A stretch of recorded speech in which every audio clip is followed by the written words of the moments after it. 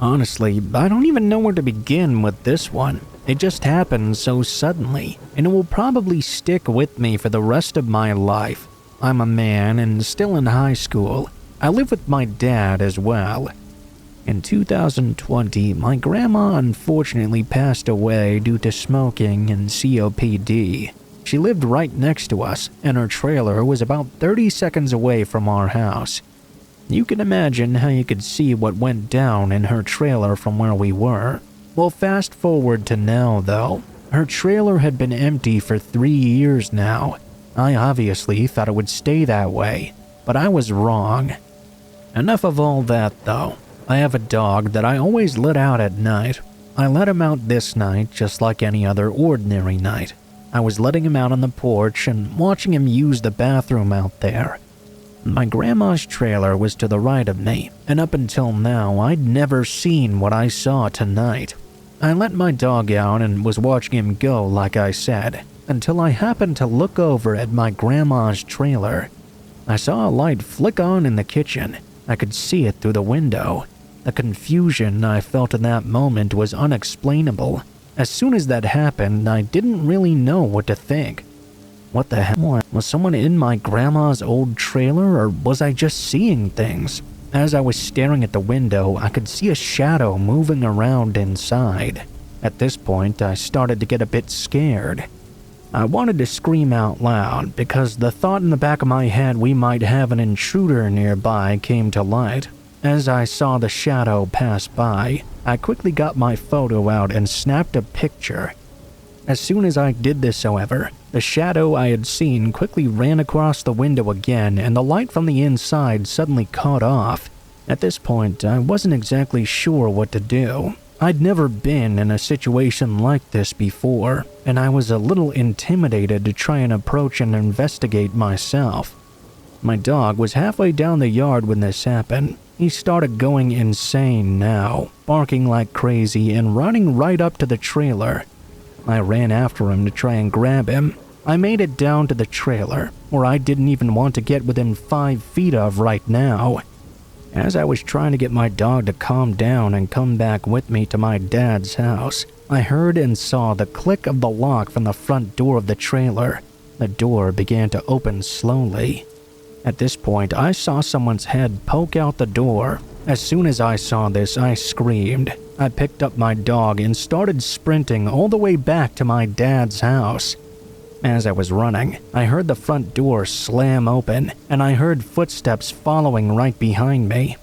I was just able to get through the door of my own home and close and lock it, not a second too soon. As soon as I did so and set my dog down, I heard something slam against the door, and the door handle started to jiggle, someone obviously trying to open it.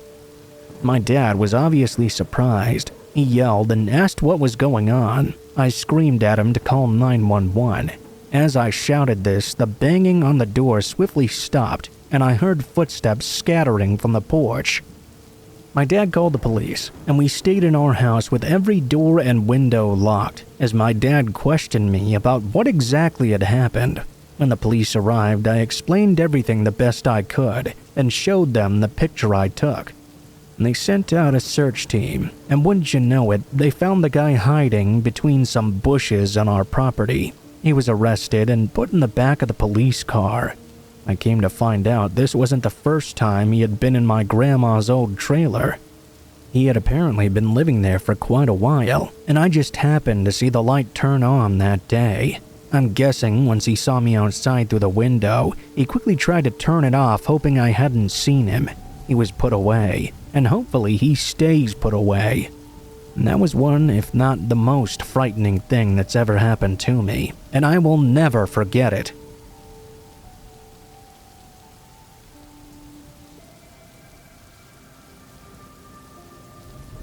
I was around 13 years old, at the shopping center with my parents. I wanted to go off on my own for a bit and wander around, looking at the various things.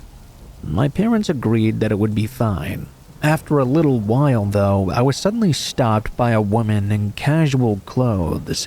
She told me she was an undercover cop, and she suspected me of shoplifting. Because I was young, I was quite terrified. I didn't think to ask her for ID or anything like that. Back then, I didn't even know I could question the authorities. She asked to look through my bag, and I let her, insisting I hadn't stolen anything. She asked me how old I was, who I was there with, and then she asked me something that still sends chills down my spine. "Are your parents expecting you to go home with them tonight?"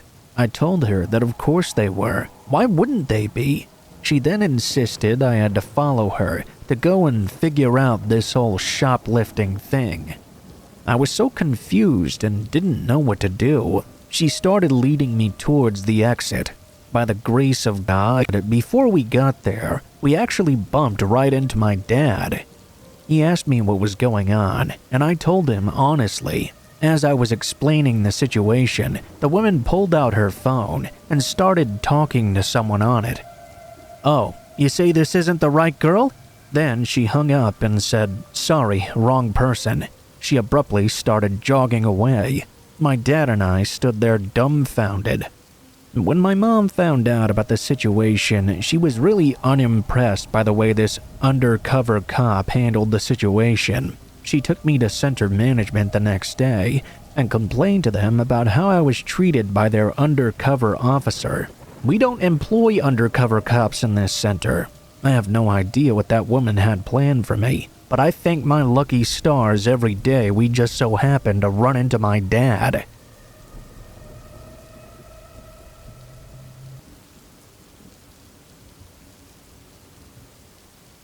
So, a few months ago, my wife tells me this story of a girl she knows here in our neighborhood. The girl lived with her parents, or at least she used to. Anyway, one day she needed a USB for some project or something. Remembering seeing one in her father's toolbox and thinking he must have gotten it free with some drill or something, she went and grabbed it. She slipped it into her computer hoping it worked, and was surprised to find files already on there. She clicked onto one, and what she saw next paralyzed her right in her chair. It was her dad. He was looking into a camera, fiddling with a button and trying to get something right. Behind him was her mother, his wife, sleeping on the bed. Sitting on the chair, she began to shake. Intuitively, she understood something was not right about this. When her dad went over to the bed and started taking the quilt off her mother and pulling down her underwear, she got what was happening. I'm not going to tell you everything that happened next. It's not like it was a secret or anything. Everyone in the neighborhood subsequently found out, what with it having been uploaded to a porn site and making its way to other sites as well. But let's just say it was not good. I mean, it wasn't anything that would get it banned from the main ones, not on the face of things. But the fact that it had all gone on without the woman's knowledge, not to mention her consent, was appalling. Yes, you heard me. The woman, this poor girl's mother, hadn't known a thing. You see, this maniac had murdered her, and when she was in a comatose state, he went about recording everything he did to her.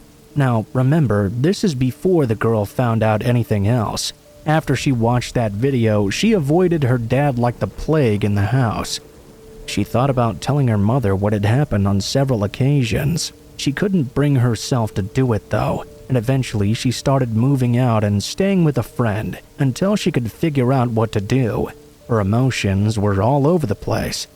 She lasted about a week before she finally told her mother what she'd found and seen. I don't know how the mother reacted, but I guess it wasn't good, because they both took off to the cops and filed a charge. Things moved fast afterward. The cops came and searched the house, found the USB, along with other hidden ones as well. They arrested him and kept him locked up for a while, asking him all questions and whatnot. That gave the woman and her daughter enough time to pack some things up and leave the house.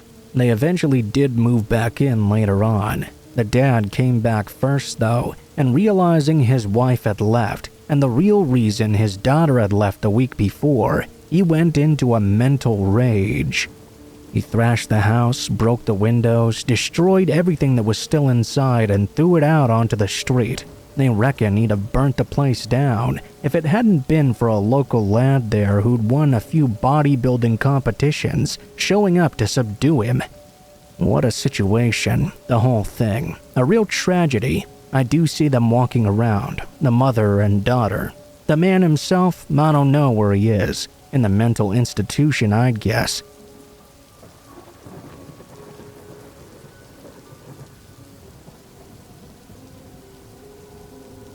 When I was 19, I'm a woman by the way, I was looking for a room to rent in the city I was moving to for college. It was about an hour away from my family, and I wasn't having that much luck on my own. Because of this, my mom started helping me to look for a place. She found an ad on Craigslist for a room for $300 in a house, everything included. The homeowner was a man, and he rented the additional rooms upstairs to other women while he lived down in the finished basement.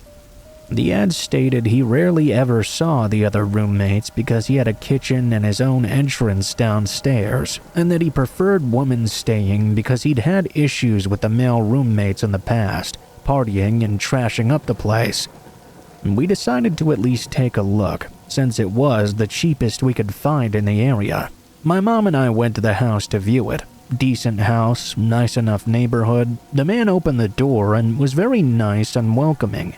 He was middle-aged. The kitchen and living room were furnished nicely and very clean. My mom loves to talk and get to know people, so they were engaged in some conversation while I stood there quietly and observed the place. He then said he would show me to the room he would be renting out to me. We headed towards the staircase to go up, as I thought, since he'd said on the phone my room was upstairs with the other roommates. Instead, he opened another door, and we followed behind him. This door led us down to the basement, where he opened the door to a very small room, with no closet and no windows either. He proceeded to say this would be my room, and I would be sharing the bathroom and the hallway with him. His bedroom didn't even have a door on it. I was definitely thinking, absolutely not, this is way too weird. But they were so deep in conversation that I couldn't find an opportunity to interject. He then led us to the upstairs and showed us the other rooms, of which the doors were open. He said they were currently being rented. He then started to tell us elaborate stories about the other woman in the house, some not so very nice stories, many describing drinking problems. My mom was just listening intently, but I took the time to investigate a bit further. I looked into all 3 rooms and the bathrooms as well. There was furniture inside, but there was not a single item in there that looked like it belonged to a woman. No clothes, no toiletries, nothing. There were only men's clothes in one of the closets. He had no problem with me creeping around his supposed tenants' rooms without their permission either. I then heard him tell my mom that he had some of his stuff in their closets, but they didn't mind too much. I was very confused. Why the hell would a tenant pay you for you to use their space as storage? I was feeling really uncomfortable now. I started moving them back downstairs as they talked. My mom had mentioned when we arrived that her and my dad were going on vacation the next week. I couldn't go with them because I had to work. He brought up again that I should come and stay by the next week and have dinner with him and the roomies to see if we would all get along. I said sure and hurried my mom out the door.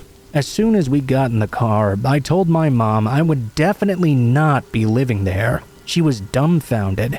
I had to explain to her that not only did he lie about the room I would be in, that I was not supposed to be in the basement with him as well as sharing a bathroom with him, but he didn't even have a door. Did she also somehow not notice how no one else even lived there? She still didn't get it though, and thought I was just being paranoid. The man was so nice, and it was a cheap deal. I had to explain to my stepdad when I got home, and he told her by no means would I be living there. I tried to report the post, but by the time we got home that day, he'd already removed it. I think he planned on murdering me at that dinner while my parents were away. or planned on abducting me and holding me hostage in that basement room that had no way to escape. I really hope that guy hits a tree with his car someday or something.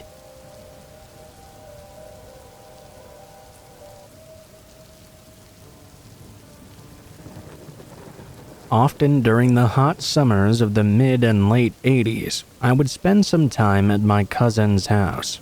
We both lived in rural areas, but staying with his family was considerably better than staying with mine.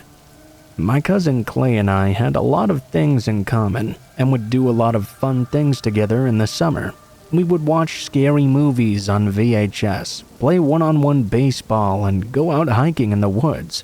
My aunt even had a really old typewriter, and the two of us would crowd around it and write really bad, scary stories together.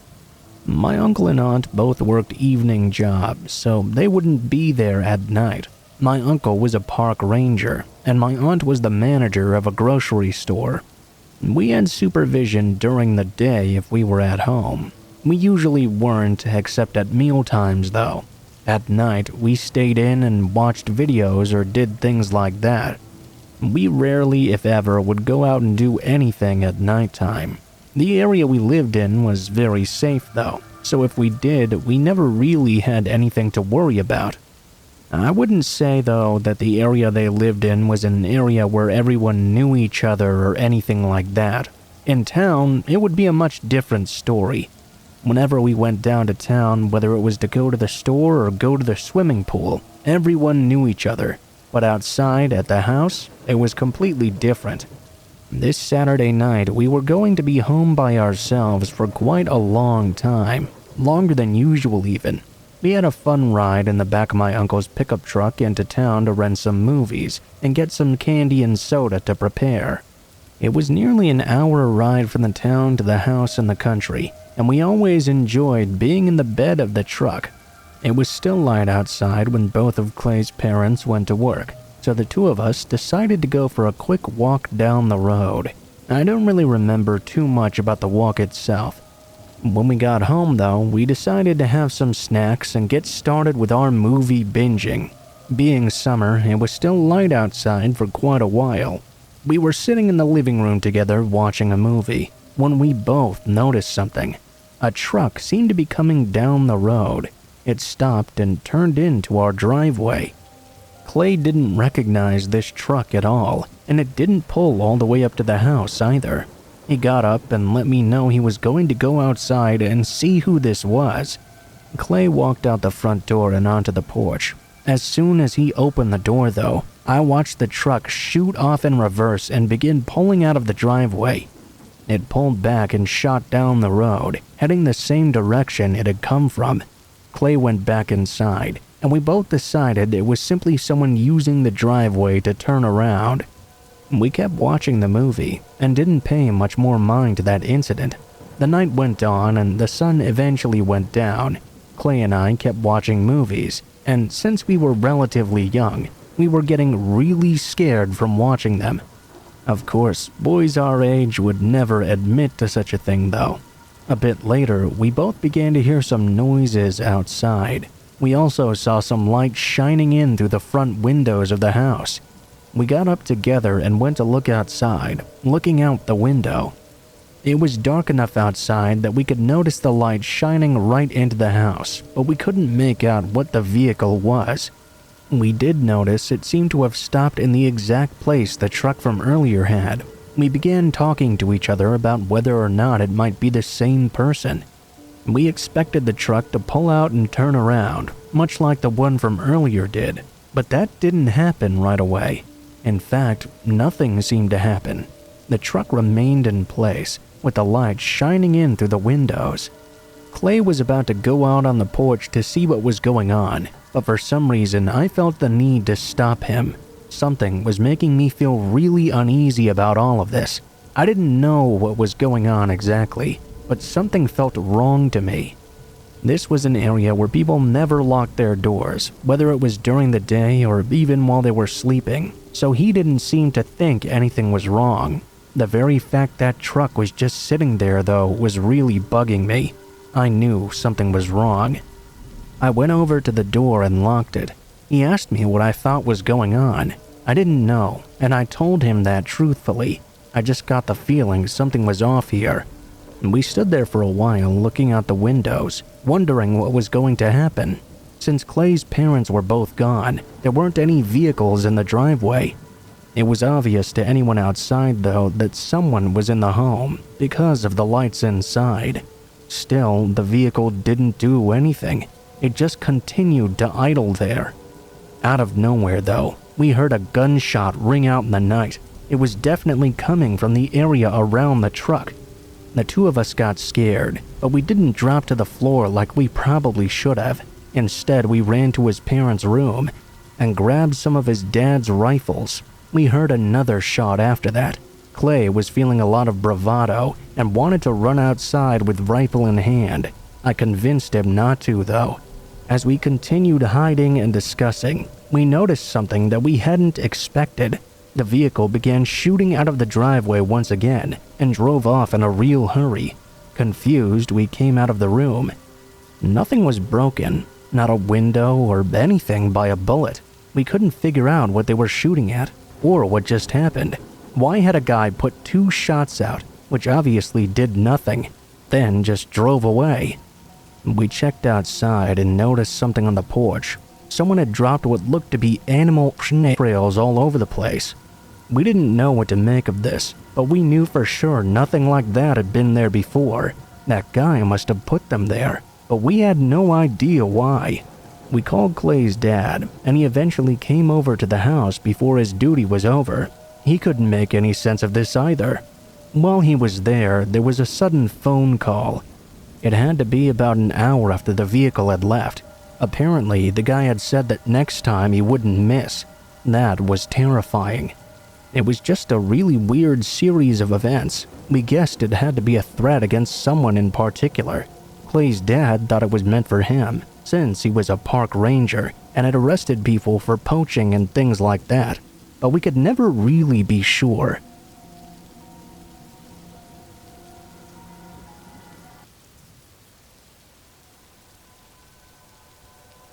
This happened when I was younger and in college.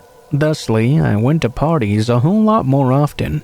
My university, though quite a large one in a bustling college town, was practically set out in the middle of nowhere. While most of the parties were held on campus or in town, occasionally some really wild ones would be held off campus. Those generally had more drug use or things like that going on, though. They were safer to hold out in the middle of nowhere because you were less likely to bother neighbors, and therefore much less likely to have the police called on the party for any reason. I had heard about one such party from a frat buddy of mine. He said it was being given by a friend of his in a house that his rich parents owned. They were going to be out of the country for a while, and he wanted to throw the most memorable party he possibly could. I couldn't make it as early to the party as he was leaving, so he told me he would just give me the directions so I could drive myself out there. My buddy gave me what I guess he thought were good directions, and even drew a little map as well with how to get there. Apparently, it would take at least an hour of driving, which I was really not looking forward to. I definitely was not rich, and owned an old car that I was always afraid would break down on me at some point. Still though, I told him I would be there all the same. It was already dark outside when I left, but it wasn't too late at night yet. To make matters even worse, it seemed like there was a storm fast approaching. It wasn't raining quite yet, for which I was thankful, but there was plenty of thunder and lightning in the sky. I hated driving in the rain, so I tried to drive a little faster, hopefully to get to the party before the storm fully broke. I was having a really difficult time finding a way to this place, though. I knew that supposedly this guy's house was up on a hill somewhere. It was supposed to have been built with a log cabin sort of look to it. It was a vacation home that was barely even used. I guess it was so far out because when they did use it, they wanted to have a feeling of being isolated from the world. There were several times I thought I might have missed the turnoff to head in the right direction. It was hard to see the street signs when it was so dark with no lights. Also, a few times there weren't even any street signs, just roads that wandered off onto a random hill. I kept wondering if the one I'd just passed was the road I was supposed to turn on. I started to think that maybe my frat buddy was not the best guy in the world at giving directions. I finally pulled off on a random road that I was sure was not the right one. The reason I'd done this was because I'd been driving for way too long, and I was absolutely sure I'd missed the turn now. I thought I should backtrack a little bit to make sure. To do this though, I needed somewhere to turn around. I figured I would find a driveway somewhere, pull in and out real quickly. No sooner than I'd begun driving on that hill, the rain finally began to pour down, and it began pouring hard as well. Great. That was just what I needed to happen. It was already dark and hard to see on this road, but it became nearly impossible to see anything after that. My headlights were just as much of a hindrance as they were helpful. I kept on driving and driving down this small road, not coming upon any driveways or homes at all. At some point, the road was becoming so small that it might be impossible to make a 3-point turnabout even. That was when I noticed something just up ahead of me. There was a gate blocking the road. I had no choice but to stop at this gate. However, looking at this road, it looked like it widened just enough right before the gate itself, so I could make an effort to turn around. Right then, though, I was suddenly startled by a pounding at my window. I turned and saw a man standing outside my car door in the rain. He was wearing a raincoat and carrying a flashlight as well. I couldn't see much of him because he was shining his light right in my eyes. "Hey, you're not supposed to be here," he yelled at me. "Get the hell out of here." I kept trying to maneuver my car around, and now it was even more difficult with him blocking the way. He just kept screaming at me to get out. He kept pounding his fist on the window as well. I thought that was bad, but when I had the car half turned around, my headlight shined into the trees on the side of the road. I could see 2 more people in raincoats, hiding amongst them. They didn't look very pleased, and I was sure they were carrying guns as well. That set my panic up much higher. The man kept yelling, and believe me, I was trying. It wasn't easy though. I was so scared I didn't care if I hit the guy or not. When I got my car around as much as I could, I turned the wheel as sharply as I could and hit the gas. It took a moment, likely because the dirt road was so wet, but I was finally able to pull away from this scary man and his friends. I drove off of that road as quickly as I could. When I got back to the main road, I was thankful as much to be off that hill. I decided to just skip the party and head back to campus where I was sure I would be safe. My frat buddy wondered, of course, why I'd never made it. I told him what happened, but he didn't seem to believe me for whatever reason. He thought I'd just decided not to go and was making up excuses. I've told the story several times in his presence, but he never seems to believe me.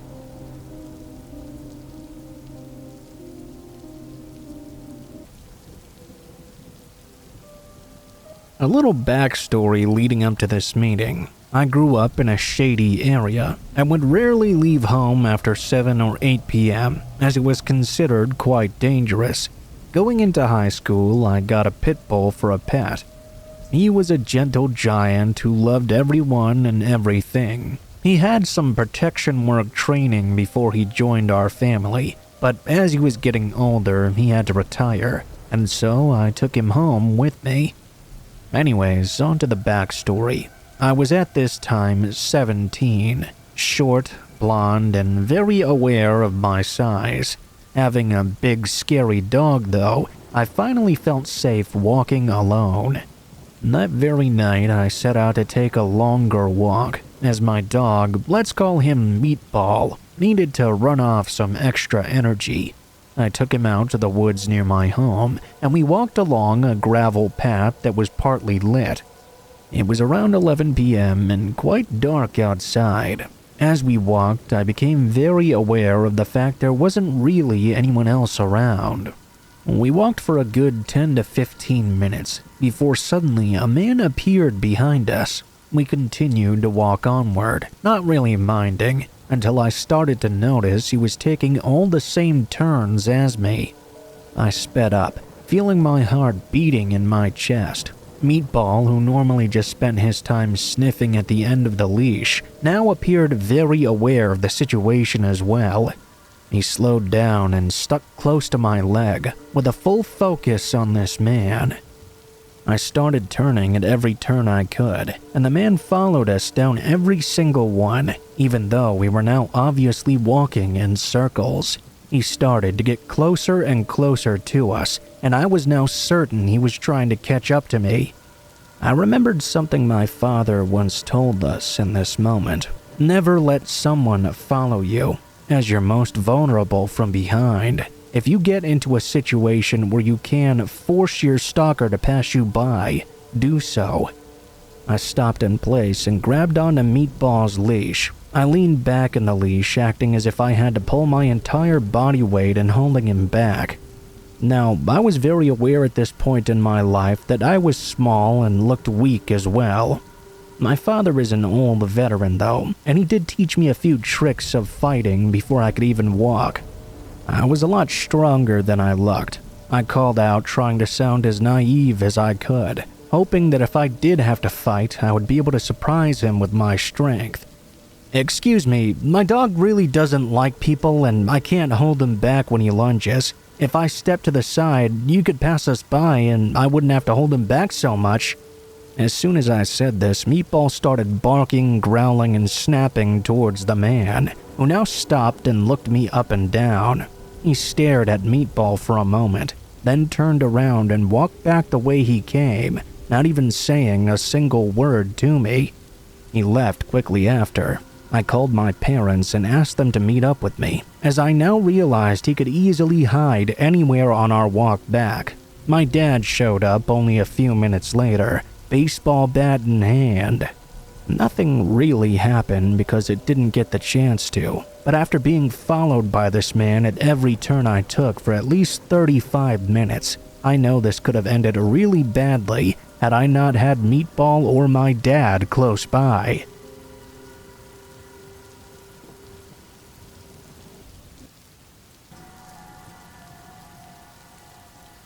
It was Halloween.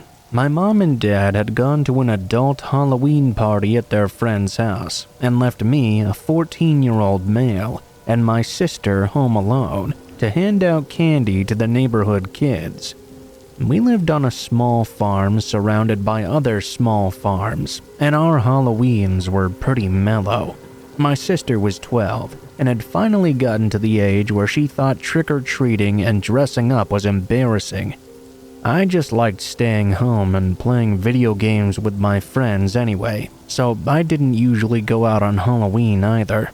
The only issue that night was my parents had forgotten to get candy altogether, so they told us to just hand out whatever fruits or pretzels we had lying around in the kitchen. That was so embarrassing for me, having to give kids something they didn't want on the one night of the year they were supposed to be getting candy. I wasn't too worried about it, given that not many kids lived in our area though, so we figured we wouldn't have to answer the door much, if at all. We handed out the first batch of apples to the disappointed kids, and by 11 p.m., we assumed we were already done for the night. Then though came another knock at the door. It was quite late now, and I didn't really want to answer the door again. I figured it was just some little kids though, and I didn't want to be rude and ignore them when they could all see that the lights were on inside. I got to the door and pulled it open, and was shocked to see 4 very tall guys standing there, all in masks, holding their pillowcases open, seemingly expecting candy. Sorry guys, we don't have anything. We've been handing out apples to the kids all night. I got some pretzels if you want some." The tallest one tilted his head at me, almost like he was confused by what I was saying. None of them actually spoke though. I didn't really know what else to do, so I started to close the door on them.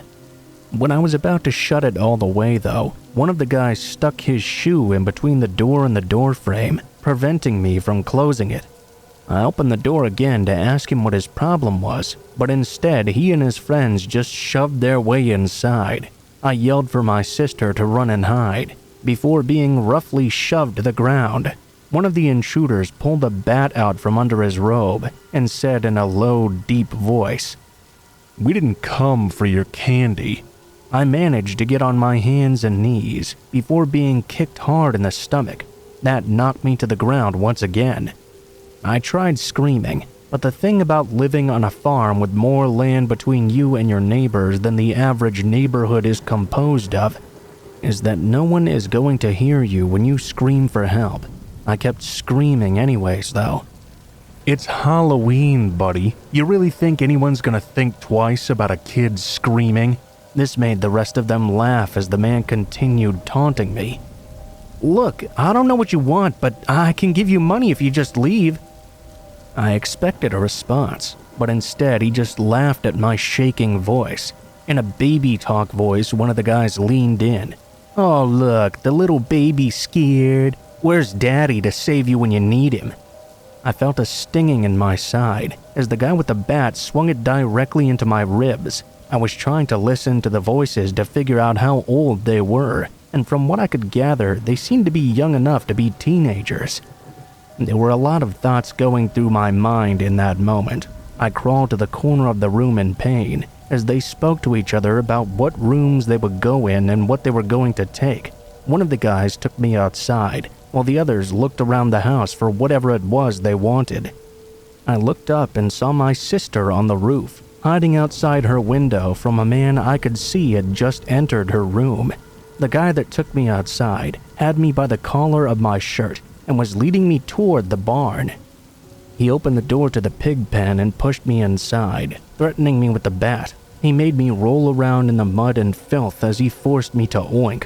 I was terrified, exhausted, confused, embarrassed, and felt completely humiliated at what I was being forced to do. The guy was laughing the whole time, too. He told me to get up and led me out of the barn and back into the house to show the rest of his friends what he'd done to me. They only just joined in the torment. They made me drink toilet water, eat trash from the trash can, and other things I can't even speak of as they pulled me around. The whole time, I was just hoping they wouldn't find my sister.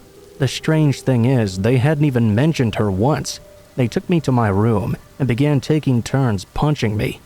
I had no idea what I'd done to deserve this horrible beating and torture I was being put through. I blacked out many times. 10 minutes into the beating, I heard one of them finally ask where my sister was. They told me that they wanted to have some fun with her, and they'd stop hurting me if I told them. That was the moment I stopped talking completely. I was not letting them near my sister. They asked me again, spitting in my face.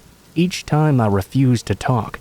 There was nothing they could do to me that would get me to give her up. Eventually, they tied me to a chair in the kitchen and exited the house after thoroughly trashing the place.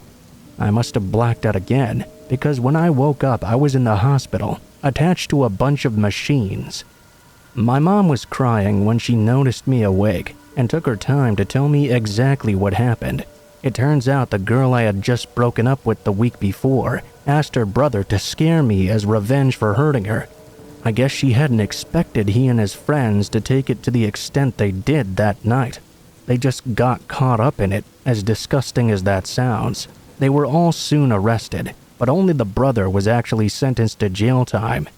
He received 5 years for aggravated assault and home invasion charges. The other guys got probation as a plea deal for ratting him out. I'm still in a lot of pain, since this happened less than a year ago. I guess there's one thing I'd like to tell kids answering the door for Halloween, though, when their parents aren't home. Always make sure to check outside before you open the door.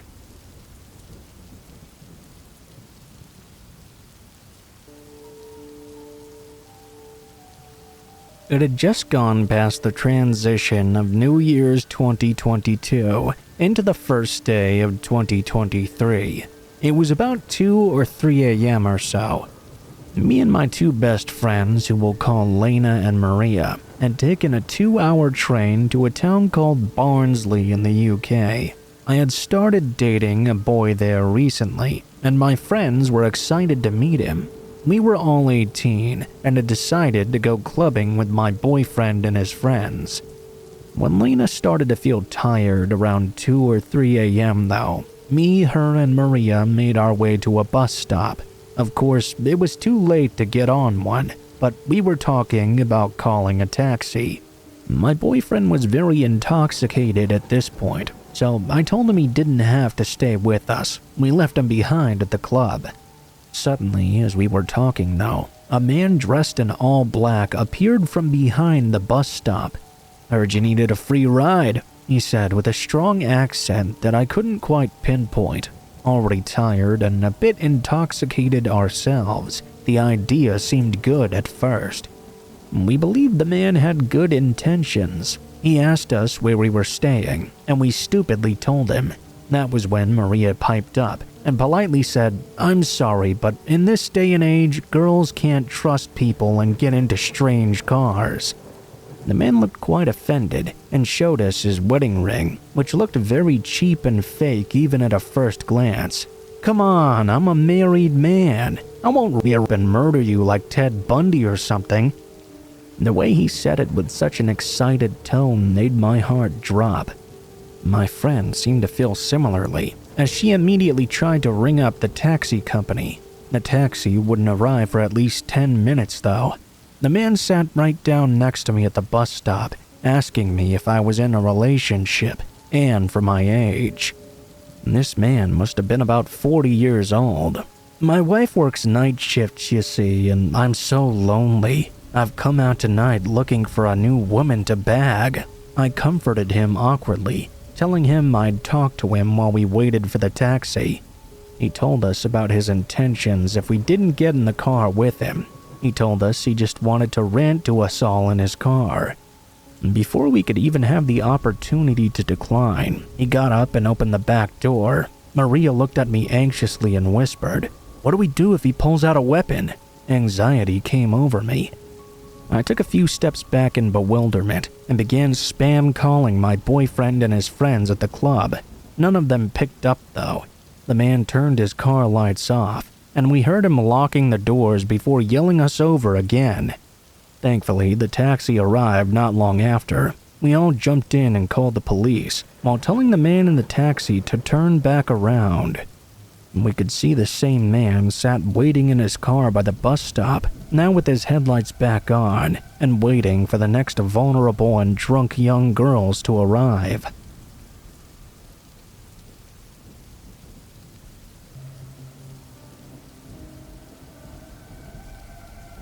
I was just driving home from a morning shift and was about 1 kilometer away from home when all of a sudden a guy jumped out onto the road in front of me, waving his arms and screaming for me to stop. I slammed on the brakes to try and avoid hitting him, and he ran right into my window. I've had similar things happen before when people needed help after an accident, so I assumed that was what this must be. I rolled down the window to hear what he was saying, but to my surprise, the guy instead said, "Please help me. I'm being attacked. Get me out of here." Being the soft person I am, I simply said, "Sure, hop in, man." Now, I spend a lot of time in my car. My front passenger seat is basically my office and completely covered in not even thinking. I told him to get in the back. This was lucky. This stranger was now in my back seat. I asked him some questions. "You want me to take you to the police station? What can I do for you?" He said yes. I pulled a U-turn and started heading to our nearest cop shop. Luckily, it was only about 6 kilometers away. At this point, I still thought this guy had legitimately been mugged or something, so I asked him a bit more about what was going on. "There's people after me. See, there's one there, hiding in the bushes, and another one right there, on the side of the road. Up in that tree, right there." There was obviously no one in either the bushes or the trees. I thought to myself, I've just picked up a person in the middle of a psychotic break. having gang-stalking delusions. "Okay, mate, let's get you to the police station and get you sorted out," I said, trying to sound reassuring and calming. He seemed very responsive and thanked me profusely. "The police station's just out on the main road. It'll only take us a minute to get there, so just relax, alright? I've never wanted a cop car to appear in my rearview mirror so much in my life." There were only 2 kilometers to go. We were driving in silence when suddenly he snapped his head to the side and looked right at me. He started saying in this super deep growl, "You're not taking me to the police station, are you?" "Yes, sir, I sure am. We're almost there. Just hang on now." "You're one of them. This was the whole plan, wasn't it? I'm getting chased and you just happened to show up in that second. Where are you taking me? Let me out right now!" He started thrashing around in my back seat, hitting the back of my head and flailing wildly. Just then, we came around a curve, and there was the police station. "Come on, man. Look, it's right there. We're turning in right now." I turned in, and he started to calm down. He said thank you and ran inside as soon as I parked. I gave him a few minutes to tell his story to the cops, then went inside and told the desk sergeant what actually happened, just to give him a bit more context. It was so crazy, and it literally happened just 10 minutes ago.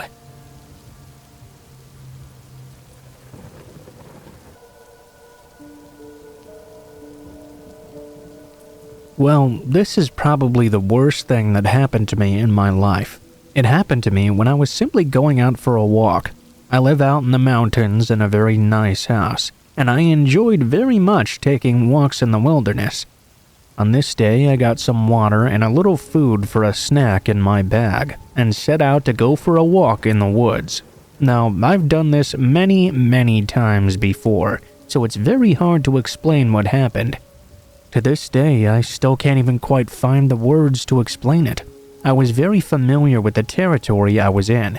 I don't know how this happened, but somehow I took a wrong turn somewhere. I really had absolutely no memory of how this occurred, but I began to notice the wilderness was a lot different than what I'd noticed before. It didn't take me too long to realize I'd gone the completely wrong way. I turned around and tried to backtrack to the area I was familiar with, but turning around and backtracking didn't work. If anything, it made things a lot more difficult for me. Even when I was going back over what I thought was the area I'd previously gone through, I wasn't sure that I really was. Nothing looked familiar, and I became very worried I'd made several wrong turns since then.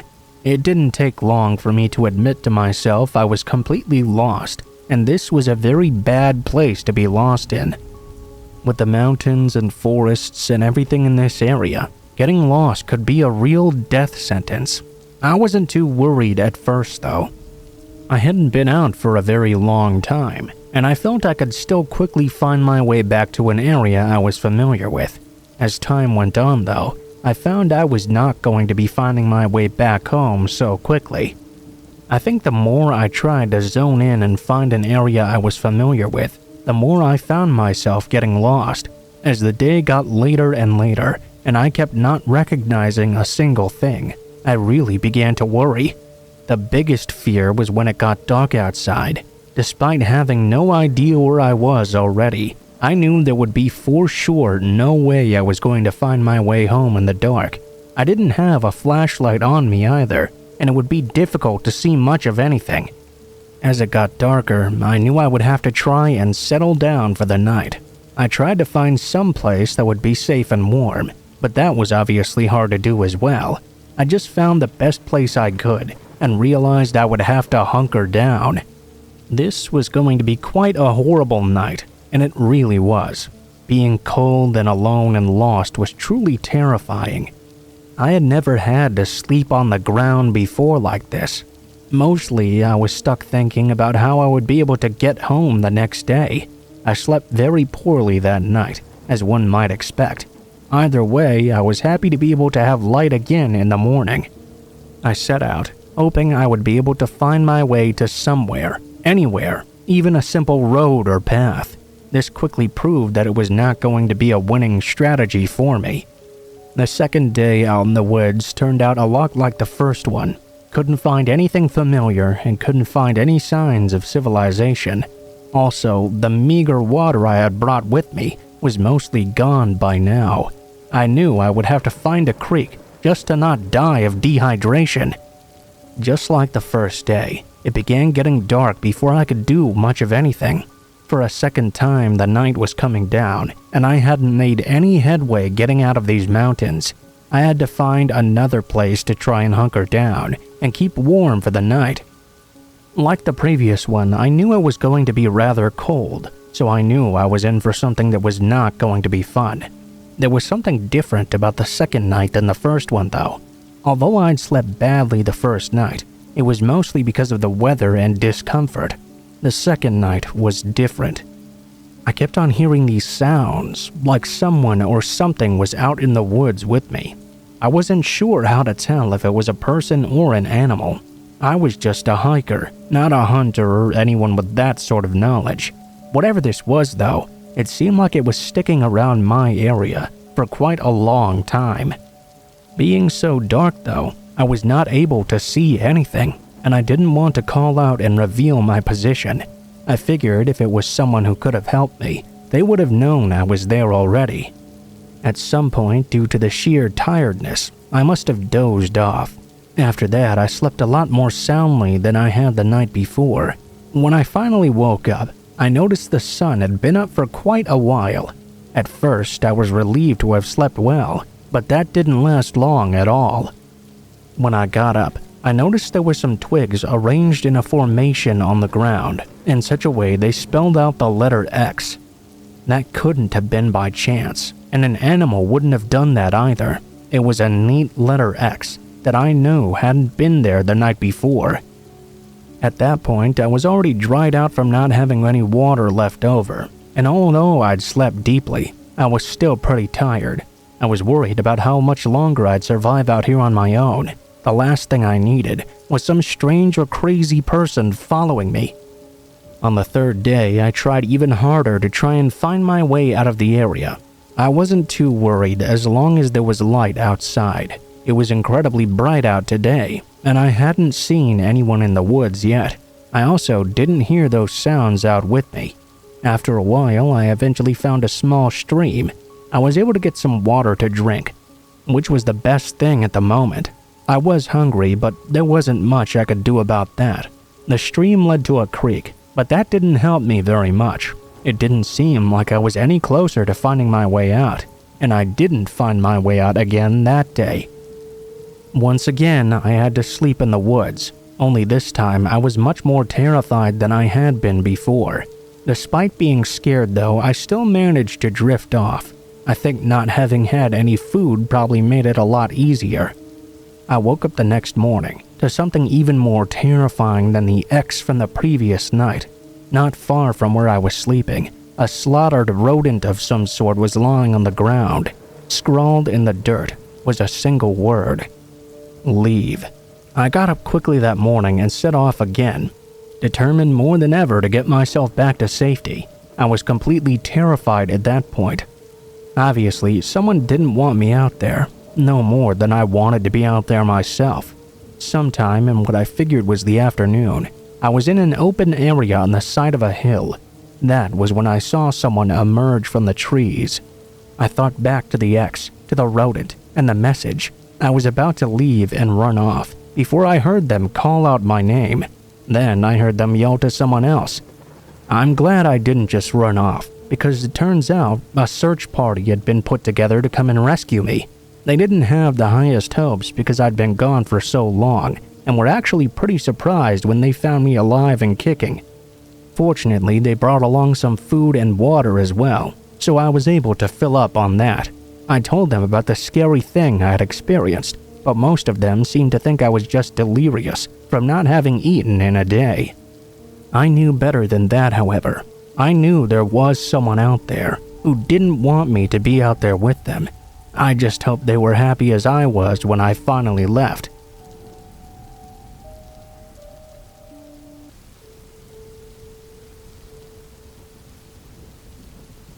While everyone else was getting drunk and laid, I was stuck at my parents' suburban home studying for the CATs. My parents spent their whole lives working high-paying jobs, and as a result were able to afford a 3-story mansion. They also filled it with lavish art, decor, and furniture. Recently, my father decided to even buy a $15,000 grand piano just because it looked cool. I had moved out of state 5 years before, and so had to stay in the scarcely furnished guest room on the 3rd floor at the end of the hallway. It was 7 p.m., and the sun was beginning to set now. My parents were off attending the annual Rotary Club auction and soon headed out on their way. I returned to my books and continued studying. I had just finished reading the chapter about nucleus mitosis and glanced at the digital clock by the bedside.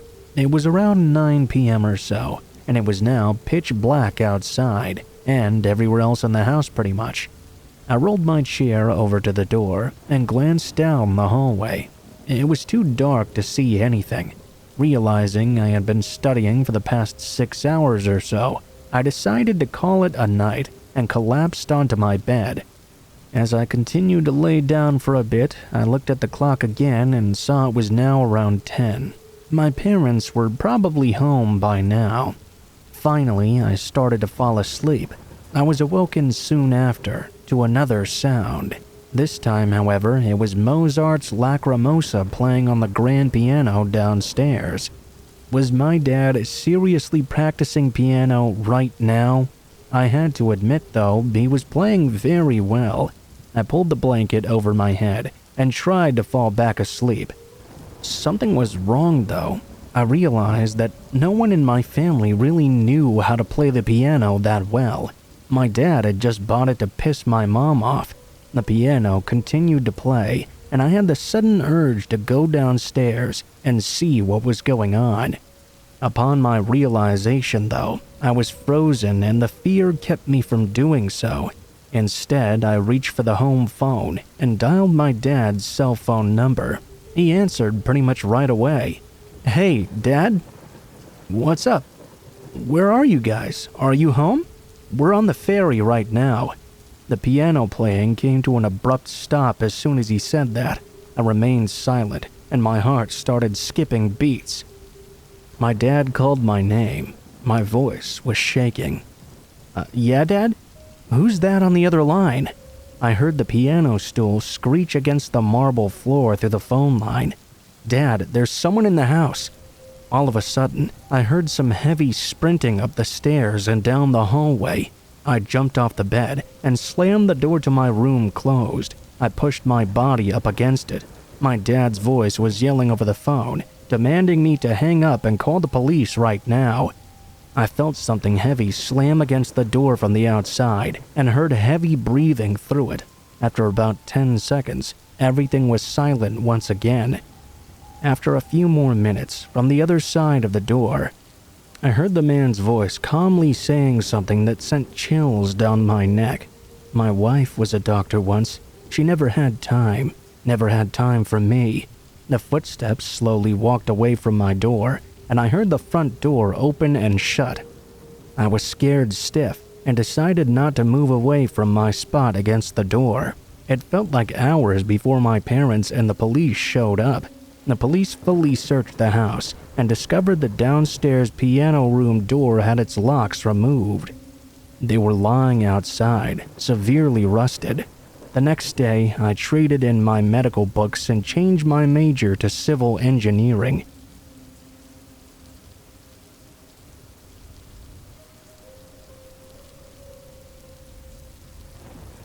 Names changed for privacy.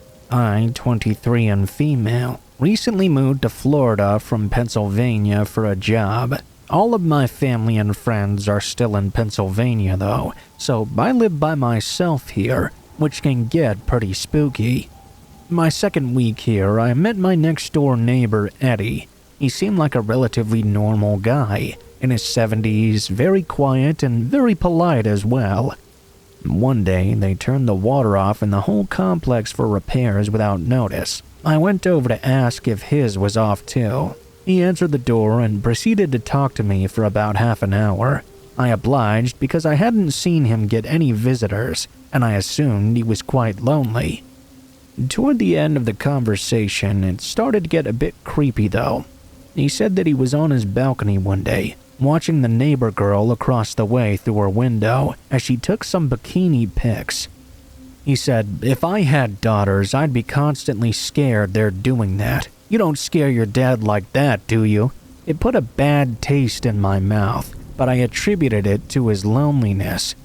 A few days later, a looming shadow appeared in front of me, and I saw him briefly looking in through my window. To my knowledge, he only had an ex-wife. No kids, no partner, no family to my knowledge. Fast forward a few weekends. My partner came to visit me, and we were out all day at the flea market. I came back to a note at my door from him, saying I'd had a package delivered and he'd picked it up for me. My partner Scott went to the bathroom, and I went next door to retrieve my package. I knocked, and there was no answer. Later, though, he came to my door in the shortest robe I'd ever seen, and said he had been in the shower.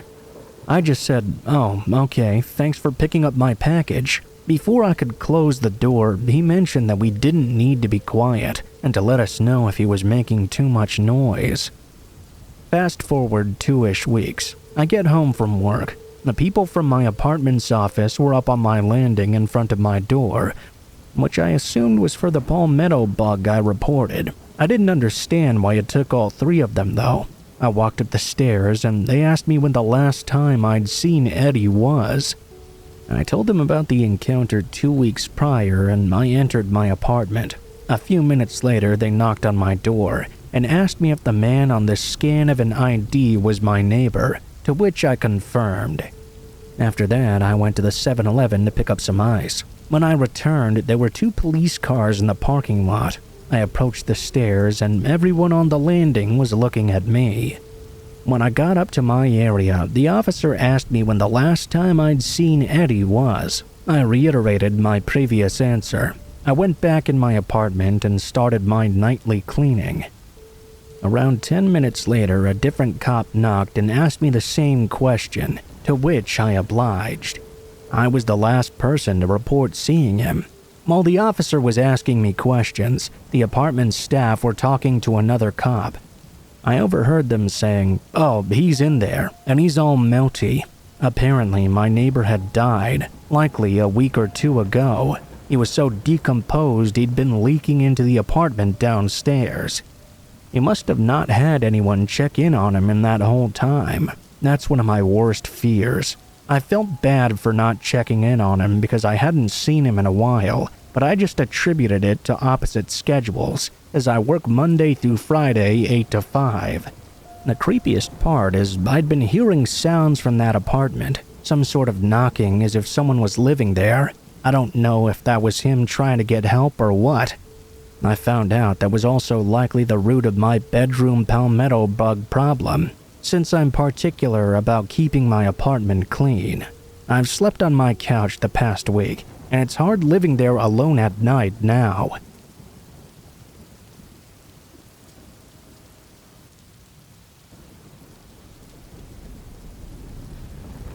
This just happened about 15 minutes ago and was one of the weirdest encounters I've ever had. My family and I, 22 and female, were sitting in our living room, watching some TV after dinner. All of a sudden, there was an unexpected knock at the front door. I went to open it and saw there were 3 young teens that I didn't know standing outside. They all appeared to be sophomores in high school. They told me that these weird guys were following them, and they needed to look like they knew someone who was in this home. I told them immediately to come inside, to evade the people stalking them. The teens told me that 3 men had been following them as they walked about a mile from a gas station nearby to my neighborhood. I went outside to try and see if I could see these people, and sure enough, as I looked closer, I could see them just down the street a little ways. When I stepped outside, they yelled out to me, "Lacey, is that you?" I didn't answer. I went back inside and asked if any of the girls seeking refuge were named Lacey. None were. My dad went outside to tell them to move along. They got super mouthy and rude, and eventually they did walk up the street and out of sight. We thought that would be the end of it. However, we noticed them come skulking back a few minutes later. I opened the door and yelled for them to leave right now, but they started screaming at me that they wouldn't be going anywhere. My dad went back outside. A neighbor also heard the yelling and came out to see what was happening. With the threat of 2 grown men approaching them, the guys finally left, not without some additional lip though. I then drove the 3 teens back to one of their houses so they could evade these guys and get back home safely. Something was really weird about the interactions with those men. I don't know what they were looking to do or if they were just looking for some trouble, but something about them did not sit right with me. I'm just glad those 3 teens decided to come to my house and nothing bad happened to them.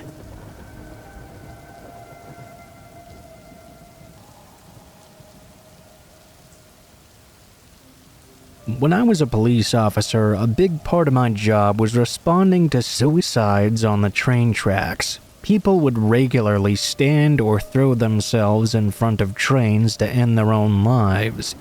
It was often my job to find the body, search for the body's ID, and pick all the parts up, place them all in a body bag, and ready them to be taken to the morgue. I've lost count of how many of these types of jobs I attended. Most of the time, the impact of the train obliterated them, and I was simply picking up a few pieces of flesh that were indistinguishable from one another. No matter how gruesome each one was, eventually they all started to kind of blend into one memory in my mind. Maybe a coping mechanism for how horrific that was. Except for one. I was working the night shift and got a call on my radio. About 3 a.m., a person had been struck by a train. My team and I were all sitting in the office at the time, so as soon as the call came in, we all jumped up and rushed into the police van. We drove on the dark, quiet roads of London to the train station.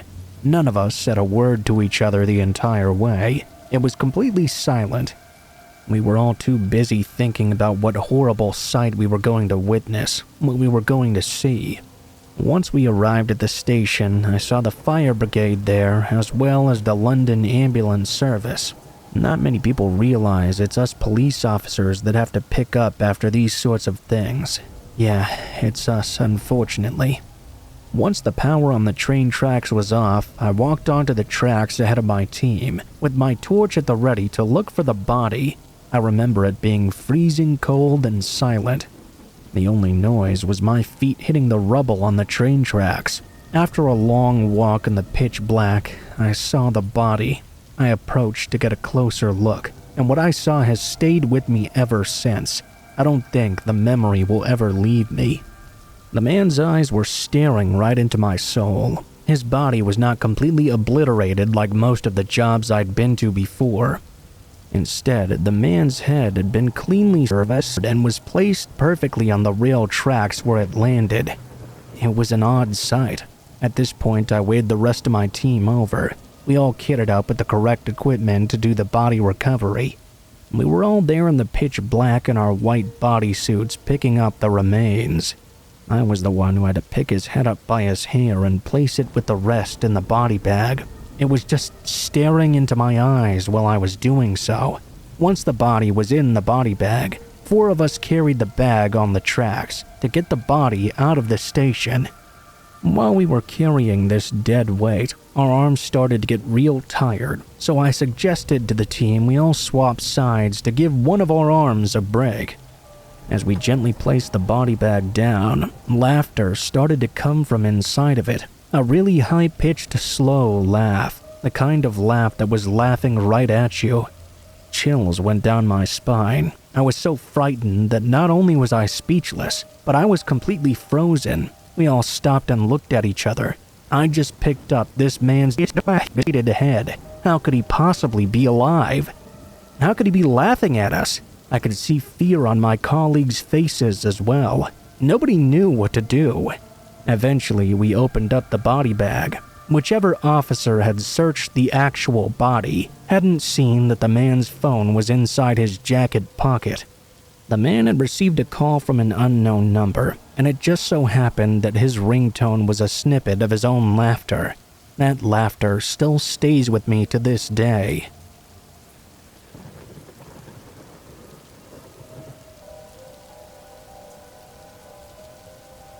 When I was a child, around 10 and a female, my parents ran a construction business.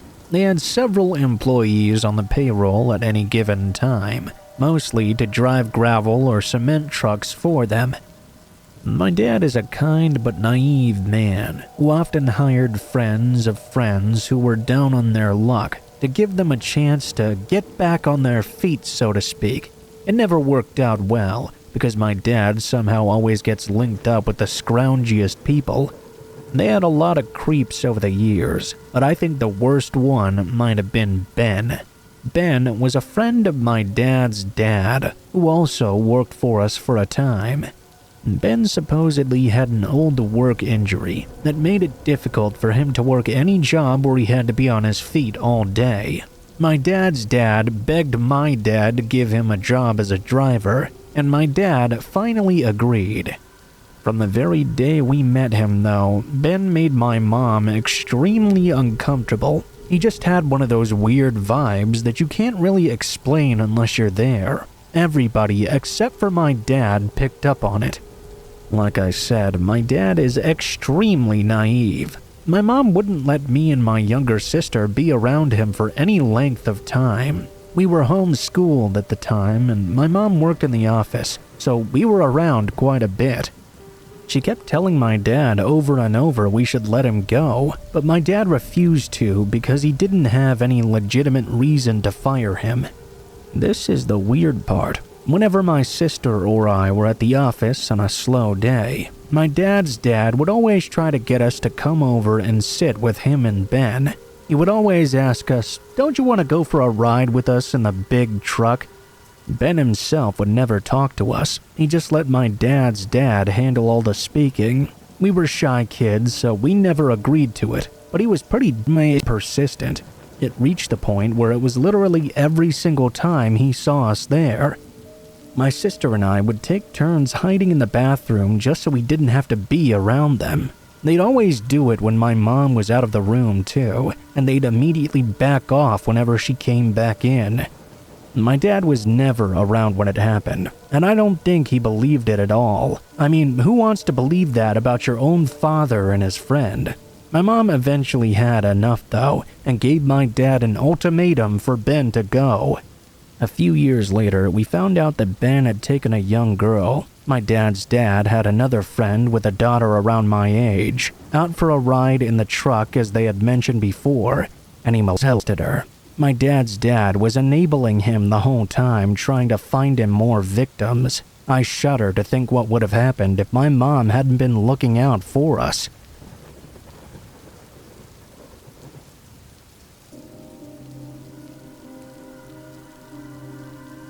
I grew up in the same house for my entire childhood. My parents had bought it before I was born, and they lived in it all the way until they passed away. Right now, my siblings and I all share ownership of the house, although no one currently resides in it. I had my own bedroom growing up too. It was great to never have to share a room with someone else. Sometimes, though, it could be a little bit scary to have one's own room. And this story was the scariest thing that ever happened to me in that room. I do remember, though, that although I always had my own bedroom, I changed rooms with my younger sister at some point.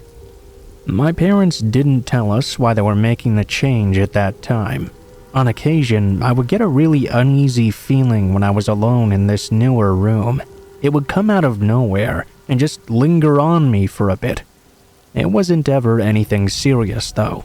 When I was 16 years old, I was laying in bed reading. When I got too tired to do any more, I turned the lights off and tried to get to sleep. When I did this, however, that uneasy feeling I would sometimes get came back in full force. For some reason, I had this desire to go and open up my closet door and check in there before going back to bed. It was a little nighttime ritual I had not done in a long time. Normally after I did so, though, I would drift off to sleep with no problem. Obviously, nothing was in the closet when I checked. I went back to bed and turned my lamp off. I laid on my side, which is how I usually slept, facing the window, which looked out into the backyard of the house. I immediately jumped out of bed and screamed as loud as I could. There was someone standing in the backyard, peering in through my window. I couldn't make them out perfectly, but I could see the top half of a human face from the nose up. Whoever this was, they were looking right at me. I switched on my lamp, but by the time my eyes adjusted, the man was already gone out of sight. My mom and dad both came running into the room, asking me what was wrong. I explained what happened to them, and they almost seemed relieved. My dad told my mom that he would go and check out the backyard just to be sure. I wasn't sure what he meant by that. Finally, my mom told me why it was she had switched rooms with my younger sister. Apparently, for a long period of time, my younger sister had complained about some guy watching her from the window. She never saw his full face, just the top half of it, but she always knew he was looking at her. Whenever my dad would go out and check the backyard, though, there would never be anyone there. My parents had chalked the experience up to my younger sister's imagination. They thought if they switched bedrooms, the bedroom I was previously in was on the second floor, that my younger sister would stop imagining things. After switching, she never mentioned a person looking into her window ever again. That was years and years before this happened, and because of that, my parents eventually forgot about it. My dad came back and confirmed there was no one in the backyard. They asked me if my younger sister had ever told me about this before, and I told them she had not. I had never even suspected such a thing of happening. They seemed a bit doubtful, but also freaked out that this had happened again. When I asked my younger sister about this later, she definitely remembered it. She had been much younger when it had happened, but that face was still burned in her memory. I never saw that person again after, and we're not entirely sure what was going on in our backyard.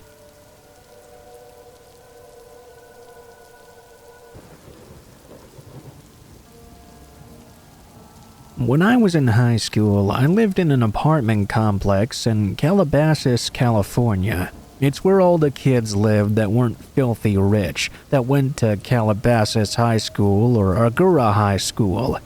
I became friends with most of the kids in that complex. We would play basketball some days and on the weekends break into empty apartments and throw some parties. At one particular party, I was hanging out with a group I didn't know quite so well. It was 5 other guys and 1 single girl. We were all smoking and drinking when I saw the other guys go into a room while the girl was just standing in the kitchen drinking a beer. I had to go to the bathroom in that moment, but as I was walking by, I overheard the guys talking.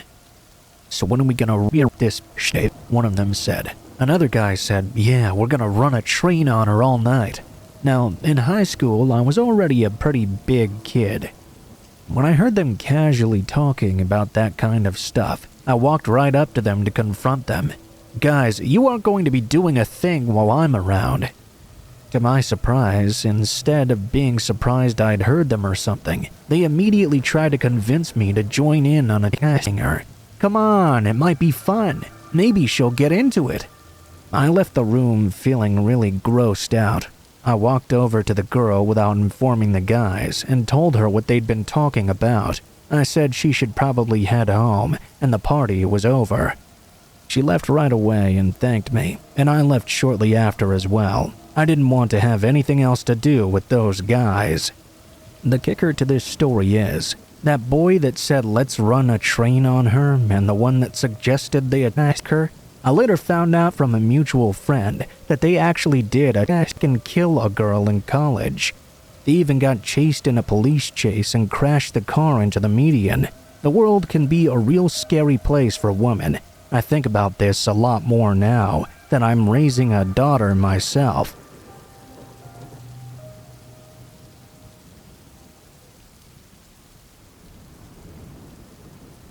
My partner and I used to go for late-night McDonald's runs quite frequently, especially since the one in my college town was open 24 hours a day.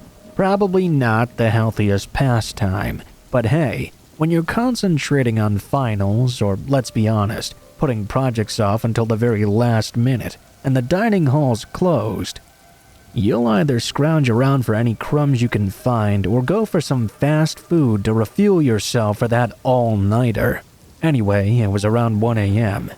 He and I entered the restaurant. Neither of us had figured out the kiosks yet, so we went to the line at the counter to order. Right away, we noticed something was off though. We couldn't quite explain what it was, but the general air of the place just didn't feel quite normal. There was a tense atmosphere that had thickened the air and caused us to have a bit of anxiety. As I got to the counter to order my chicken nuggets and shake, the employee looked really nervous. She kept glancing over at the back of the restaurant as if something was constantly drawing her attention. After taking my order, she nervously excused herself and all but rushed out of the restaurant, leaving my partner and I very confused. An equally wired man came to take my partner's order. After asking him how his night was going to try and make some small talk, he said this without even breaking eye contact. It's a show, man. I'm thinking of shooting my brains out. We didn't know how to respond, so we just didn't. He said it with such dead seriousness that there was no way it could be some kind of dark humor joke. All that came out of my mouth as I handed him my card was a surprised, "Oh." I glanced down at his name tag, and it simply read manager. Well, that was a twist. I guess everyone was having a really rough shift. We didn't want to add to that, so we were just going to grab our orders and go real quick. And that's when the girl from before came back in. She froze as a man got up from one of the back tables of the restaurant and seemed to walk straight for her. Right at the last second, as she turned to walk out again, the man changed course and sprinted for the bathrooms. I went to ask the girl if she was okay and if something was wrong here, but she simply said in a very quiet voice, "Sorry, not now." She headed out to the back kitchen. My partner and I decided it would be best to just get the hell out of here, nuggets or no nuggets. Especially before either that manager came back or that strange man came out of the restroom. Thankfully, our orders came up only moments later, so we grabbed them and ran back out of the McDonald's. At this point, the neon glow of the arches seemed like a warning rather than a welcome. Not to sound cliche, but it was just really creepy in there, and I wanted no part of any of that for that night. My partner and I compared notes as we headed back. He said he'd noticed that man that ran to the bathroom making strange faces at the girl as she took my order, explaining some of her strange behavior. We had no idea about the manager, though. We chalked it up to the stress of dealing with a harassment case on the night shift or something, or maybe just general mounting depression coming to the surface. I hope that girl made it through the night okay without losing her sanity, and the strange guy left her alone. It's been a while since I've been to McDonald's at 1 a.m., and I'm nervous about going again anytime soon.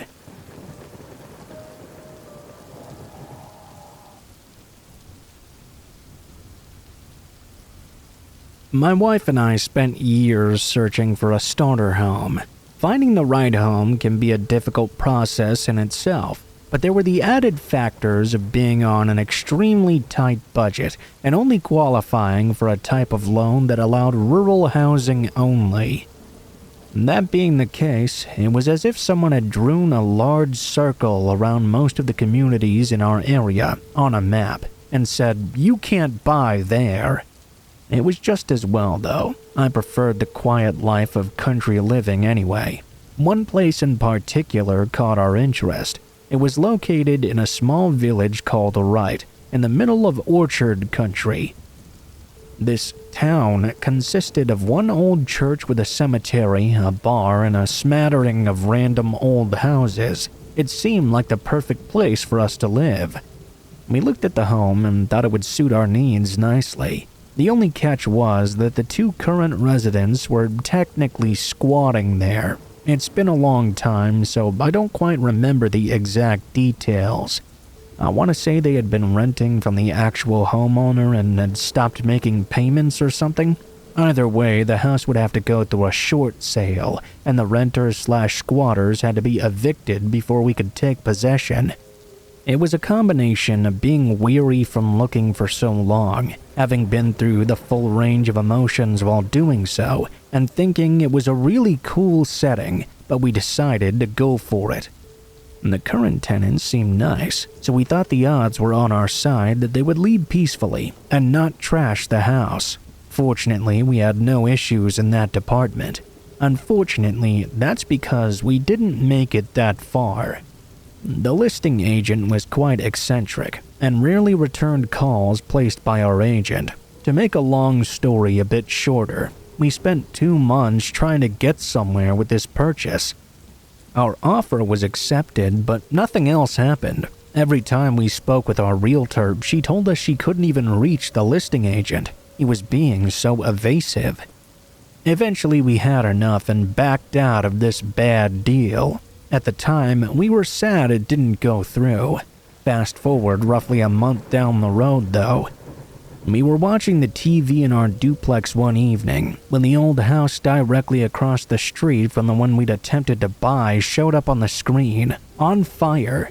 Apparently, the 20-year-old kid living there had shot 3 of his family members to death, then burned the house down in an attempt at destroying the evidence. He went on a rampage around the area and then fled, and was on the run for a while.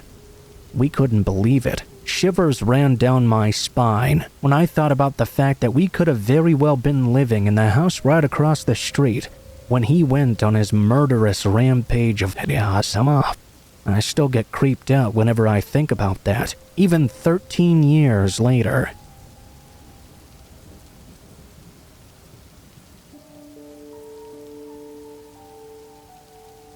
I came home around 12 a.m. to the house I share with 4 roommates.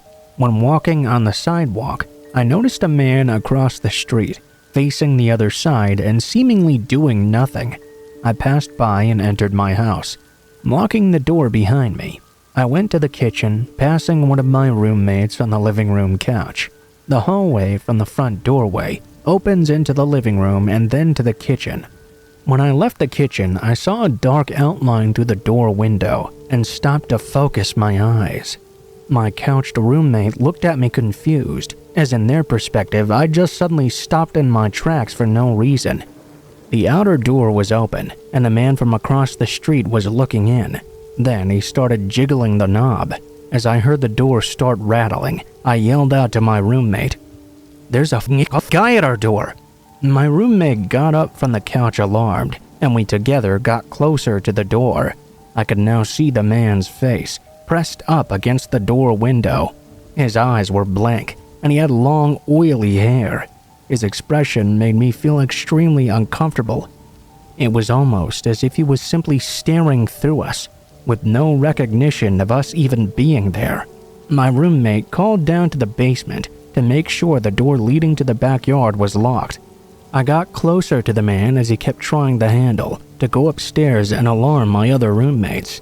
When we came back down, the man was no longer at the door.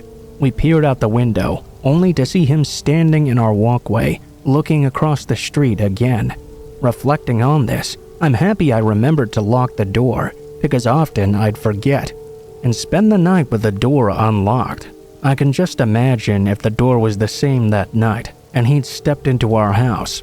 I wonder how the event would have went. I still think about how he probably would have walked through the hallway. My roommate on the couch would see this stranger in our living room. Surely would have scared the shit out of him. Most likely the guy was drugged out by the way his expressions was, and who knows what people on drugs' motivations may be.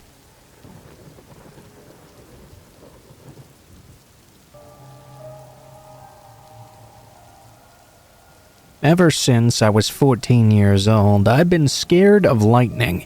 It started when I was out on a soccer field during a thunderstorm, and lightning directly struck the fence just 100 feet away from me. The sound was deafening, and I can still remember the awful sensation of my entire body vibrating. This wouldn't be my only incident involving a lightning strike I came too close to. The next time, it would not only scare me, but also save me. When I turned 20, I moved out from my parents, who lived in the capital of my country. I moved to a small community in the south, and I had no intention of moving back. Sure, a girl that grew up in the city is used to the endless variation of restaurants, bars, stores that never close, and a city that never sleeps.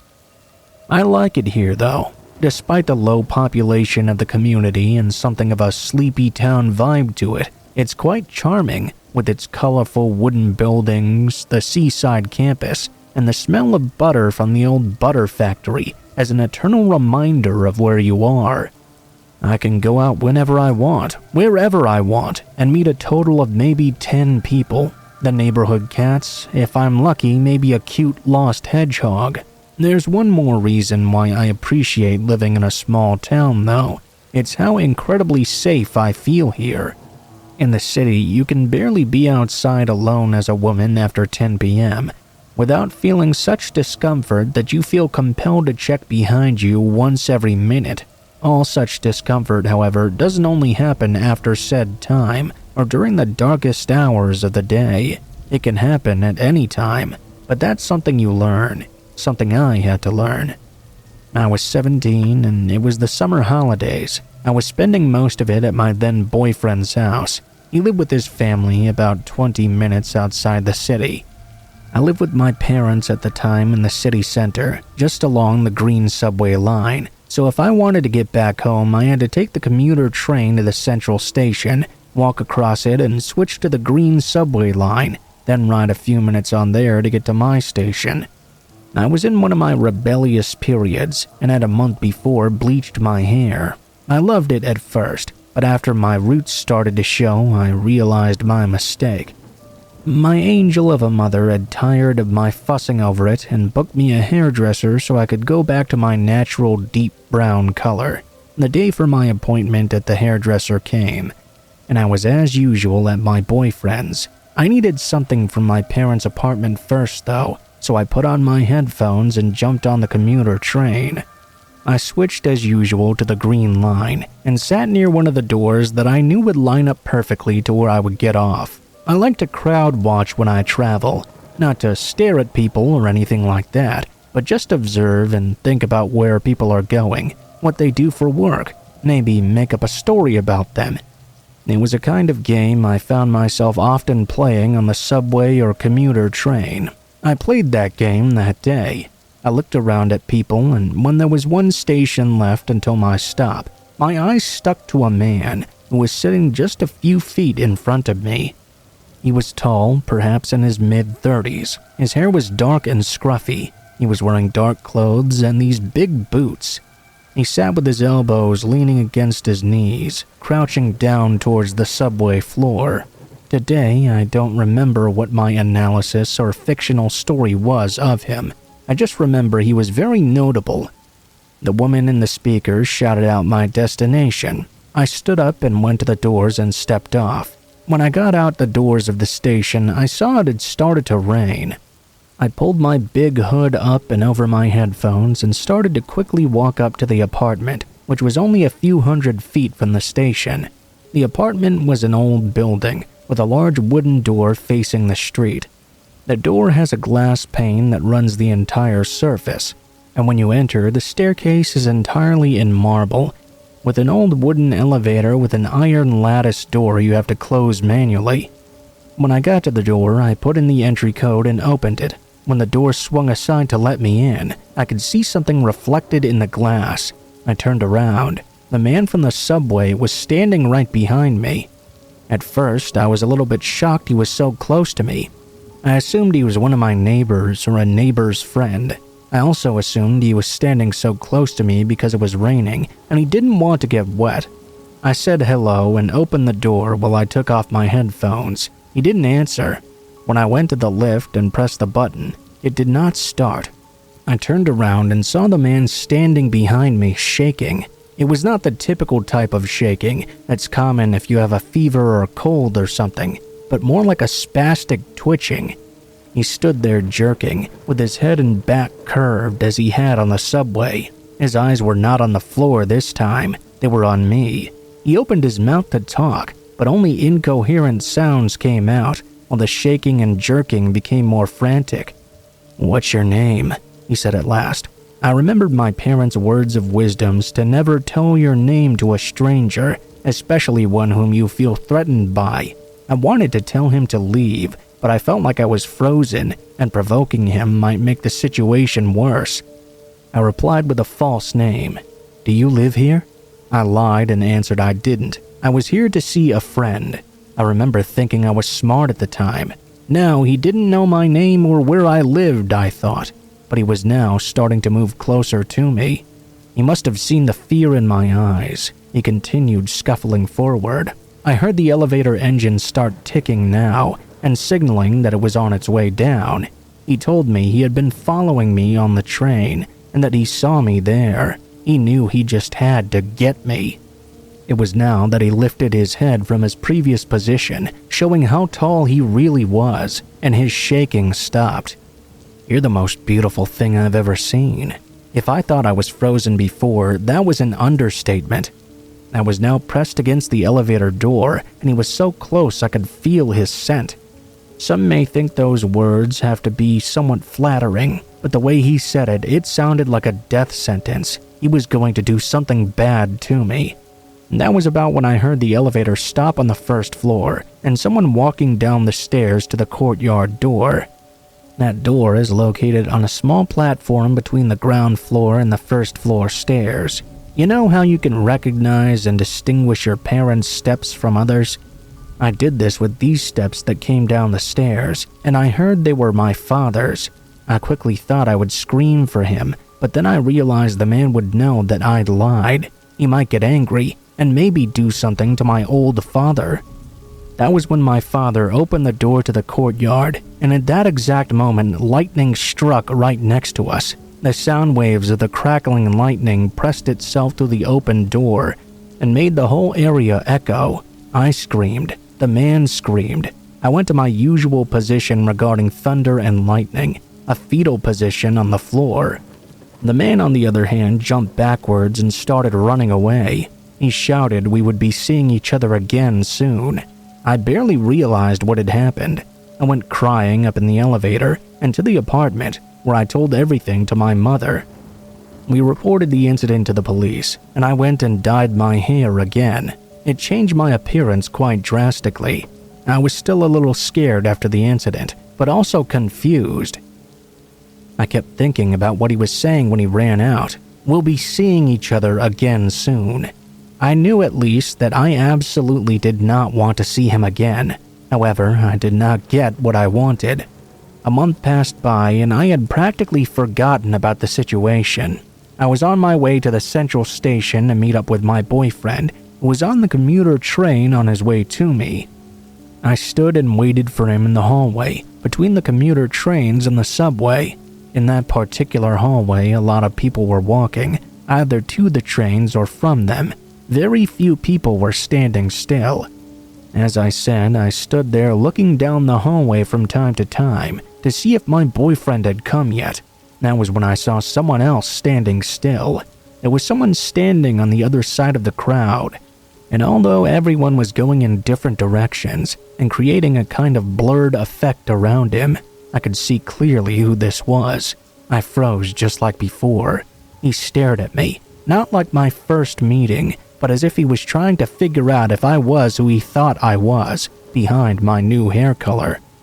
At that point, my boyfriend came out from the crowd and hugged me. I looked away from the man for a few seconds to hug him back, when I leaned my head against his shoulder and looked over to see if the man was still there. He had already disappeared into the crowd. I've never seen the man since, but I sometimes wonder if he's seen me.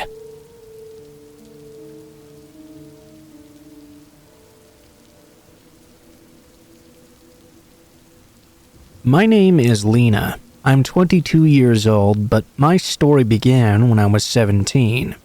At my parents' work, there was a new colleague that started working there. He was 21 years old, I believe. Let's call him Pierre. He'd arrived from the other side of France.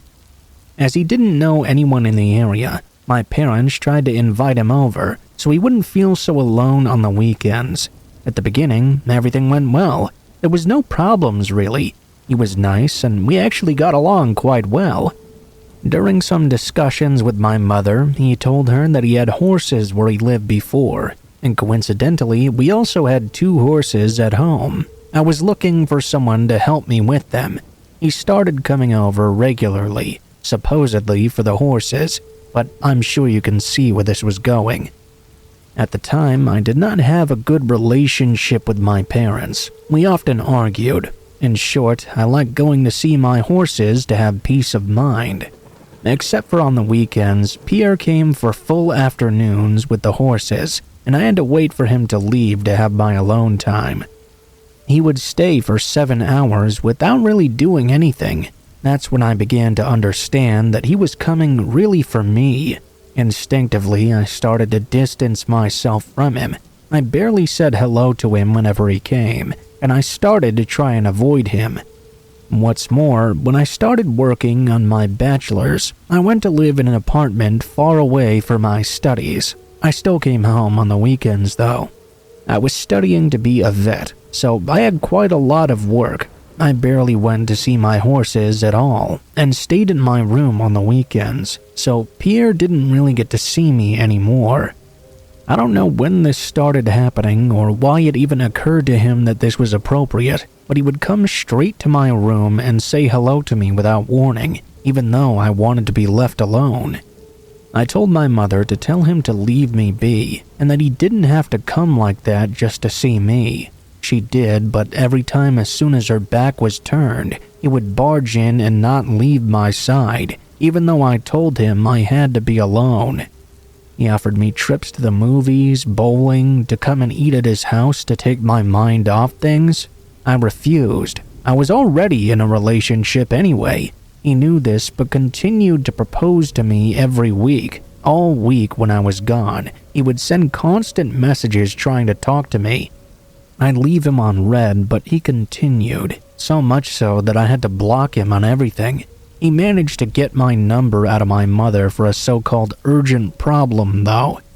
That was how, for the next 2 years of prep school, it came to the point I could no longer go home to my parents anymore. My boyfriend and I broke up during the summer after my prep school finished. Somehow, Pierre found out about this. He was right there waiting for me in his car in front of my house to see whenever I was going to go out. If I had the misfortune of going out with a friend, he would start harassing me with constant calls. I had a summer job in a store, and he would drive in 3 times a week to see me. I would always hide in the break room. He would ask my colleagues where I was, and wait for me to come out for hours. It was hilarious. During this summer, 2021, so fairly recent, my parents went on vacation for 2 weeks without me, as I was going to be doing a lot of work. I was alone at home with my dogs. I came home late from work, and every evening, without exaggeration, his car would be parked right in front of my house.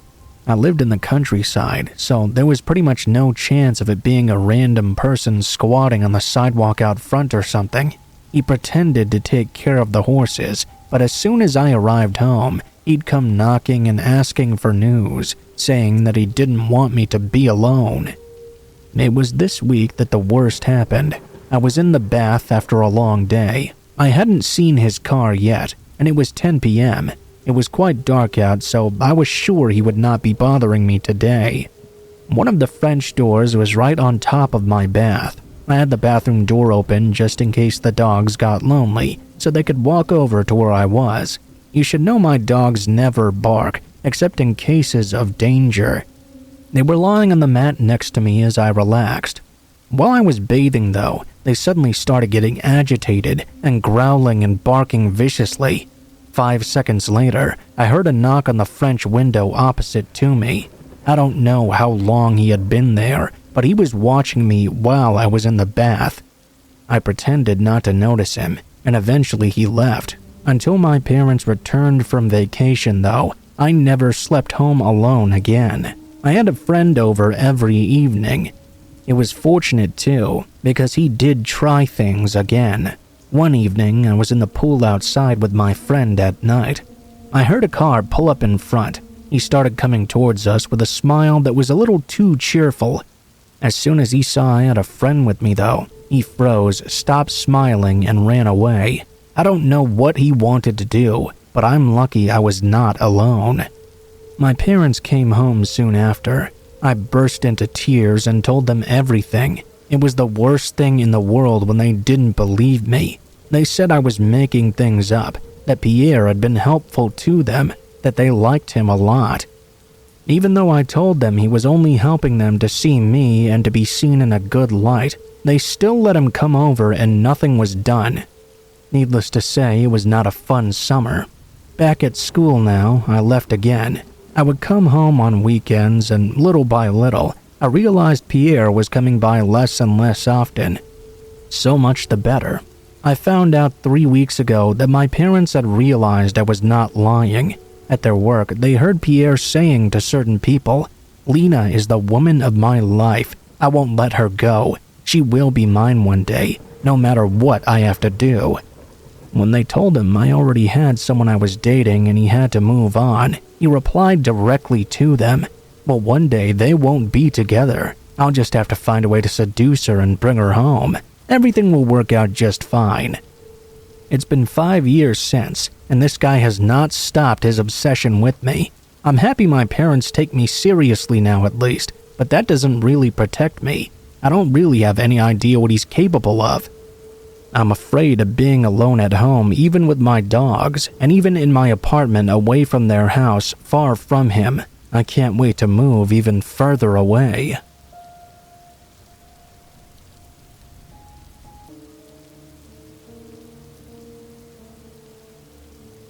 Hello, my name is William. I'm 18 years old and I live in Canada. I'm telling you this story about 10 days after it happened. I work in a big city, and I live about 1 hour away from this city. That means 2 hours of driving each day on the way to and back, in the complete darkness of country roads. Halfway between my workplace and my house, I found myself trapped behind a white Hyundai which was moving unusually slowly. For context, the roads are limited to 90 kilometers per hour, but almost everyone drives 100 to 110, sometimes even more for some, and that's in complete darkness. This person was driving 70. At the time, I told myself it wasn't very serious. I could simply wait until I had a straight line to overtake them. Shortly after this reflection of mine, though, this person suddenly started to give me brake checks for no reason, basically pressing lightly on the brakes just enough for the lights to come on, but not actually braking. I had a bad feeling about this guy. As I paid more attention to this vehicle, I noticed the car in front of me also had no license plates. While noting this, he continued to brake check me. I was starting to wonder if he was trying to tell me something about my vehicle. That's when I noticed I was still on the high beams. I turned them down, and when I raised my head again, I saw that same car was now less than a meter away, having braked very violently. I hit his vehicle, which was almost at a complete stop. I slammed right in at about 60 kilometers per hour, at least I estimate so. The airbags blew right away, and by the time I realized what had just happened, I noticed a man was emerging from the car. He was of fairly average height and rather stout as well. One of my 2 headlights was still working, so I was able to see his face with an almost demonic smile. He had a hammer in his hand, and he approached me slowly. I panicked. I locked all my doors manually. He stood in front of my vehicle, staring at me for several long moments. He raised his hammer and shattered my only remaining headlight. That's when I realized what he'd just done. He had made me invisible to any car coming from behind me at a very high speed, in hopes of causing a second accident. I got out of my vehicle. I was several hours away from any villages. I decided straight away to call emergency services. The police, ambulance, and tow truck arrived shortly. I told them about everything. The results of the incident were a broken nose and my car being completely trashed. It was an old car, but one that I loved more than anything. A 2001 Ford Mustang convertible for those curious. Surprisingly, the man didn't try to attack me myself. I hadn't heard from this individual again. That is, until today. The car he was driving had of course been stolen. I read that the man in question was already wanted for 2 other similar attacks where he used the same methods. The man is still wanted today. To help me out and reassure me, my employer lent me a company vehicle, a Chevrolet Silverado.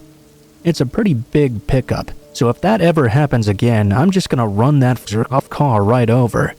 Despite everything that's passed by since then, getting to my job is still a time of intense stress, and driving in the dark remains very difficult for me.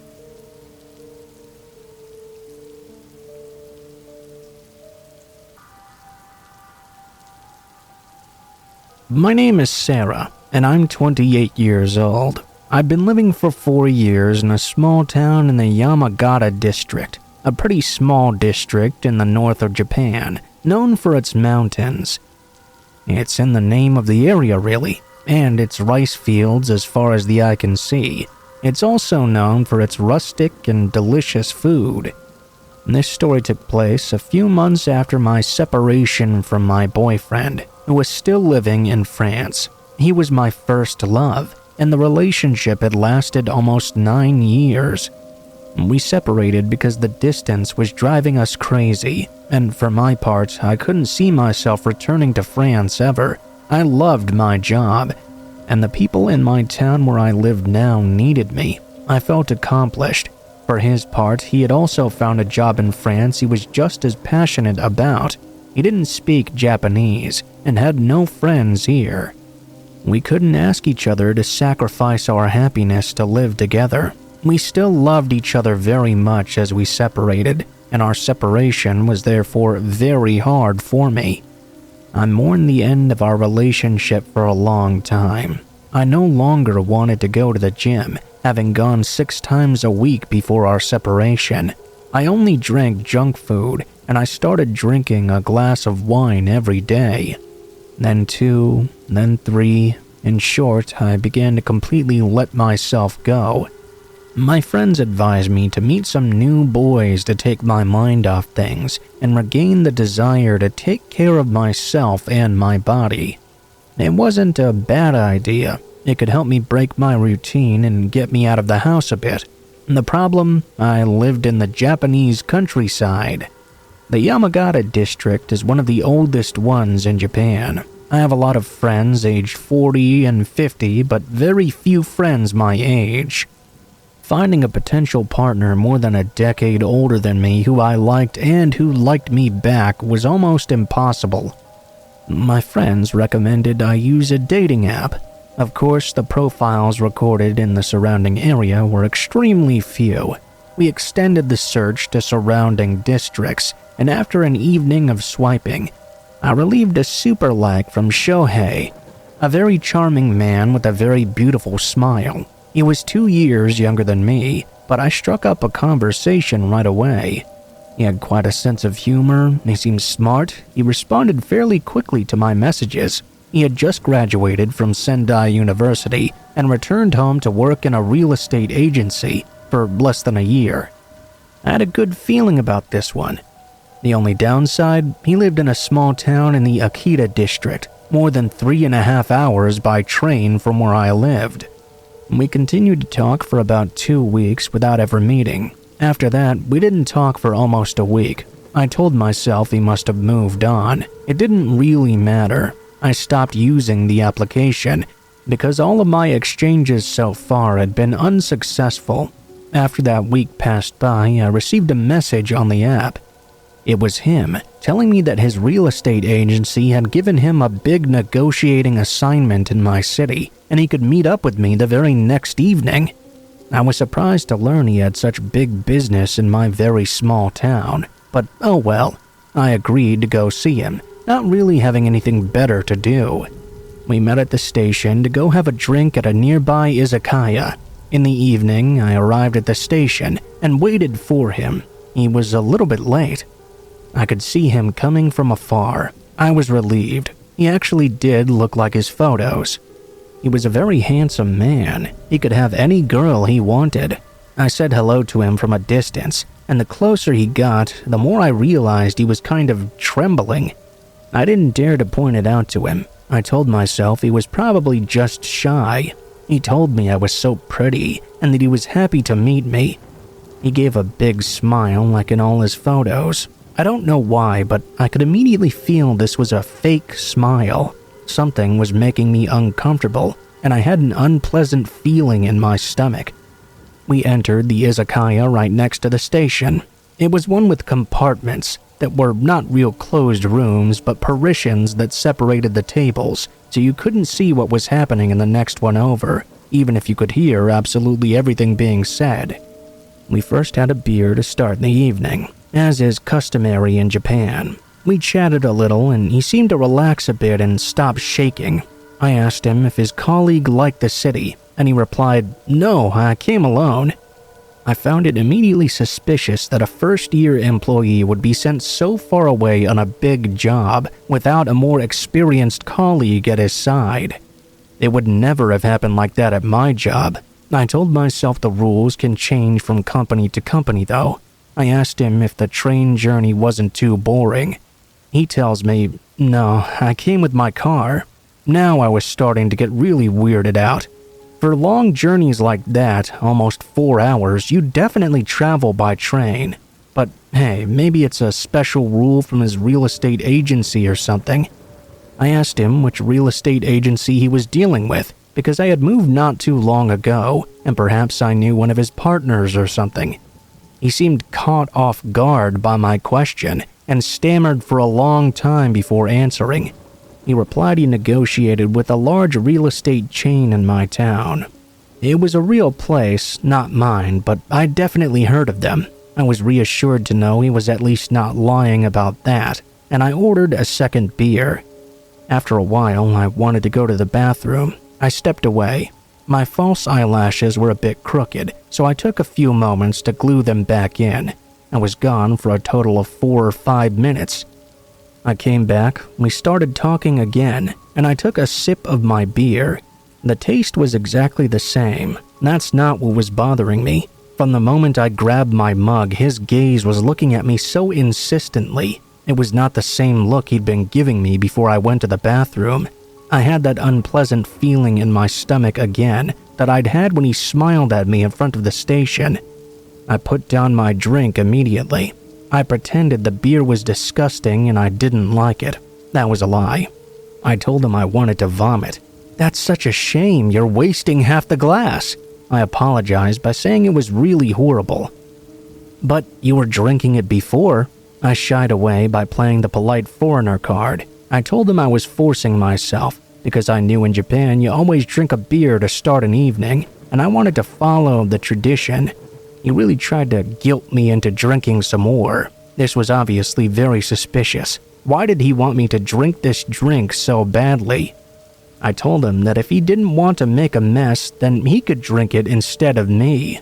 Imagine my surprise when he refused, claiming he was already too drunk and that tomorrow he had to drive home early in the morning to return to Akita. Drunk after a beer and a half, when he was planning to drink even more before I went to the bathroom? I was certain he had done something fishy while I was in there. I understood now he had bad intentions. I tried to find a way to end the meeting without alerting him. We abandoned the story of the beer, which remained untouched for the rest of the dinner. He continued to talk at me for an hour and a half, a bit too long for my tastes. At one point, he went to the bathroom with his bag in tow. I couldn't check what he had in his bag, but I could check my beer now. As I lifted the glass up, I could see a fine white deposit at the bottom. Completely unlike the yeast deposits that can be found in certain unfiltered beers, it was powdery, very fine. I didn't have to take out my cell phone and search the internet for what it was. I already knew. He came back and I slammed it down on the table. He told me he was going to sleep in his car looking sad. "Why don't you go to the hotel across the street? Does your company reimburse you for the night?" He told me no because his agency had planned for him to return during the day, but that if I agreed to spend the night with him, he would take a hotel room. I laughed to end the conversation and bid him good night before getting into the first taxi that passed by. As soon as I got home, I vomited in disgust at what had happened. The next morning, I told my colleague at work about it. She had a friend who worked at the agency that he had said he negotiated with. Very worried about my story, she called her friend to ask him the name of Shohei's agency. Her friend responded that he was there all day yesterday and there were no negotiations that day. No one named Shohei showed up either. His friend added that normally they wouldn't send first years alone to negotiate with other agencies anyway. He lied to me. He didn't come to my town to negotiate. He probably didn't even work at a real estate agency. He had come especially to find me, and he certainly didn't have good intentions. I even confirmed afterward with the izakaya in question. The Sapporo they serve is filtered, and they've never seen a white deposit at the bottom of their glasses. I blame myself for letting my guard down and telling myself a charming boy who didn't seem to have problems with girls couldn't possibly be dangerous. After that, I blocked and deleted him from my account and vowed never to meet anyone on a dating app ever again.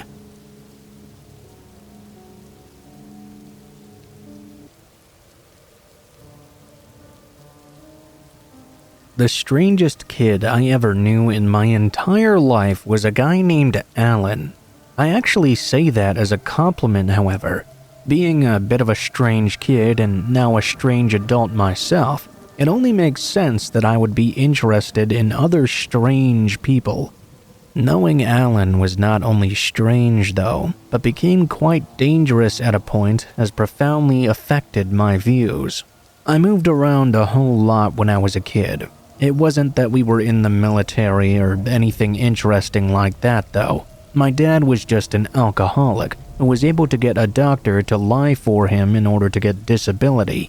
We would be in a house for a while until he began screwing up again and not paying rent. When that happened, we had to start looking for a new place all over. It was a process that I went through over and over again while I was growing up. I would be going to new neighborhoods and new school systems all the time. A lot of times when I would go to a new school, there would be some initial excitement among the kids to have a new student. That never lasted very long though.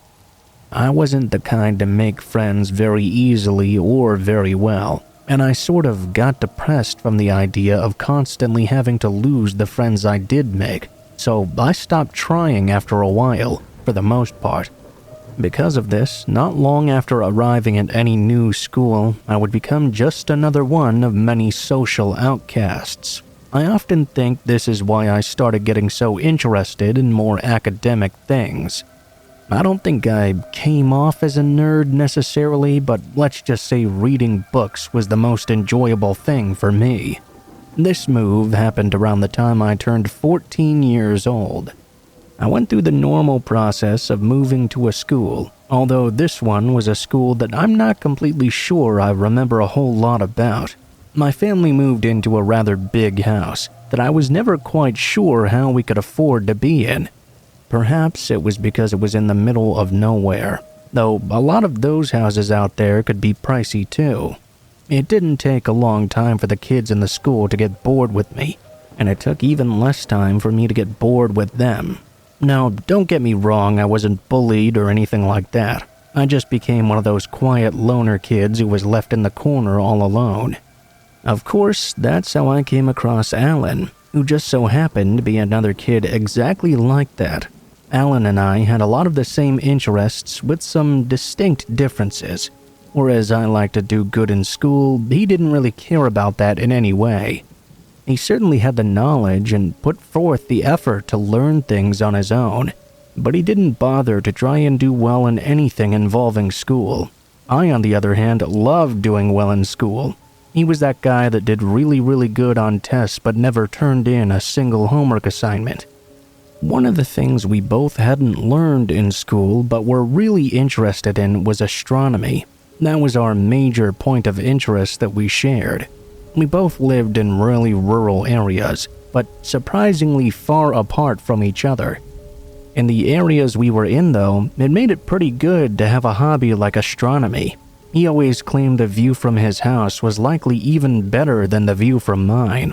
I didn't really know how he figured such a thing, because he'd never been to my house before. We were all worked up and excited about a meteor storm that was coming around once on a fall day. Like before, he insisted it would be better if we watched it from his place. So finally, I decided I would go ahead and take a trip over to his house and find out myself. I had to go with him by bus after school on a Friday afternoon. The shower was mainly going to be on Saturday night, although we were likely to see something on Friday evening too. It turned out Alan was not lying about him living even further out in the country than I did.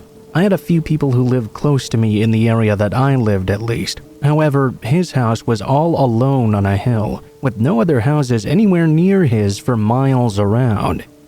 There weren't any trees in the yard to obstruct a view either. All in all, he was absolutely right, and I was pretty surprised. Everything went fine the first night we were there. There was nothing different I noticed about Alan. We had a nice time and even saw some falling meteors that night. Alan suggested during the main phase of the shower that we climb up on top of the roof and watch from there. I was a bit afraid of heights, but I thought it would be cool to get a better view of the shower. The following night we got situated on the roof with some snacks and things. Alan's parents were going to be out for the night. We had this telescope set up in case we needed to use it. We got up on the roof and started to watch the shower. I'd almost forgotten about my fear of heights while I was up there. Even so, at one point, Alan told me he wanted to show me Saturn on the telescope.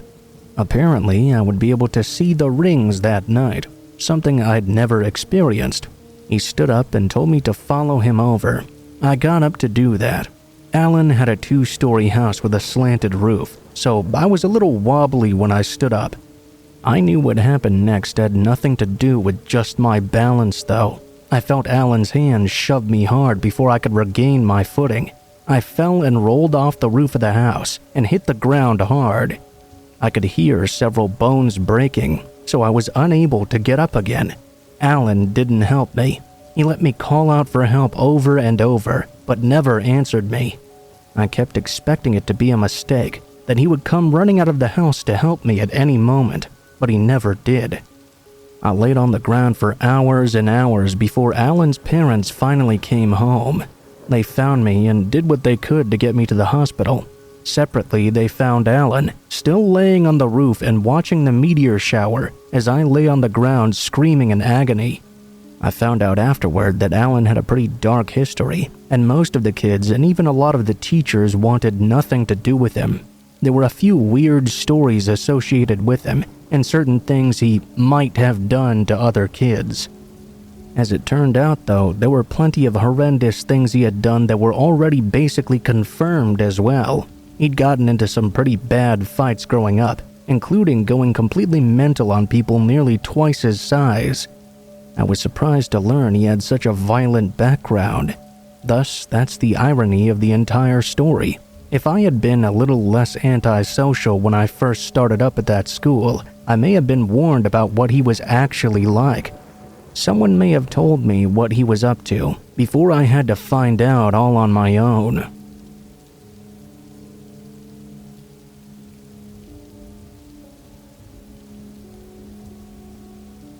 Hi, my name is Valentine, and I'm going to tell you about a pretty scary experience that happened to me. I'm 21 now, almost 22, but every time I think about this story, I get a chill. At the time of the events, I was in high school. I don't remember exactly, but I would say I was somewhere around 16 or 17 years old, definitely in my second year. To get to high school every morning, I would take the bus. You should know that I have a journey of about 10 minutes to the closest stop to my house. But since the bus is often full at this stop, I generally have to walk 5 minutes more to the next one in order to have a better chance of actually getting a seat. That morning, it was Monday. When I left home, it was dark. It was winter, so that was fairly normal. I'm a fairly anxious person, and as on my route I passed through a fairly isolated place with very few pedestrians around, I would only put my music on once I arrived at the bus stop, in order to remain alert to what was happening around me. That day, I arrived at the bus stop without any problem. I was just about to start my music up when I heard someone calling out from my left. I took off my headphones and looked at the person who'd just called out to me. He was a friend of my older brother's. They were together in college. He told me that recently, while speaking with my brother, he'd learned that we took the same bus, and he found that quite amusing. At the time, I didn't really pay much attention, but when I think about it now, that sentence should have caught my attention immediately. I had never seen him at this bus stop before. We started talking, the bus arrived, and I got on, but he didn't. This obviously concerned me. I didn't ask myself any more questions though, as I had a place I needed to be and rushed forward to take the last seat. The next morning, I met this man again, still at the bus stop. We talked once more. Once again, the bus arrives, I get on, and not him. This cycle would last a few days, until Friday. I met the same boy again, not at the usual bus stop, but this time at the closest one to my house, the one I ignored on my way. I pretended not to see him and continued to the other stop. When he called out to me, he joined me and walked to the bus stop with me. During the trip, he began to ask me strange questions. Do you always take this trip alone? What time do you leave your home? In the evening, what time do you come home? Which bus? Are your parents at home when you arrive? I quickly understood these were not just trivial questions and tried to avoid answering. It's kind of weird that you go to this bus stop when the other one is closer to your house. Do you live here? And then he listed out my address. I got a crazy bad feeling. Adding to all the questions that he had just started asking me, already setting a weird vibe. He had never seen my house before. He was a boy my brother got along well with at college, but not close enough to come to our home. As a result, he shouldn't have had any way of knowing my address. I didn't answer, but he continued. You walk pretty quickly, huh? You always leave your house at 7:30. You get here so fast. I froze. I hadn't answered his question earlier, so I hadn't told him what time I usually left.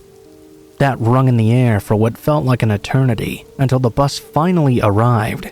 I got in and felt a bit liberated, but I could hear him calling behind me. I'll see you tonight. He waved at me and smiled. I was starting to panic. My stomach started to hurt, and I couldn't really think very well. I took out my phone and sent a message to my older brother. I asked him to tell his friend to leave me alone, and that he made me feel uncomfortable. My brother called me immediately. I haven't spoken to this guy since middle school. What did he say to you? There, I understood. I understood he hadn't been in contact with this man for a very long time. The man had lied before he started talking to me. On the verge of tears, I told my brother everything. All the strange questions he asked me. All the information he knew that he shouldn't have. My brother told me he would sort everything out, and I didn't have to worry anymore. When the evening arrived, I got off the bus, and to my surprise, the man was not there. I rushed home, looking behind me the entire way, to make sure he wasn't going to attack me or something. Arriving in my house, I rushed to the door, opened it, and locked it behind myself. My brother wouldn't be home until an hour later, which seemed like an eternity. He came right to me, hugged me, and said, "You don't have to worry about that guy anymore. I've taken care of him. He won't bother you ever again." I never knew exactly what my brother did to that man, but I never ran into him again, and that's all that matters. There remain a lot of gray areas in this story that will surely never be clarified, like for example how he found my address or the time I left home every day. I think he must have followed me, but I prefer not to think about that too much.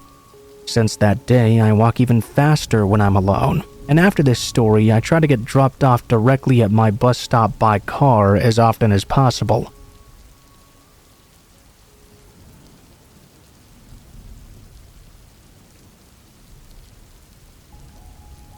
So for context, I moved into my new house about a year or two ago. I had lived in the area for a year before, but we were evicted due to the owners of our old house wanting to move in. I'm a young female, still living with my family, which makes this story even more weird. When you look out my window, you see my fence, then another house. They're up on a small hill though, so the fence doesn't really block anything. The first encounter I had with this man was late at night. I was with some friends while all our parents were out at a party. I will say that me and my friends are old enough to be left at home, and we were responsible. We were just relaxing in my room with no light or music on. We had turned the TV off and were all alone just chatting together. We heard my dog start barking for a good 10 minutes. We passed this off at first because she barks at absolutely anything. I'm talking birds on the power line, a bug flitting about on the front porch, anything that moves pretty much. We started hearing weirder noises though, like crunching circling the perimeter of my room and scratching on the walls. I kid you not, the moment we started to get scared, the loudest bangs I've ever heard started pounding on my glass door. Me and the 3 others ran out of my room to go look at what in the world could be making this much noise. We were greeted by an aggressive dog. This dog was right up on the glass, pounding against the door. My own dog was pretty scared. That was when we really saw it. A man dressed in all black just standing at the door. We were all perfectly still, but I guess my friend's flight response went off. As he jumped to lock the door, the man reached for it too. My friend yelled out to him, "What are you doing here? Who are you?" He responded with a simple, "I don't know." He walked off with his dog, who was on a leash. When our parents got back, we told them about the man, and they asked us why we didn't call them right away. Truthfully, I know we should have, but I didn't want to ruin the party. I've learned a lot since then. 2 days later, my mom confronted our neighbor, who was out mowing the lawn. He admitted that it was him, and that his dog had run into our gate and got around the back. He said he meant to come and talk to her earlier about it, but it had passed his mind. Alright, fair enough. I thought it was a normal enough story, until I thought back to that night. The gate his dog supposedly ran through has a clasp that was shut on that night. We have it there so our own dog can't get out, and nothing can come in either. You have to open it by hand, meaning this man opened the gate and let himself and his dog in. My theory is he had heard the music stop and didn't see lights from our house, so he decided he was going to come and, I don't know, rob us, I guess? The noises we heard must have been him, scouting the perimeter of my room for 10 minutes before attempting to enter. We filed a police report, but nothing happened for a few months, until one night. I was in bed almost asleep, still getting comfy. I sat up to rearrange my pillows and turned around so I could properly make it comfy. That was when I saw a face outside my window, staring in at me. Whoever it was wearing a black face covering. I texted my mom and froze. I heard moving and my mom came in and checked. The man was already gone. This wasn't just my imagination, as my neighbor's lights are visible from the crack in my curtain, but the face was covering up a majority of the light in that moment. Ever since then, I've noticed them watching me, and whenever I catch them looking in, they'll get up from their balcony and leave.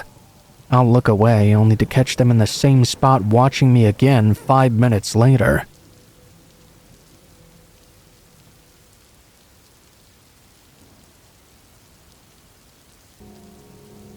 The weather looked like it was going to be very bad that day, and possibly worse in the evening. I worked a roughly second shift job at the time, still do as a matter of fact, and had a really long commute home that I was not looking forward to. I didn't mind the drive itself for the most part. except when the weather was going to be bad, and this looked like it was going to be a nasty storm of some sort. For most of the day, it was strong with thunder and lightning, but it seemed like it was building up for hours and hours. When it was time for me to get off my shift, it was still in this weird holding pattern that didn't seem like it was ever going to break. I had a little pickup truck, and I clocked out at 11 p.m. in order to start the over 1 hour drive it took to get home. I had a feeling it was going to take a little bit longer than normal tonight, though. My ride home was mostly through some back roads, including some that were in the mountains. In this area, the best jobs normally took a lot of travel in order to get to. You kinda had to deal with the long rides in order to get a good job. This was going to be a very long drive. I didn't know quite how strong the wind was, but I could tell it was strong enough to shake the hell out of my truck. I had to drive much more carefully than usual, which meant the ride was going to take that much longer. The roads were normally very empty, but they seemed even more so on this night. I don't recall seeing a single car or truck for the majority of the ride. I made this drive more times than I could possibly tell you, so I can't explain why it is I made the mistake the way I did. It may have been because my truck was so small, and I was paying so much attention to trying to not get blown off the road, but eventually I ended up making the wrong turn. It was very similar to the turn I usually did take. That was because all the turns around here were just like that. My focus was off, and about halfway through I made that wrong turn. I was in sort of automatic mode, so I just kept following the road without realizing I was on the wrong one. I didn't exactly get lost, but it was a long while before I figured out I had taken the wrong turn. Those rural routes all seem very much alike. When I did realize it though, I didn't really think it was that big a deal. All I would have to do was turn around and head back home. The worst thing that was going to happen was that it was going to take me a whole lot longer now. From what it seemed like, to backtrack and get back to the main road, there would be a total of 40 minutes added on to the trip. Luckily, I didn't have to get back to work the next day, so that really wasn't too much of a big deal to me. Mostly, I was still very concentrated on the weather and how rough it was on the drive. I got back on the road. The storm was still in build-up mode at that point. After an agonizing drive, I finally made it home. All of the lights were out, which made me think my roommate must have been out too, but I couldn't have been more wrong. When I got inside and checked out the inside of the house, I noticed that my roommate in fact had been nearly beaten half to death. I was able to get him to the hospital in time to save his life, thankfully. He didn't tell anyone else but me what actually happened. He dealt drugs apparently, and got into a pretty nasty spat with his supplier. They'd tried to beat him to death because of it. That's scary enough in itself, but he said it happened just a half hour before I arrived home to find him. If I had never taken that wrong turn that took me 40 minutes out of my way, I would have been home at the same time for that wrong drug deal and may have gotten the exact same treatment. Who knows, maybe we both would have been killed that night.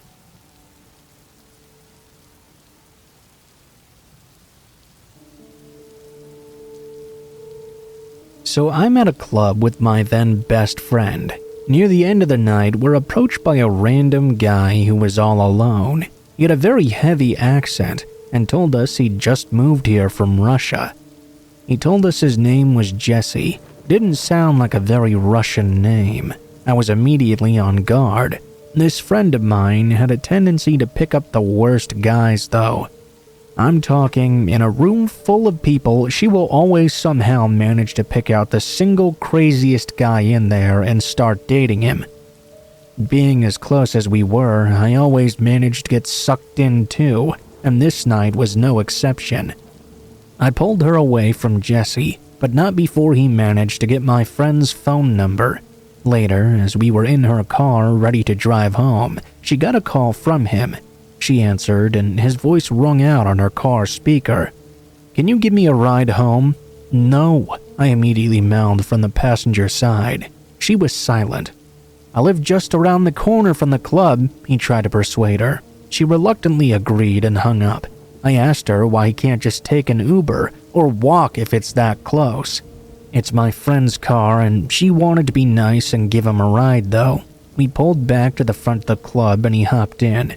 During this short car ride, he managed to choke out a sob story about how he moved here to start over with his 1-year-old son. His wife back in Russia had apparently died in childbirth. My friend was eating this shit up, but I started to hate him almost immediately. The next day, he's texting and calling my friend asking her out. She at least had the sense to not want to go out with him alone, asking me to come along with the guy I was dating at the time. We go to the beach and drink a few beers. Jesse takes his and wanders off alone. My guy joins him, and I see them chatting for a while. I distinctly remember him describing Jesse later that night. I like the guy. He seems a little lonely though.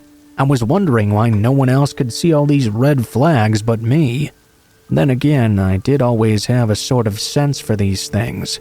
The night went relatively smoothly. As the weeks go by, the four of us hang out a couple of more times. Jesse keeps trying to invite himself over to my friend's place. I begged my friend to, if nothing else, at least keep her address private. Don't let him know where she lived. Thankfully, she thought it was a smart policy. He seemed oddly fixated on going specifically to her home. As the weeks go by, he shows up with pictures of his son and even shows us a picture of his son's birth certificate. It seemed a bit overcompensating. I never met his supposed son anyway, and I had no idea where he could possibly be during all these outings Jesse was going on with us. I asked him plenty of personal questions trying to figure it out, and I think he knew I was onto him. Soon enough, my friend started dating someone else. It was an entire other story in itself. Jesse wanted to be the only guy in her life. He became possessive and made her choose, him or the other guy. Unfortunately for Jesse, she chose the other guy. He was furious. The next day, Jesse was blowing up her phone. Texts, calls, voicemails. When we finally listened to them, they were increasingly violent and full of cursing. The last voicemail revealed everything. It was all a lie. There was no son or wife. He called us idiots. The last words he said were that she'd regret it and that he would make her explode. I shudder to think of it now. She blocked him and life went on, but due to the next boyfriend being even crazier than this one, I eventually needed to take a break from this girl. We went our separate ways, and yet that nagging feeling about Jesse never went away. Jesse often popped into my head, and I got the worst eerie feeling. A while down the road, I ended up catching up with her over text. Even after falling out, she could hardly wait a few texts into reconnecting to ask me if I remembered Jesse. My blood instantly ran cold. I said yes, and she linked me to a news article. It was about a Russian man arrested for a crime while trying to flee the country. He had a very Russian name I'd never heard before. As I read the details of the crime, I was horrified. It turned out he murdered his ex-girlfriend by shooting her 5 times. I look at a photo of the suspect. Of course, it's Jesse. He got life in prison after making a plea deal to avoid the death penalty.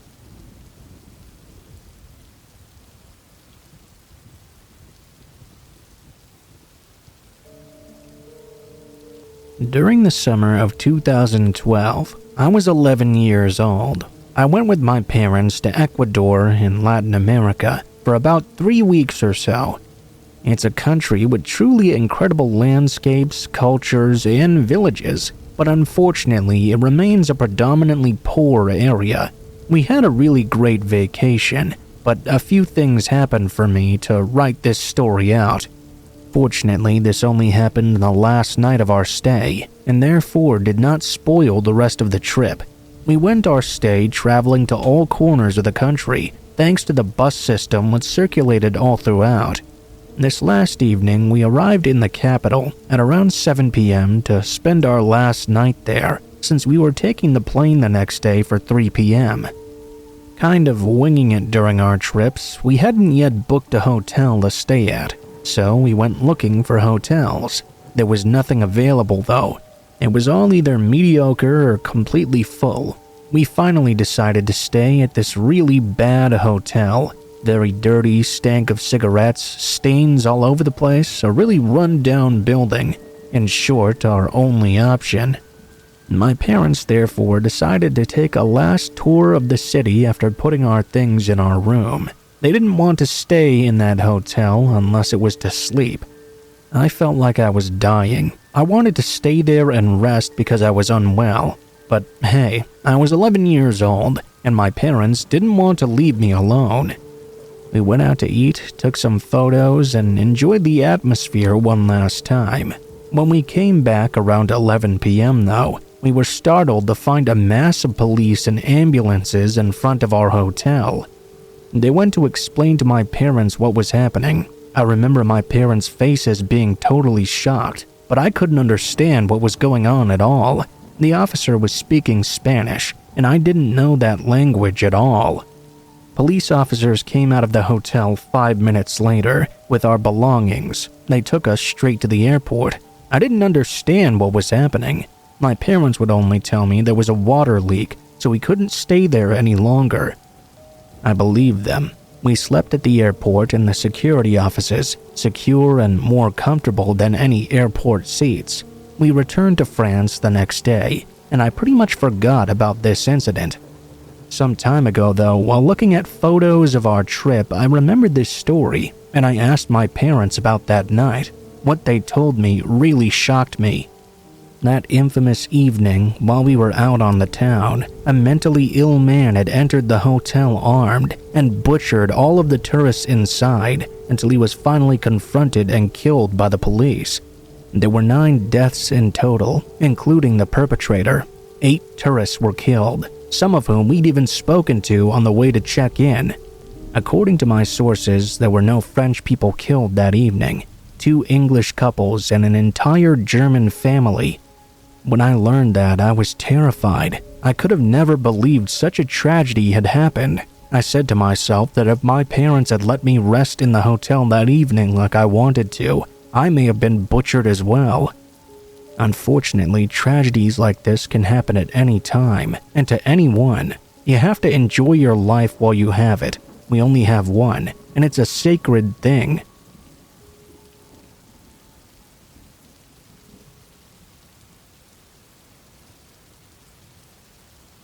So here's my story. I'm a woman and I'll be 19 this year. I was 15, almost 16 at the time of this incident.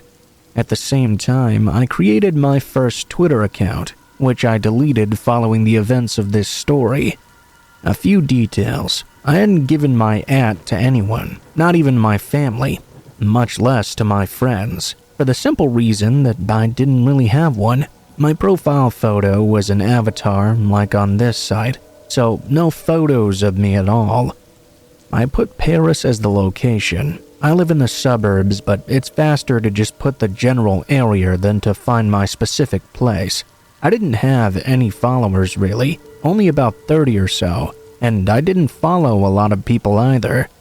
Needless to say, it was not exactly a very interesting account, and I didn't even log on that often. One evening in October, though, I received a somewhat strange private message. It was an account that had maybe 200 followers or so, and the message said this: "Hi, my name is Paul. I just turned 17 and I wanted to know if you lived in so-and-so. I'm moving soon and I'm gonna be going to high school there. I was looking for some friends to make, so-and-so being the town where I'd gone to high school. I immediately knew something was wrong because so-and-so wasn't displayed anywhere on my profile. After thinking about it a bit, I remembered tweeting something about buses not passing by or something, and thought maybe that's how he found where I lived. The age didn't shock me either. I was about 2 years ahead of the rest of my schoolmates. Since I was bored and he had been quite polite so far, I told him that yes, I did live in the area, and I went to high school there as well. The conversation happened naturally, and we talked a lot that evening. Mainly about high school, the food in the canteen, teachers you should avoid, that sort of thing. A little later in the evening, he started interjecting more personal questions about me though. Do you live far from that school? Is it a house or an apartment? Do you still live with both your parents? How well do you get along with your family? There are 5 of you, huh? You shouldn't be home alone that often then, should you? I didn't answer because I found the following question strange, and unfortunately, he didn't insist either. I say unfortunately because if he had done so, I would have blocked him immediately, and that would have saved me from any further action. The next day, the same thing. We talked a lot, and he asked more personal questions to get to know each other, so I asked him some too. He always answered with what seemed to be utmost honesty. I always tried to dodge his questions about exactly where I lived, because he didn't really need to know that. It was the same routine for 2 or 3 weeks. I, like an idiot, had started to develop feelings. This guy was handsome and super nice to me, which was enough because I'd always been a loner, having been bullied for most of my schooling, especially because I was a bit ahead of the others. Even today, you only need to be a little bit nice to me for me to consider you basically my best friend. The main problem this behavior poses is that with feelings comes a blind trust, and unfortunately I'll grant that to just about anyone, even unconsciously. So our discussions continued on for several more weeks. Then, just before the start of the All Saints holiday, he told me that he was coming to my school. His mother had finalized their move, and he wanted it to be a surprise. He wanted a place to meet up the next day. Very happy, I gave him a time and place to meet, but when I told him that we would be surrounded by other people, he told me he didn't want to meet there. He would prefer an isolated place. He was afraid he wouldn't be able to recognize me, and he didn't want to waste all his time looking for me. I sympathized, and therefore pointed him to the toilets on the 3rd floor.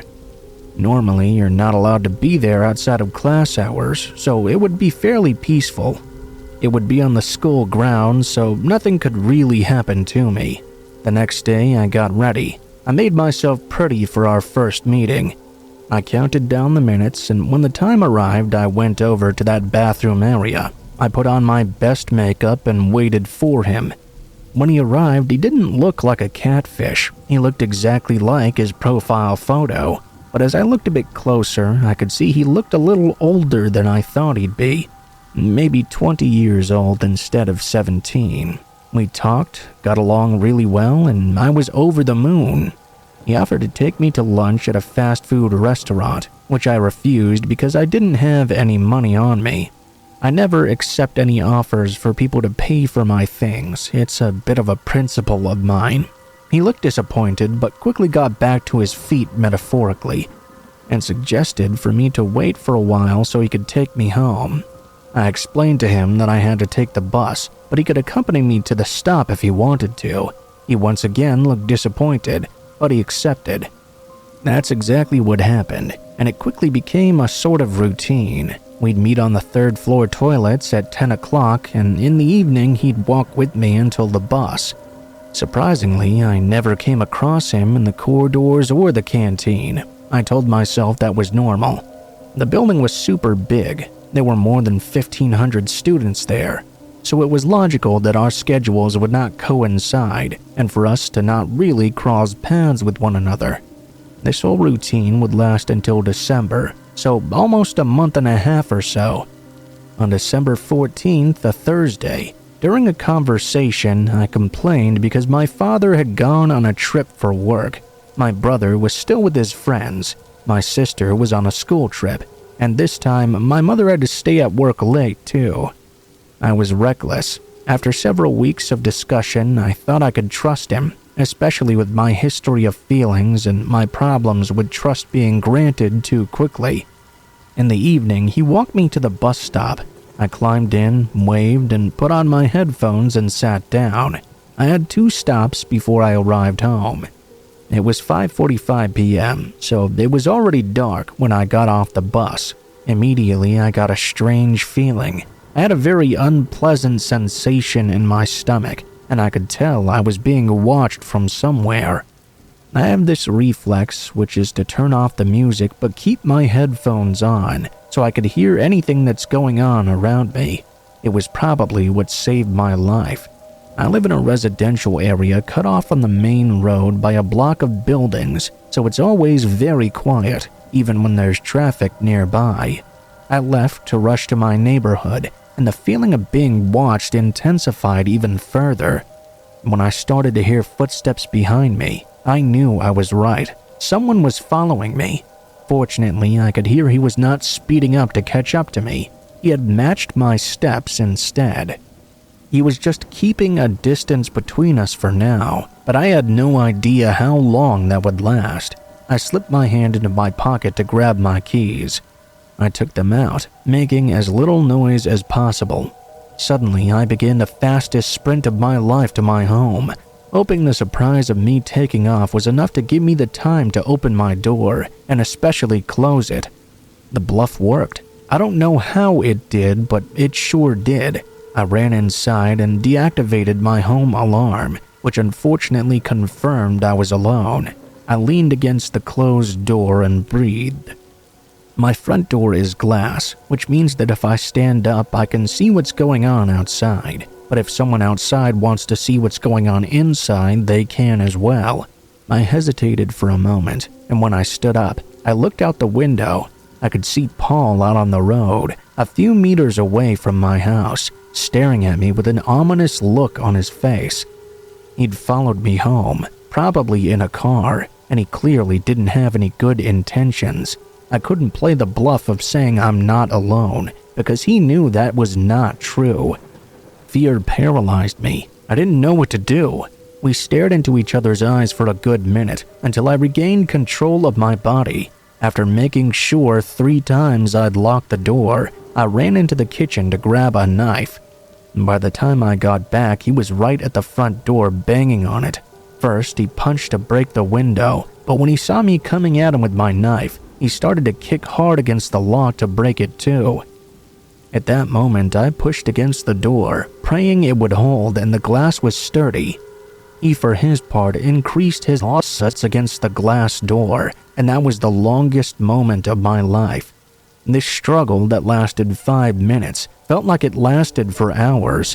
When he finally realized the door wasn't just going to let go, he stopped and started circling around the house, knocking on every window he found, trying to open them and get inside. Once again, though, none of them gave in. He came to the back door looking pretty pissed off. I figured I was in for a second round.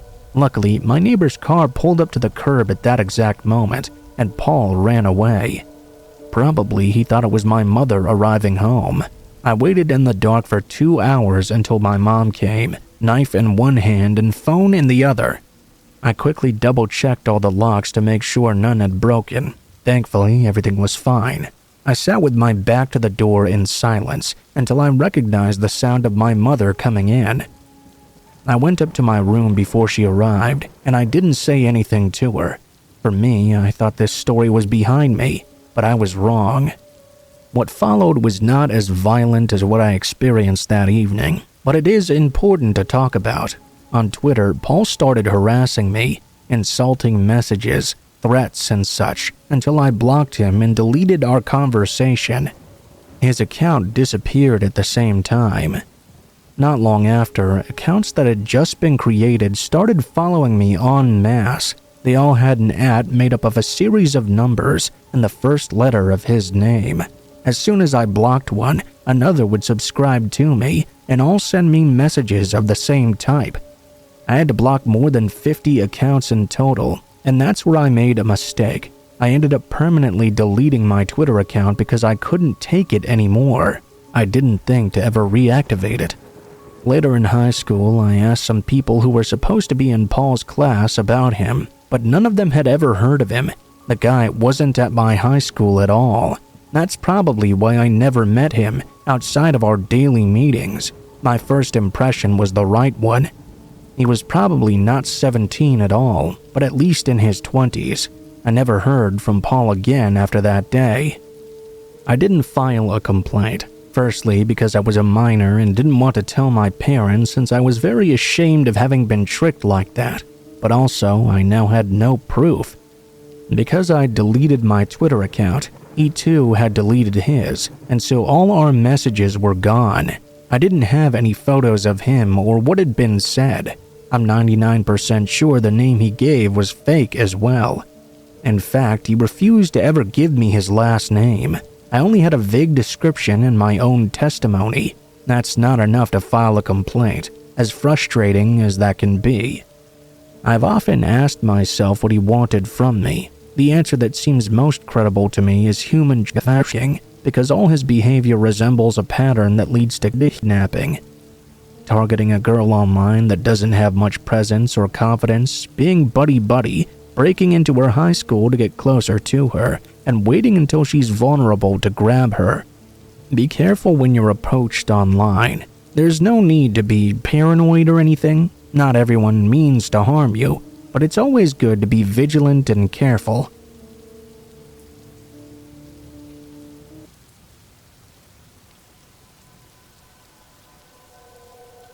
My name is Evan. I'm 23 years old, and the story I'm going to tell you is a true story, which I experienced personally in December of 2017. More precisely, December 21st, 2017.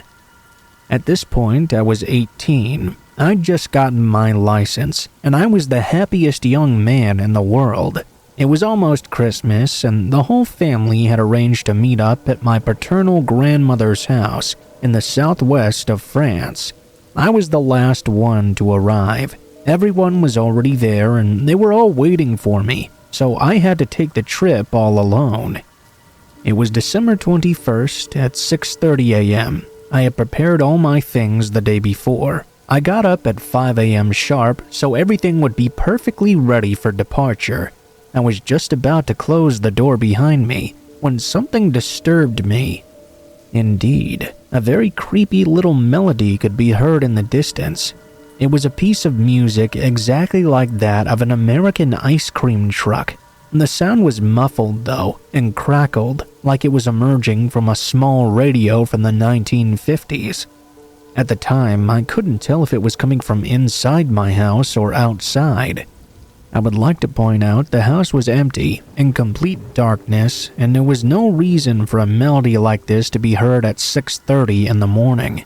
I even wondered if it wasn't just my imagination playing a trick on me.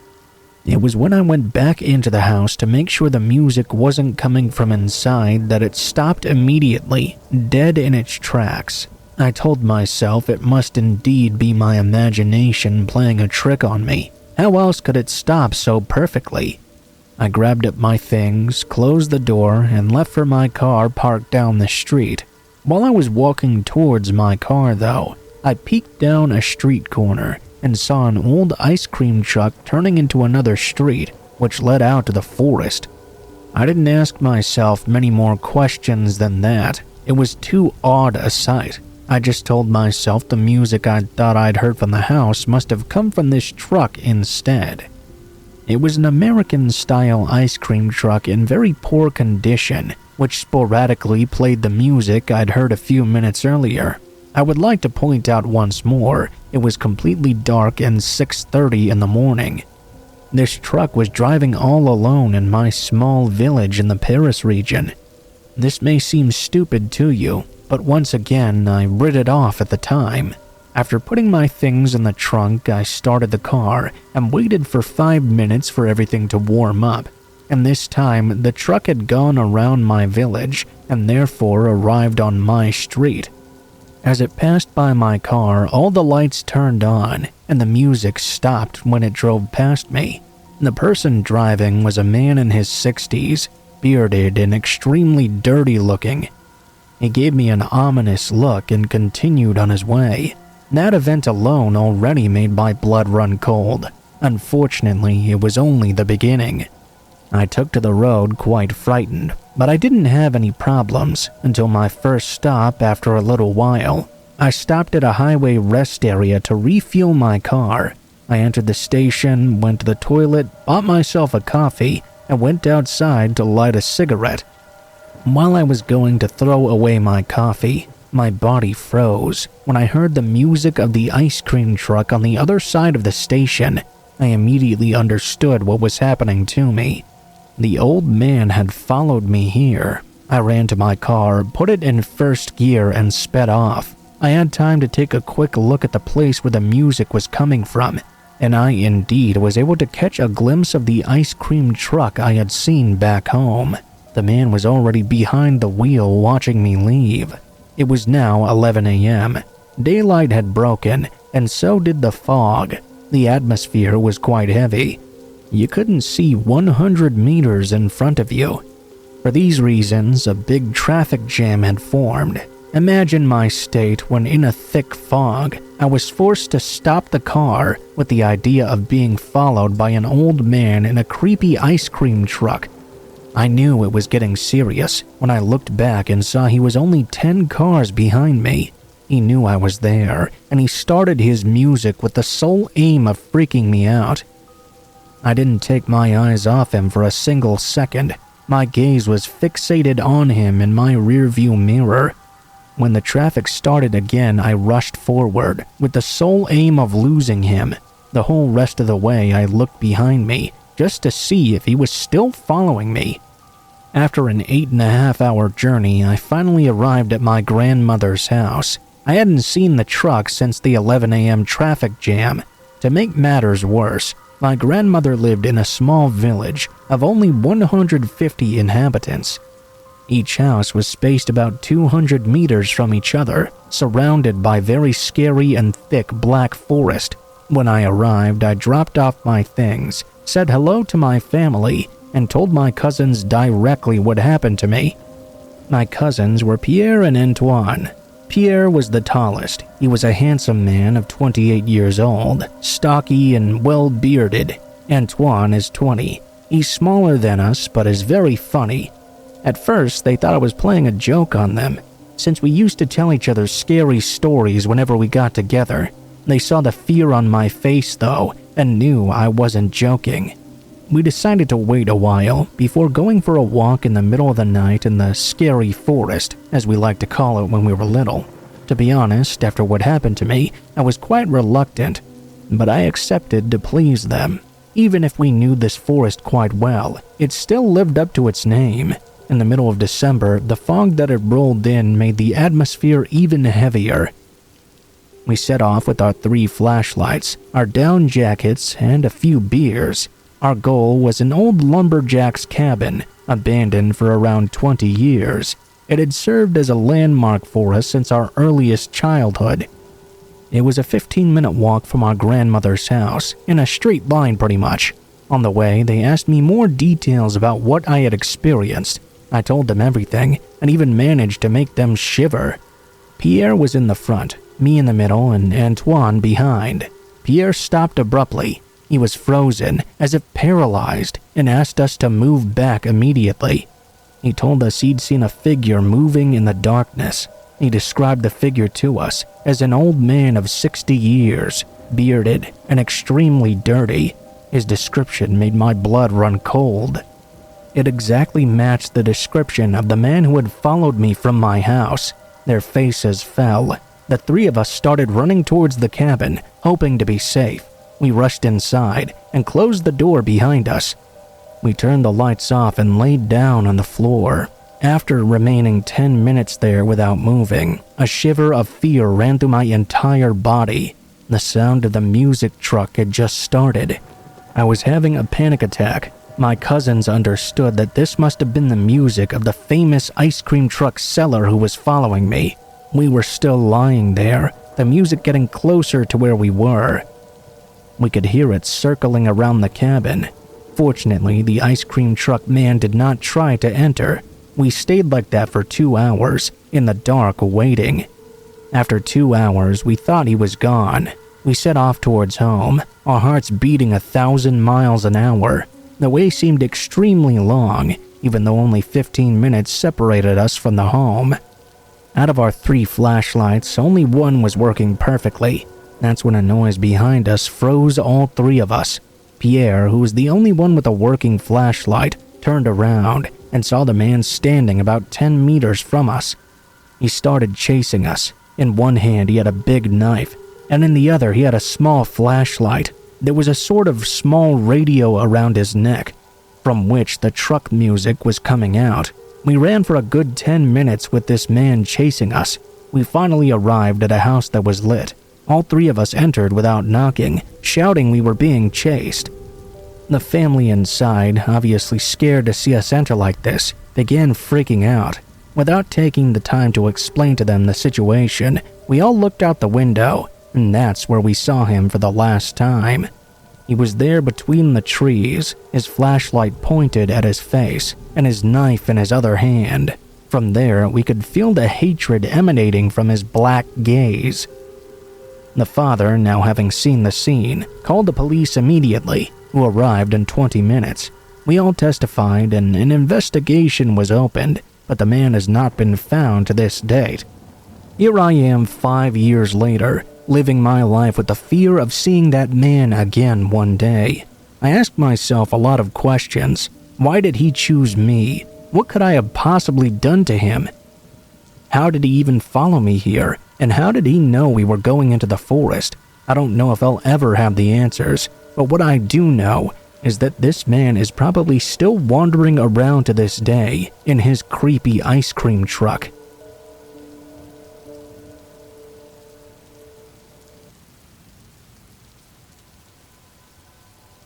My name is Isaac. I'm 22 years old, and I'm going to tell you the only story in my mega weird life in which I thought almost killed me, at least at the time.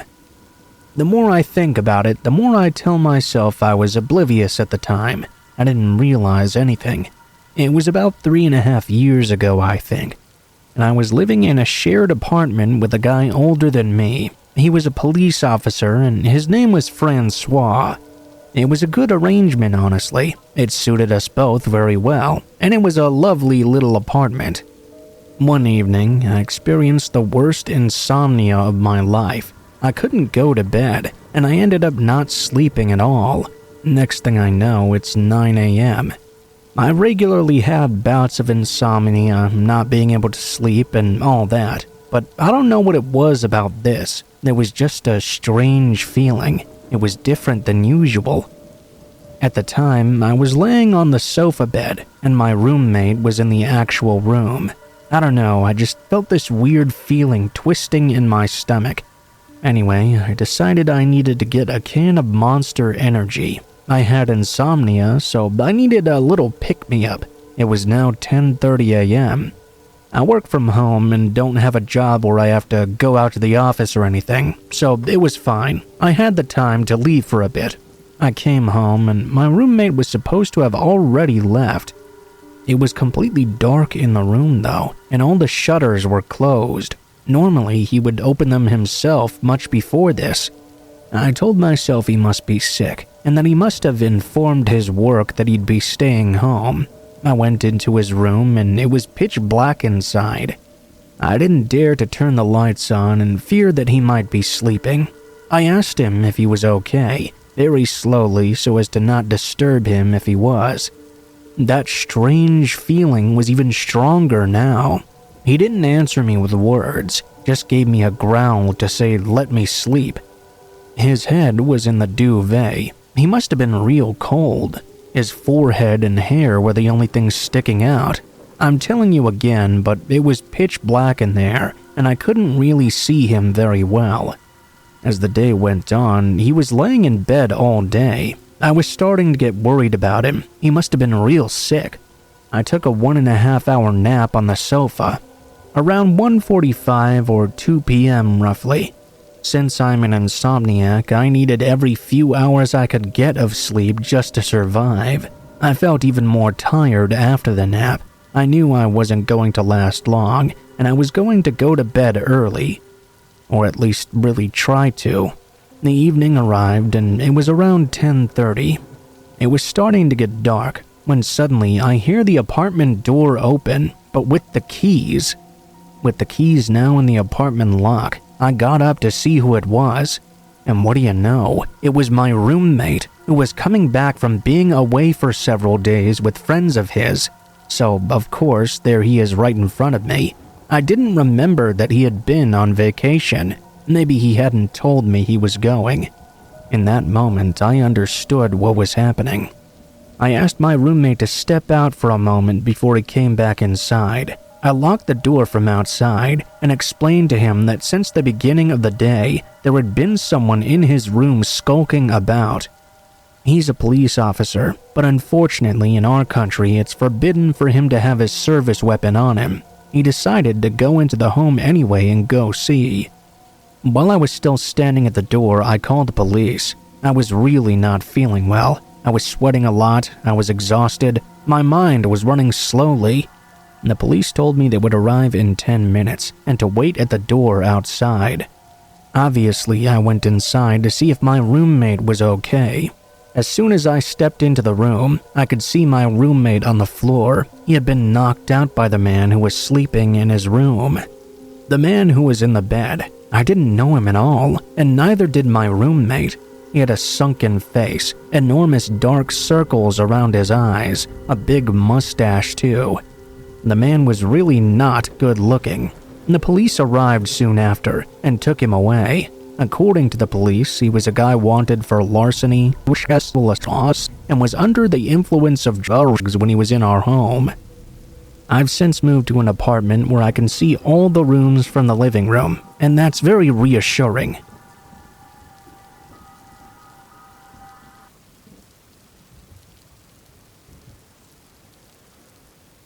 For a bit of context, my boyfriend and I are homeless, and we live in our car. There's a road that leads to a quiet beach on the bay near some train tracks, and there's only one road to exit that area. There's not a lot of people that come down this way unless it's for beach access, people going in to work in the industrial plants on the road, none of which were open right now, or going to an AA meeting, once again none of which were open at the time. That makes it a good area to sleep in your car without being disturbed. Nothing in the area was open except a couple of bars, and even those were a good 3 or 4 blocks away. Most of the stretch of road has 8-hour parking signs, so there are usually at least a couple other people camped out for the night, most of who we were familiar with, but tonight there weren't as many. Just a few vehicles taking advantage of the overnight parking. We'd parked a little further up the road than we normally did, hoping to get a better internet connection. It was a little after 12:30 a.m., and we were relaxing watching YouTube with the dog, starting to get a bit sleepy when we heard a car pull up behind us with their lights off. We cover our windows totally so no one can see in, but we can peek out a bit if we move the blankets. We could also see headlights from cars passing or approaching through them. My boyfriend looked out and said it was some kind of van. We didn't really think much of it and kept trying to spend some time together, annoyed with the spotty Wi-Fi connection. There were a few words exchanged on what sounded like the other side of the street, nothing from behind us where the van had pulled up. It sounded like there were 3 or 4 people talking. A bit later, the van just drove off. As it did so, we heard a knock on my side of the window, the driver's side. We shut off the volume of our laptop, then called out, "Yeah?" Silence. So we called out again, "Can we help you?" Again, there was nothing. It was then that I realized my door was unlocked, so I quickly locked it. After 30 seconds of quietness, I pulled down the cover a bit to check, and no one was there. Whatever. Sometimes there are bums walking around. Maybe they would have thought we were someone else, one of their friends perhaps. It was silent again for a while. We could see in the light of the street lamp through the crack on the sun reflector covering the front windshield, the silhouette of someone walking around the front of the car slowly. It was another solid minute after we saw the movement before we heard a quieter tapping on the passenger side window. This time, my boyfriend pulled the cover down almost right away, but we still didn't see anyone there. Right after, there was a knock on my side again. It was right about then that we realized there was still more than one person surrounding our car. There had not been time for one person to get from the passenger side to my side in between those two knocks, and we'd heard more than one voice prior. I started to think that maybe not everyone had gotten back inside their van before it drove off. After the third knock, I pulled my window cover down almost all the way, super annoyed and on edge by now. As I did so, I could see there was a skinny white man, probably in his mid-30s, holding a flashlight and something else scooped awkwardly in the other hand. We couldn't really make it out. The windows were steamed up from us breathing inside, so it was a bit difficult to see outside. Now that I'd noticed the man though, he called out this time, "Hey, I need a jump." Interesting, since there was nothing nearby and no reason to be down here at 1 a.m. "Sorry, we were just about to take off," I said. The man got angry immediately. "Come on, I've been waiting here for hours." Okay, if he'd been there for hours, why did he not ask us to help him out 45 minutes earlier when we pulled up, parked, let our dog out to eat, etc.? And B, why had we not heard him attempt to start the car at any point? We never heard a motor rev up, no attempt to turn on the engine, or even jingling keys. Another reason that creeped me out is that I could only see him. He said I needed a jump. I have been down here for hours, but we could clearly hear that there was more than one person around, even if we couldn't see them. For one reason or another, they were out of view and not making themselves known. After this, he grumbled and went across the street to a car with white and black rims. We had seen it before, but it hadn't had a driver at the time. I got this awful feeling in my gut, and even though all the windows were steamed up, I started the car and told my boyfriend to start wiping them down so I could see. I started driving. There was something sinister about this whole situation. For one reason or another, these people were trying to get us to open a door or a window. When that didn't work, they didn't respond because they didn't have a good reason made up yet.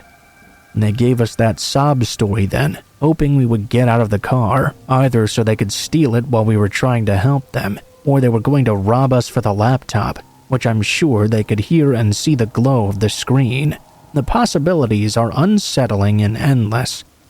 We drove to McDonald's to eat something and parked in the back driveway of someone we knew, so we weren't right out in the open anymore. The lock on our trunk had recently broken and was held together only with bungee cords, with most of our belongings inside. It worried me that it could make us easier targets for thieves. The next morning, we drove down there again. The white car with black rims was still there, only now the back window was busted out, and the man was nowhere in sight. I'm pretty sure it was never his car to begin with. I think all those people came in the van. One of them drove off, so the rest could rob someone outright or break into parked cars on the side of the street. It was a stressful time, and my boyfriend has been rattled for days. We're nervous to park in the same spot, so we're now looking to rent a residential driveway to park at night, so we won't be so vulnerable. My boyfriend teased our dog for not barking at all, but I think it was very intuitive of him. If we needed to pretend we weren't inside the car, we would have been able to do so. I'm relieved I wasn't down there by myself. Even the two of us together were pretty nervous, but knowing we were likely outnumbered, if it were just a 120-pound female like myself in the car alone, I'm worried they may have been a bit more aggressive about getting those doors opened.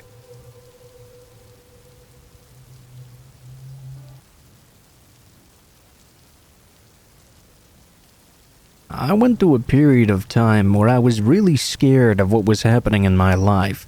It started fairly normally, even to the point in which I didn't realize something was going on. It wasn't until I was able to step back and go over many specific details that I was able to see what was happening the entire time. If I take a look back in time, I think the first time I noticed this lady was when I was at the grocery store one day. I was a bit of a recluse, spending all my time in my home, which was a big country house about an hour away from town. Being at the grocery store was pretty much the only time I really had a chance to pay attention to people. She was 20 years younger than me, and sort of dark. What I mean by that is that she wore dark clothes, had dark hair that looked like it had been dyed black, and had many facial piercings as well. That's the reason why I really remembered her right off the bat. She seemed very different from the people I'd usually see. At the time, I remember thinking that she kept on looking over at me, but when I looked back at her, she would look down or look away. At the time, I thought that I just kept noticing her over and over again due to her striking appearance. It was also a big grocery store, and she kept showing up in the aisles right after I'd first set foot in them. It did start to get a bit weird to me, I guess, but not something I would have seriously worried about. It was after that time, though, when I began to see this lady around far more often whenever I came into town. Again, though, I didn't really think too much about that at first. I mean, after you've clearly noticed someone or something more than once, you generally do see them around more often because you notice them more. I started noticing she seemed to be at the grocery store every time I came to go shopping. There were a couple of times I caught her walking behind me when I turned a corner and just happened to look back. In those cases, she would normally just continue forward and stop following me. One day, though, I got this strange letter in the mail. It was addressed to me by name and was written in all uppercase letters in pencil. In the letter, I was told that I was a horrible person because I had changed my name. It said that I should admit who I am and stop hiding the truth, or the letter writer would be forced to reveal it for me, and at that time I would really regret it. I honestly didn't know what to think of this, other than it being very weird. I guess when you're the recipient of something so odd, you probably just want to feel better by pretending it doesn't mean anything. At the time, I definitely did not make the connection between seeing that lady showing up wherever I went and this letter. There wasn't anything really tying the two together at that point. After a while, though, I got a second letter. This second letter seemed to be much more severe in tone, making vague threats at me, while alleging I was hiding all these things that would be brought out into the open if I didn't reveal them myself. After getting more and more of these letters in the mail, I finally decided they seemed pretty serious. I went to the police and filed a report about them. Unfortunately, that was really the only thing that could be done, since there was no way of telling who had sent the letters to me. After getting threatening letters in the mail over and over again for some time, I very obviously began to get somewhat paranoid. All of them made horrendous threats about what would happen to me if I continued to ignore the letters. The police, of course, had not done anything at all to help me feel better. I kept on expecting something bad to eventually happen. I would be nervous just walking around outside or going to the store, worried that the letter writer would eventually show up and do something. I normally felt pretty safe when I was at home, though, because other than receiving those letters, nothing had really happened at home before. That was the only saving grace of this entire thing. I felt completely safe when I was at home. I sat down that night and decided to try and read a book I was struggling to get through. I had a small study on the second floor that I like to use to read in. I went up there with a cup of tea and tried to focus on my reading. As soon as I sat down, though, I could tell that something was off. I couldn't quite explain what it was, but I had this very strange feeling. If you've ever had one of those moments when you just couldn't get comfortable, or something was in the way of you feeling normal, you know exactly how I was feeling. I got up a few times and tried to fix myself something else to drink as well, but I just couldn't get this feeling to go away. I couldn't figure out why it was hanging around me either. A short time later, though, for some reason I can't quite figure out, I decided to turn to my left and look out the window. It was hard to see outside because it was dark. Living in that area, there weren't street lights or anything like that. As I looked, though, there was something outside in the tree just beyond the window. It looked like it was moving around, but after I squinted my eyes and tried to see everything more clearly, I jumped as I saw the strangest thing. There was someone outside my window, looking in at me. When I caught sight of them, they froze like a deer in the headlights, and I recognized them immediately. It was the woman I had seen weeks before. She was up in the tree that gave her view right into my window. I freaked out and grabbed my phone to call the police. However, when I looked back out the window, she had already disappeared. I ran downstairs and made sure all of my doors were locked. I was fortunate they already were. I turned on the outside lights and searched around for the woman, but she was already gone. When the police arrived, of course they didn't find anything. All I could do was file a report and give them a description of this woman that I didn't really know anything about. I didn't know why she was in the tree, but I began to think that maybe it was her that had been writing all those letters. I mean, how long had she been spying on me? There could have been many times she had been watching me in my house, and I would have never known. Now, whenever I went outside, I was always worried about running into her. When I was at home, I was worried she was watching me. I thought she might not show herself again since I had caught her, but the thing about that is, you can never be sure. Nothing happened for a while, but the nothing was maybe even scarier than if something had happened.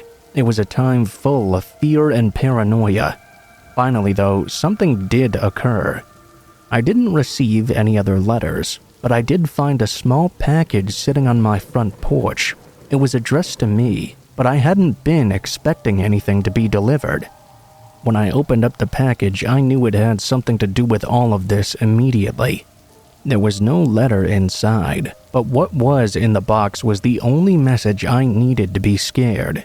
There was a dead bird inside. It was a crow, which scared me even more because I love crows and I have pictures of them in my house. This choice of bird was not random. What could I do? Only file another police report. I didn't have any information that would help me find this woman. I had no way of doing anything at all to figure this out and feel safe. So how does this story all end? Well, it's probably a little disappointing. I didn't get any other letters after the crow. I never caught the woman in my tree ever again either. In fact, I never saw her walking around the streets again. I never got over being scared so much though, and even to this day, I don't know if some psycho is still watching me.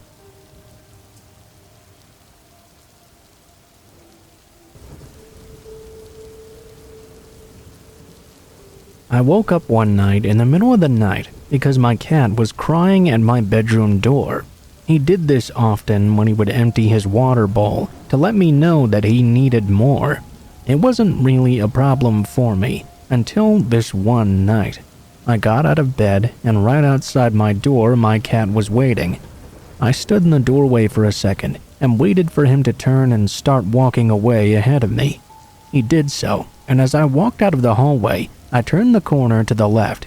Just out of my peripheral vision to my right though, I thought I saw someone standing by my back door.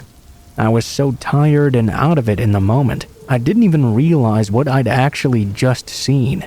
Somebody was actually inside my house. That was until I entered the kitchen and it finally clicked. You can't even imagine how scary it was to see something like that in books and movies, let alone real life. It was an entirely different experience. I stood there in the kitchen trembling, trying to think of what I should do. I didn't want the person to know I'd seen them already. My eyes started to fill with tears. My husband was still in bed asleep, and to reach him I'd have to walk by that area again. I was sure if I did that, something bad would happen to me, but I didn't know what else to do. Somehow, I don't know how, I made a decision. I would turn the corner and pretend not to see them again. I counted to 5 and started walking. When I turned the corner though, I ran into the man standing right in front of my bedroom door. I screamed and fell backward. The man grabbed at me. My husband rushed out of the room and wrapped his arms around the man's throat. He threw him away from me. My husband said he didn't even hear anything before that, but I swear just before this, I heard a loud noise that sounded like an alarm or something. Thankfully, my husband was able to easily overpower the man, and I ran and grabbed my cell phone. I called 911 as the man was pinned to the ground the whole time.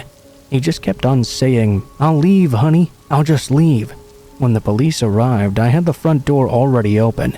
When they came inside, the crazy man started crying like a child, like uncontrollably. I've never seen anything like it. I've never really been the same since this all happened. It was truly the stuff of nightmares.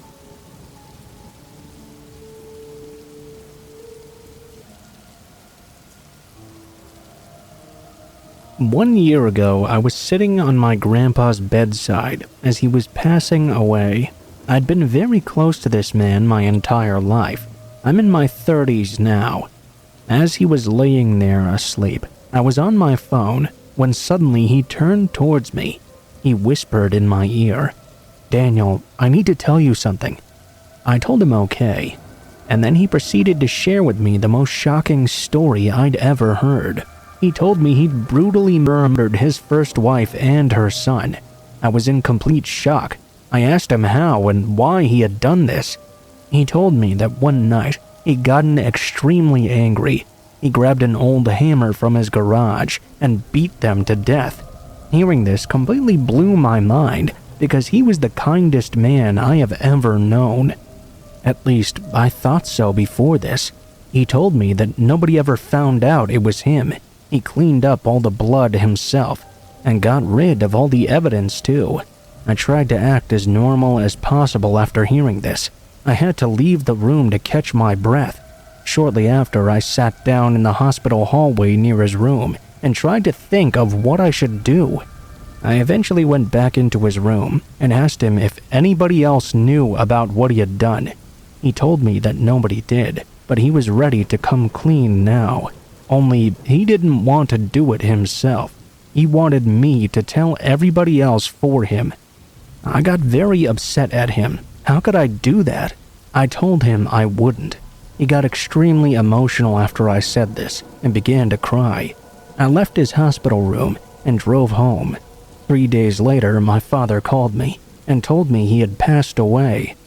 I still hadn't told anybody about what he'd said, not even my own wife. Months later, I was helping my father and my uncle clean out some of my grandpa's things.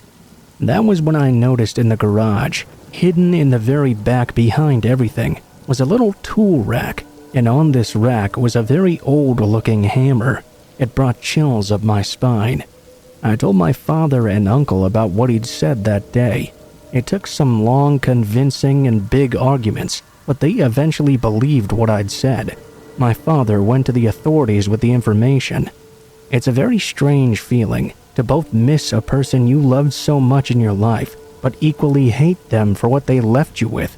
I miss my grandpa every day, but he's the biggest coward I've ever known. I took the hammer to my house after. I often glance at it and wonder if that's the very same hammer he used to murder his wife and stepson.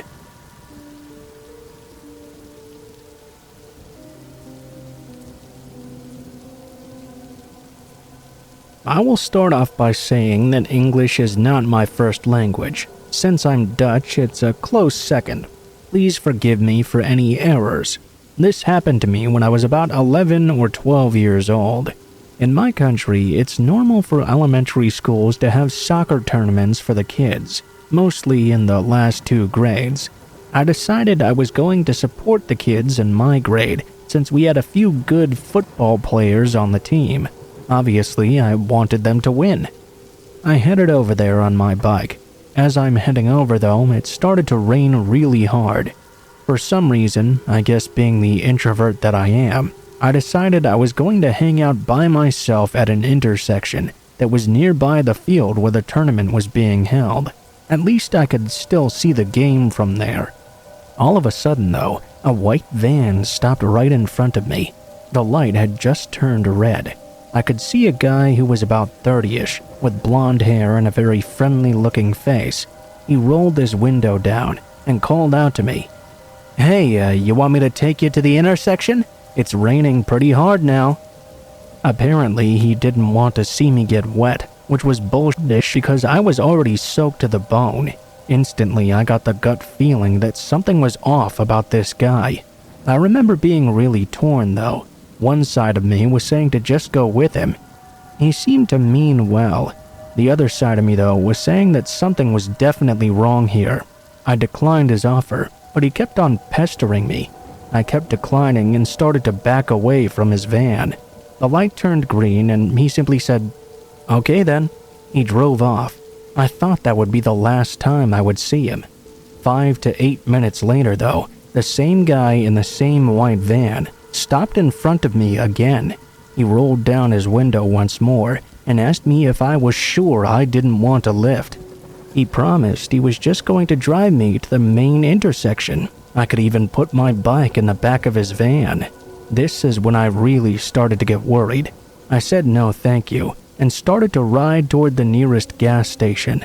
There were a lot of people there. I was scared, so I waited for about 10 minutes at the gas station before I jumped back on my bike and went full speed toward the field. It seemed to me there were about 1,000 people there. I never saw the guy again after. To this day, I can still recall the guy's face. He seemed like he was acting friendly, so I'll never be able to 100% confirm if his intentions were right or wrong, but I could definitely tell something was off there, especially after he came around again. I wonder if he might have done this to other children, since he seemed a bit more perceptive than the usual creep and had a genuinely nice-seeming persona, not at all like the creepy old man you'd expect. Either way, I hope I don't see that guy ever again.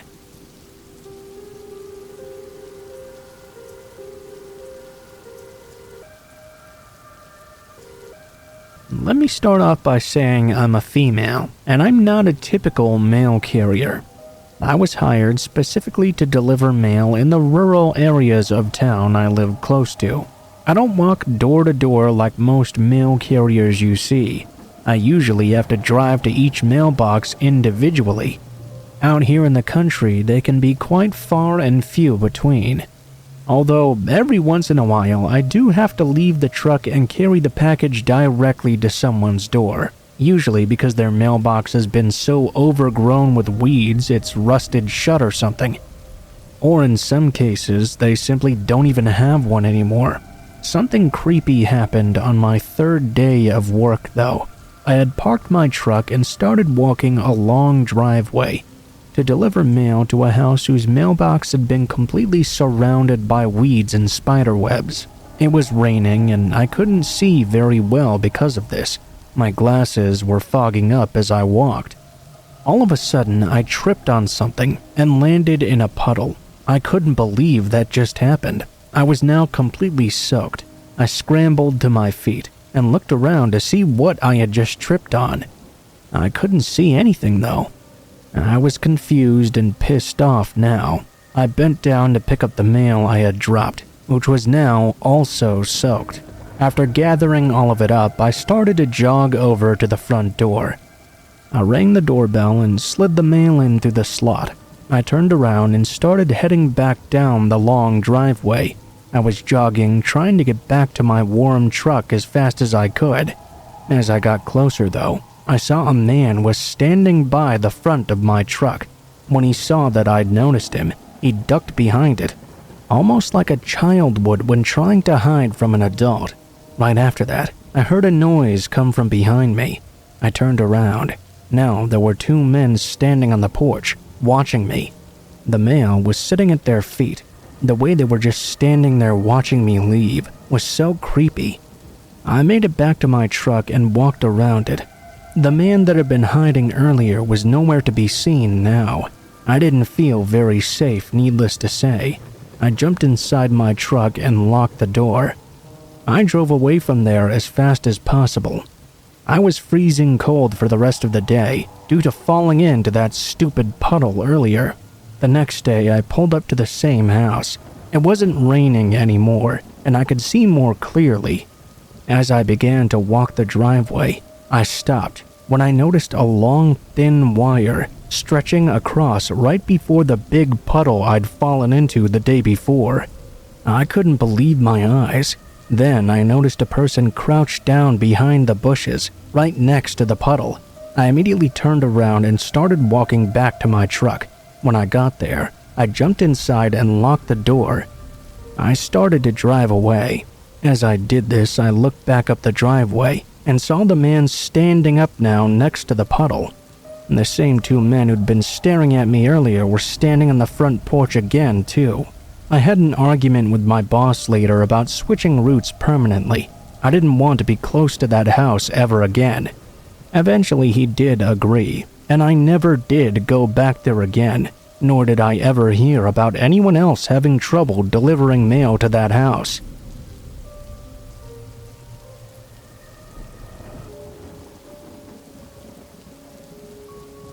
So this happened a while back when I was in my early 20s. I was working at a small retail store in my town's mall. It was coming up to the end half of the day, and I don't know how I noticed it, but an older man, probably in his 50s, I'm not quite sure, had walked past my store 3 or 4 times. Not consecutively, mind you, just every now and then he would return to pass by. I worked at one of those little custom jewelry stores, so it was odd for an older male to be walking past so many times. I didn't really think that much of it though. It soon came to closing time, and I had to catch my bus home at around 6:30 p.m. I remember it was transitioning into winter because it was so dark out by then. I'm a very paranoid person by nature, and I still live by the rules of stranger danger. Even now, when I leave work, I make sure I change into an outfit that's less fashionable. I don't like drawing attention to myself in any way possible, so I try to make sure I'm as covered up and average looking as I can.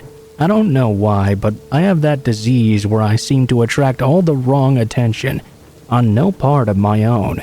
As I said, I was waiting for my bus home, sitting by myself at the town center bus terminal, when guess who walks by?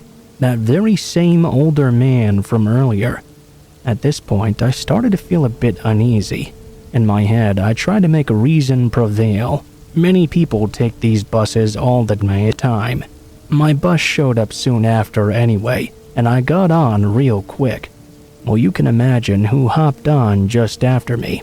I remember sitting at one of the seats facing inward, the ones for wheelchairs and prams. He sat at the first seat above the steps. I remember just staring forward, feeling his eyes burning into me. I kept trying to use my peripheral vision to see if he was looking at me, not wanting him to know that I'd noticed him. The whole bus ride, I waited as he stared at me to see if he would get off before my stop. Maybe I was just being overly anxious and paranoid. You know, a paranoid mind from working overtime. That was until I pressed the button for my stop. I waited until the last possible second to do so, and immediately as I stood up, he did too. I went to walk to the front door of the bus. He exited at the rear at that very same moment. As soon as he stepped off though, I sat back down. I had no idea where the bus would go after my stop, but I honestly didn't care. I'll never forget the look on that guy's face as the bus drove off without him. I'd never seen such anger and hatred in a person's face before as I did through that window.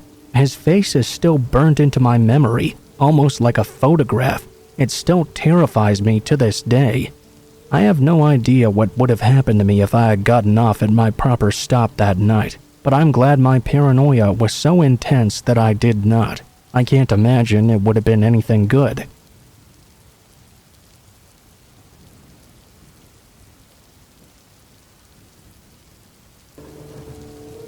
This happened a couple of months ago in February. I'm in northern New Jersey, so it gets pretty cold up here, especially at night. I live on 10 plus acres. There's a popular trail that runs through the entire northern part of the state and runs just parallel to my property. You can't exactly see the trail from our house, and people on the trail can't view our house either from it. All that being said, it's surprisingly private where my house is located. I'm a 21-year-old female, and I work overnight shifts, so when I come home, everyone else is pretty much leaving for work. I'm home alone until around 6 or 7 at night.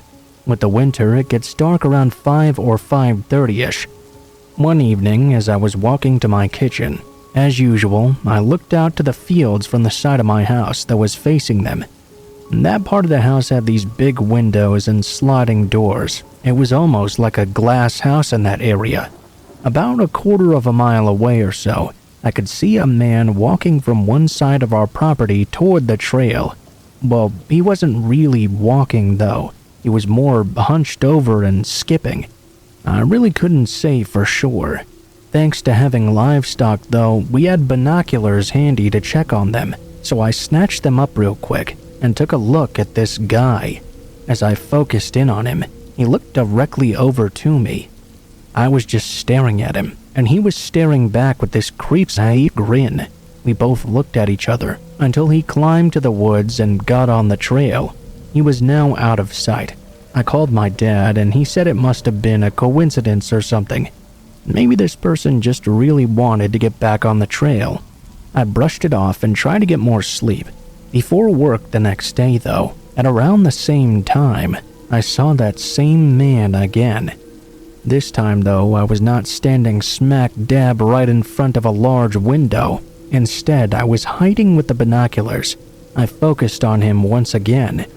I jumped back in surprise, though, because somehow he seemed to be staring right into where I was looking. How the hell did he know where I was? I called my dad, and he didn't answer. I told myself, everything is locked up tight, you're fine. He was back on the trail by now, surely. In between the snow on the ground and the clear sky, the sun was about to fall pretty soon. It was still a bit bright in the fields, though.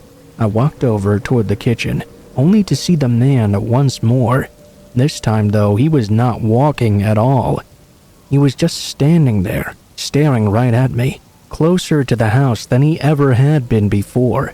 I was freaking out now, and I was a bit pissed. I got it into my head that he was cutting through our private property. Now he was just standing there staring at me. I could still see the huge grin on his face, even without the binoculars. That's how close he was. I picked up my cell phone and dialed 911 as the man continued standing there. I explained everything to the dispatcher, who said it could take up to an hour for a cop to arrive. Thankfully, it took only 15 minutes. The man was still out there standing and staring when the cops showed up. I pointed at the police, who were now coming down my driveway. The man turned his head and looked right at them, then turned back to me and smiled even wider. He then bolts right toward me, smiling like a maniac. It wasn't a genuine smile. It was like a forced, fake smile with just his mouth, if you can imagine that. I ran toward the front door and out to the cops. They came out of their cars, and one entered my house. 2 more went around each side. They caught and arrested the man soon after. When they found him, he was pressed right against the opposite side of the window where I was originally standing at, still smiling. I don't know what came of him in the end, but I do know I won't be seeing him again, and he'll never be allowed on my property once more.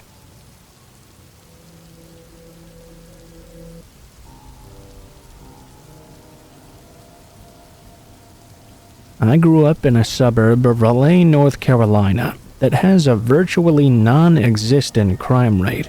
My father and I moved there when I was about 6. He was always pretty busy though, so I pretty much had to raise myself. Naturally, I attended school there as well. Made all my lifelong relationships there, so on and so forth. In 2008, I was a senior in high school, and I had a very close-knit group of friends, primarily composed of people I'd known since middle school. One such friend had just come back recently from Holly Hill, which was our local mental hospital, after a suicide attempt. Matt had been gone for a couple of weeks. I saw him in the courtyard before heading for class. Unfortunately, I didn't have time to talk to him though, so all I said to him was, "Welcome back, I missed you."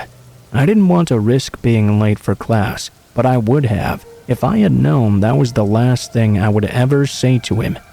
Matt had suffered from depression and dementia for years, but he kept a pretty good rap on all the details, so none of his friends really had an inkling of how severe it was. That was until the aforementioned attempt. We got out of school for Thanksgiving break, and one of our mutual friends messaged me on Facebook asking if I would like to go paintballing with them on the night of the 30th. I had to turn them down because I had to see my grandparents the next morning for a late Thanksgiving celebration. It wasn't really that big of a deal, just kind of a disappointment. Break came and went. We went back to school and Matt was once again absent. There had been a rumor floating around that he had run away from home and gone back to Washington, D.C. to look for his birth mother or something. I wasn't really sure I believed that though, especially that he would go off on this long-term trip without mentioning it to me first. In between switching classes, I tried to call him on his cell phone, but it was off. I didn't think anything of it though. A few days later during lunchtime, there was some buzz around school that Allegra, one of our mutual friends, and Adele, someone else who was more like an acquaintance than friends with us, but we still knew of, had been taken out of class and arrested. We had no idea what happened, but I had a strange feeling this had something to do with Matt's absence. After that, all I could really think about was where Matt was. I also thought about the fact that Allegra sat behind me in Shakespeare class, and she had been really tired the day Matt disappeared. She slept all through class that day. The school tried to keep everything quiet in regards to the students theorizing and talking to one another, but it was high school and word travels fast. Whenever we weren't talking, we were all texting each other about it. Our local news website reported in an article that 4 of Matt's friends had been arrested in connection with a body found in Allegra's parents' summer home. You guessed it, it was Matt. After a while, Allegra and 2 of the people from Matt's circle of friends went on trial. Allegra received 2 consecutive 20-year terms for conspiracy to commit murder and murder in the second degree. Adele received the same. The 2 others in the trial received a life sentence for first-degree murder. As I watched the trial unfold, I found out that they'd all killed him together on the night of November 30th, the very same night they'd asked me to come paintballing with them. There was a long period of time when I kicked myself for not going that night. I always think that if I would have gone, maybe I could have had some small influence in stopping them from doing what they did that night.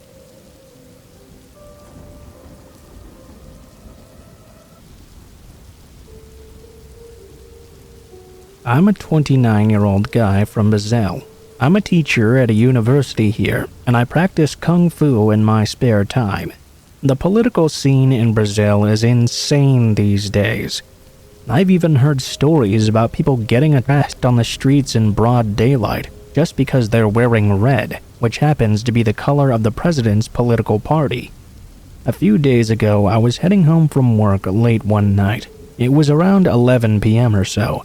I got on the bus, but as there were no seats available, I stood near the exit door as I usually do. I got my MP3 player out from my backpack. Yeah, I do still carry around an MP3 player. I turned on some Black Dahlia.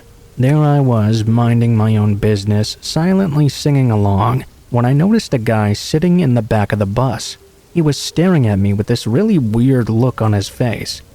I actually thought it was kind of funny at first, but when he didn't stop staring, I figured he must have just been lost in his thoughts or something and happened to be looking in my direction. I went over to the other side and glanced up at him again.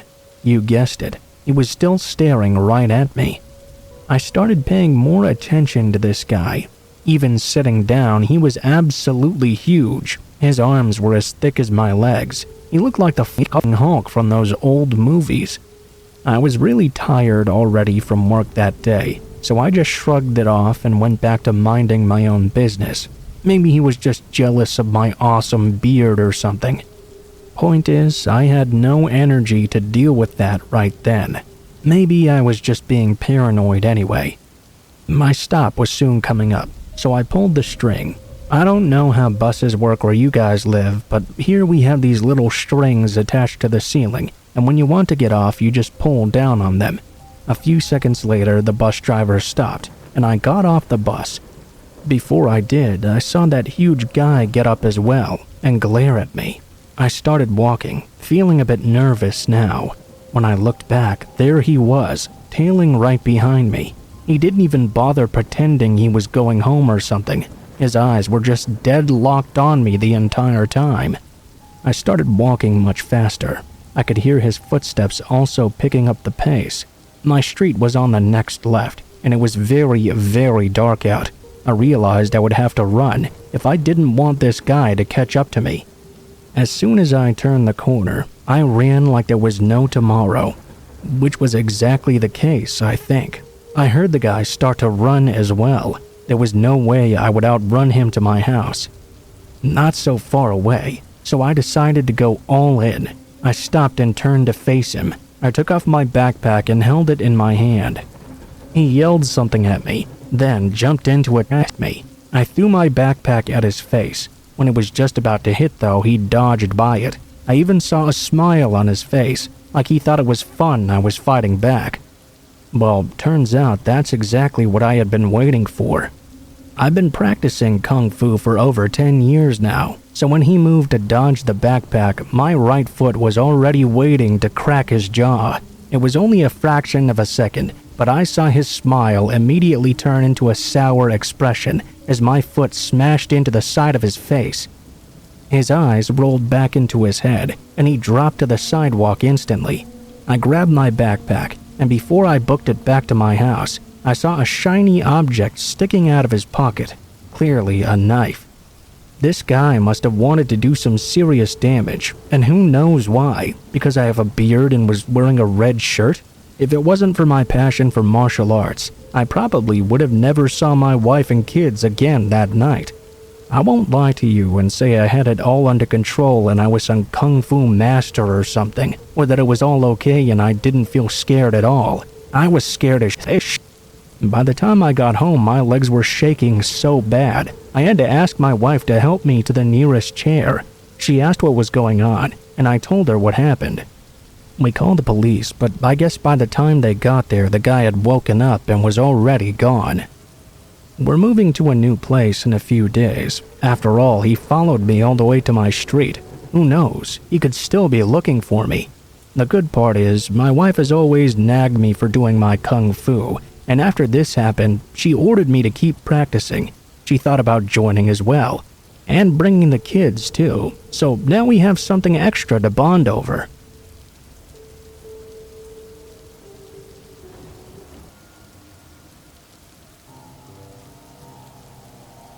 When I was little, I spent a lot of time at the park. My mom was a stay-at-home mom, and she would often take me and my friends there almost every day during the summer. If we were lucky, she would buy us each something from the ice cream truck as well. This was one of those lucky days. The story takes place when I was 6 or 7 years old. My mom had taken me and 3 other girls from the neighborhood to play at the park. It was a sunny, warm, and pretty much absolutely ideal day. The kind you might see in movies or something. Everyone was in a very good mood, my mom included. When we heard the ice cream truck approaching, she gave us all some money to go buy some treats, opting to hang back for a moment and chat with her friend. After all, we weren't going to be leaving her sight anyway, so it's not like anything bad could happen. As we approached, I noticed the ice cream truck wasn't the same one we usually saw. That wasn't unheard of though. There were always quite a few different ice cream trucks driving around town. They would all kind of compete to hit the park crowd, so it was to be expected. This one looked kind of run down though. When you're 7, that doesn't really matter. Ice cream is ice cream all the same. My friends and I raced to get in line, and were delighted to be the first ones there. The ice cream man seemed just as excited to see us too. "I have a special treat for you girls today," he told us, as we handed him our money, silencing a request for our usual favorites. We were all skeptical, but he kept insisting his special treat was so much yummier than any ice cream we'd ever had before. We all shrugged and agreed. Like I said, ice cream is ice cream to young kids. The man disappeared into the back of the truck for a few minutes, and we could hear him giggling. Now, I would find this a bit creepy, but at the time, I actually thought it was kind of funny. A few minutes later, he handed us what looked to be ordinary ice cream sundaes. I promise they're extra good. Don't waste any, he told us, giving us a wink. As we started walking back to my mom, the ice cream truck left immediately. I remember thinking something was pretty off about that. Usually trucks would stay around much longer, getting as much business from all the kids as they possibly could. That didn't stop me from eating the ice cream though. While I was eating, I noticed that something tasted off. Soon my friends were all complaining about how their ice cream tasted funny too. My mom had noticed how quickly the truck had left, so she insisted on tasting mine just to be safe. I'll never forget how quickly she marched us out of the park that day, or how horrified she looked at the time. I didn't understand why she was so upset back then. That was until years later. I was finally old enough for her to tell me the ice cream had tasted like enemies. The ice cream truck guy had baited into our sundaes. The real horror story, though, was realizing my mother recognized the taste of enemies right away. The police questioned my friends and I about the man in the truck, but none of us were able to give a good description at the time. I think they must have tested the DNA in the ice cream. I don't really remember much from the whole investigation though, because my mom shielded me from it. I do know, however, that they never caught the guy in the end.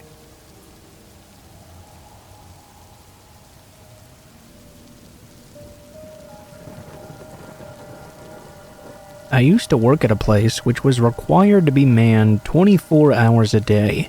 The reason being was that it handled sensitive documents and files. If somebody needed this information in the middle of the night, I would have to fetch it for them, or confirm that I had it otherwise.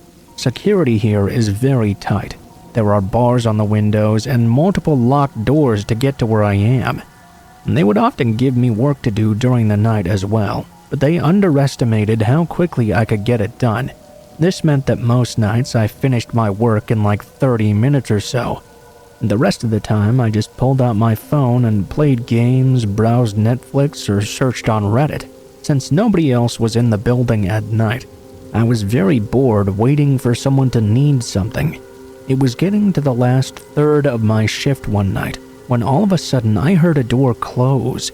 I looked up to the security camera and saw someone walking down the hall toward my room. At first, I thought it was just someone coming in to work ridiculously early or something.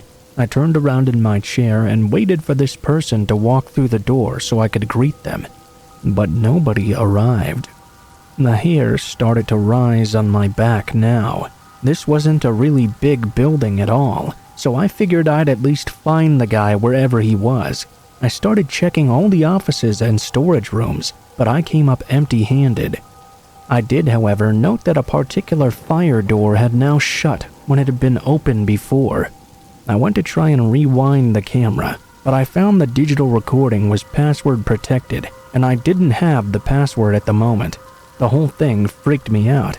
The way the person was walking down the hallway, it was so determined, like they were lasered in on where I was. I sat with my spine tingling for the last couple of hours of my shift. Finally, people started to come in, and my replacement showed up as well. I told her what I'd seen. At this point, I figured I must have just imagined the whole thing. I was told to go home, and the manager and the girl who replaced me promised to look over the camera. After getting home, I called my manager and asked what they'd seen. They said that the video showed the fire door closing, but immediately after, it froze for about an hour. The only thing it recorded afterwards was me reopening the door. They never found the guy in the end.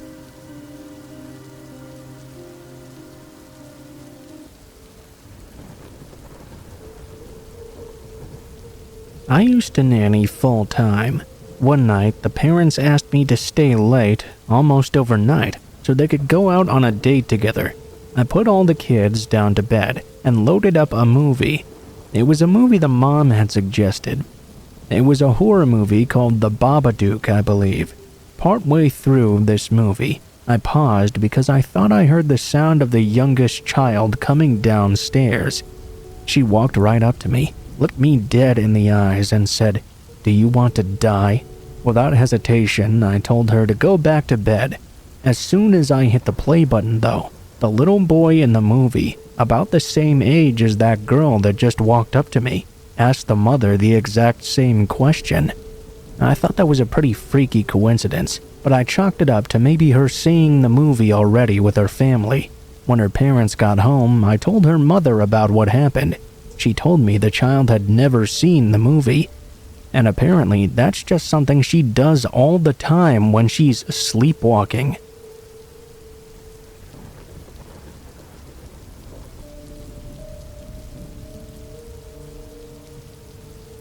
This story actually happened to my father way back in the 1970s in his home country of Fiji. Because of this, there's not really any way I can get any type of newspaper articles or anything like that to prove it to you, but I assure you this is real. My mom, at least, has verified the story, and my other uncles as well. They claim it's 100% legit, so here we go. My dad lived in a farming area, and each of the farmhouses were a few miles apart from one another. When my dad was about 14 years old or so, he was invited to a sleepover at his uncle's house. My dad was very fond of this particular uncle, so he agreed and went over for the night. The uncle had a wife and 3 kids.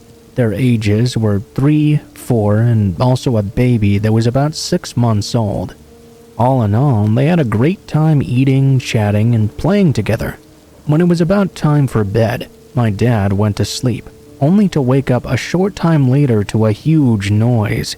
He could hear what sounded like screaming and something that sounded like a gunshot as well.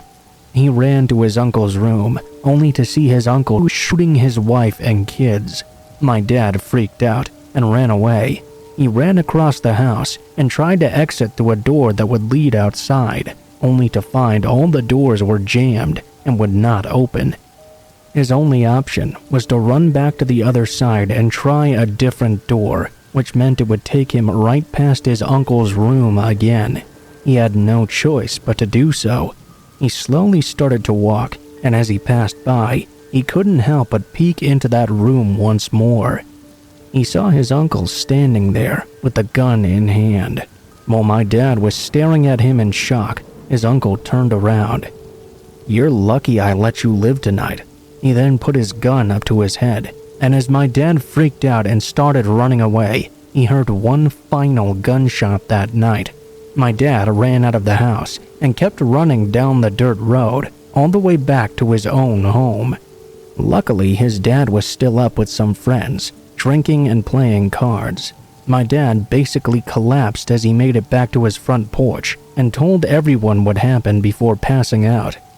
The police went to go investigate and soon found that everyone was dead. A little while later, my dad found out his uncle had quite a few mental issues he hadn't known. He was apparently supposed to be taking medication for it, but he hadn't done so that night. They think that's the reason he went crazy. As you can imagine, my dad was traumatized and had nightmares about this for a long time. Once again, I can assure you this is 100% true as well. I can see it in my dad's eyes whenever he tells me the story. I wish I could have some sort of news article about this, but it was way in the past and in Fiji as well, so of course there's not going to be anything.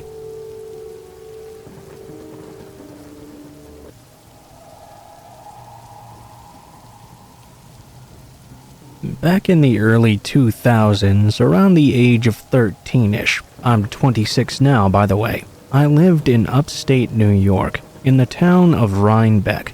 Rhinebeck is a pretty old and fairly sleepy place, all things considered. Our house was up high on a hill, surrounded by dense woods on all sides, except for the street leading up to it. The house was quiet and incredibly secluded. Our nearest neighbor was about a quarter mile down a winding and poorly maintained road, with only a singular streetlight, much too dim to offer much visibility at all. For this story, I'll need to give you an idea of the layout of the house as well. It was at least 2 stories. The stairs were situated right in the center of the house. Our most common point of entry was through the 2-car garage on the side. The front door was to the right of the garage entry, and standing from that door, you could see up the stairs. At the top of the stairs was my parents' room on the immediate right, and to the left was a hallway with 2 rooms side by side.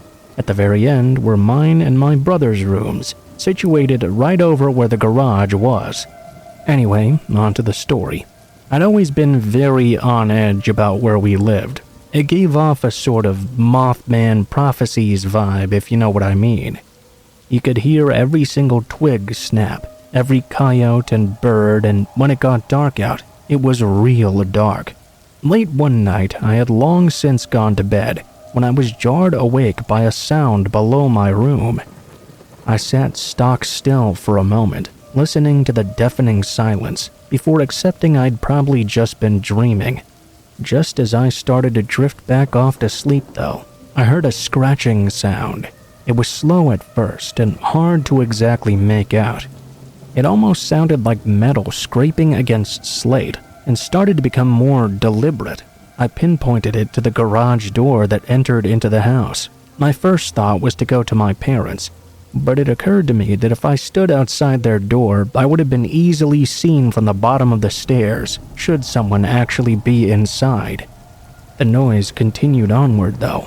Finally, I crawled out of my bed as quietly as possible to lock my bedroom door, then bolted back and covered myself with the covers. It felt like hours passed by. I don't know exactly when, but the scratching did come to a stop by morning. I had pushed it to the back of my mind as all a bad dream. Sitting around the kitchen the next day, I told my parents about how weird it was I dreamt about such a thing. They looked at me very concerned, though, and out of curiosity, they went to look at the garage door. What we found on the other side of it were pry marks, as if someone had repeatedly jammed a crowbar into the door frame and tried to get inside. I stared in disbelief and mild terror. My father changed the lock on the outermost door that led into the garage after, for a much better lock.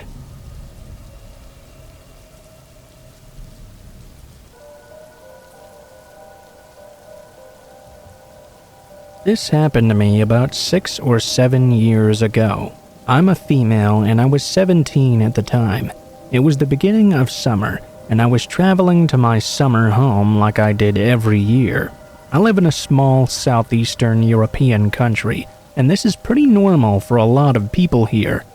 I would usually travel by train overnight, because I would use that time to get sleep for most of the trip, and the train took about 8 hours to get there. It didn't cross a great distance, it was just really, really slow. Anyway, I've done that same trip alone a couple of times already, and I've never really had a problem before.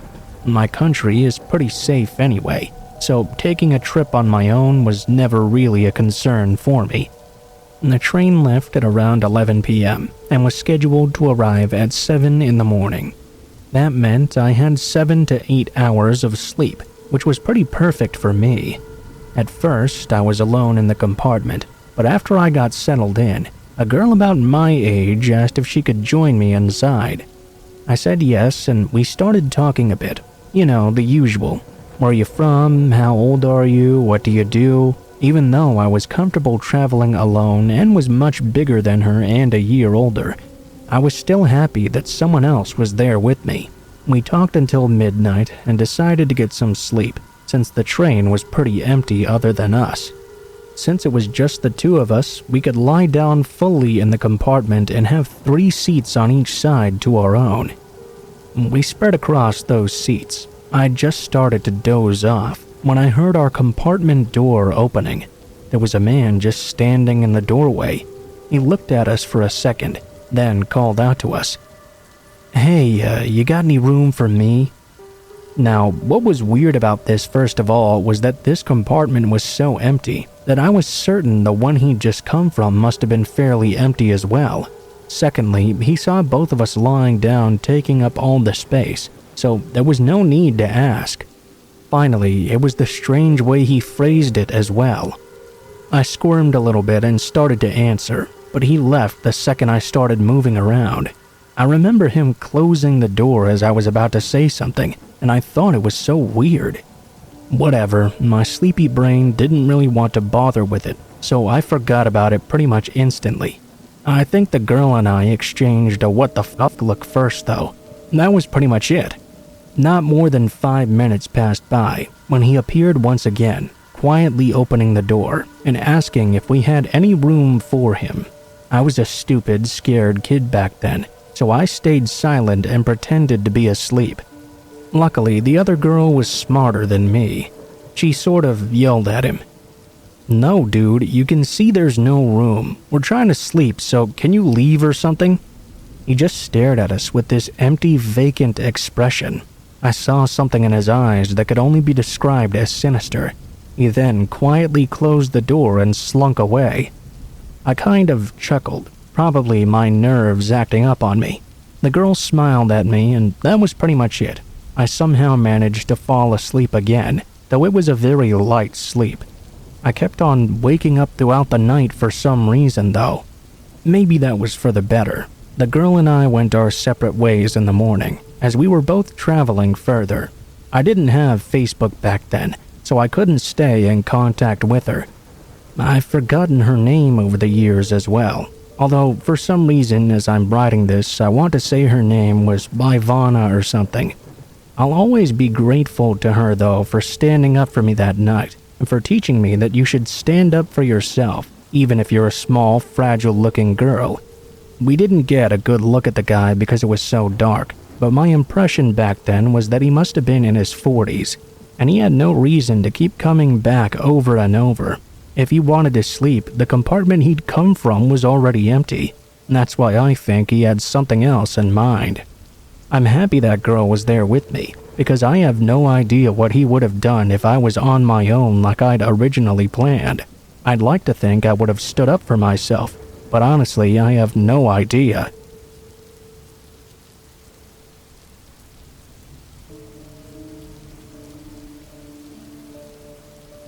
I work in retail, and I have a very unique name. This happened a few years ago, when I first started working at a 24-hour convenience store. At this point, I was working the graveyard shift. I'm used to all types of unsavory folks, but there was this one guy who left me very unsettled. It was about 3 a.m. or so, and unfortunately, I was working all alone. My coworker decided to call out the last minute.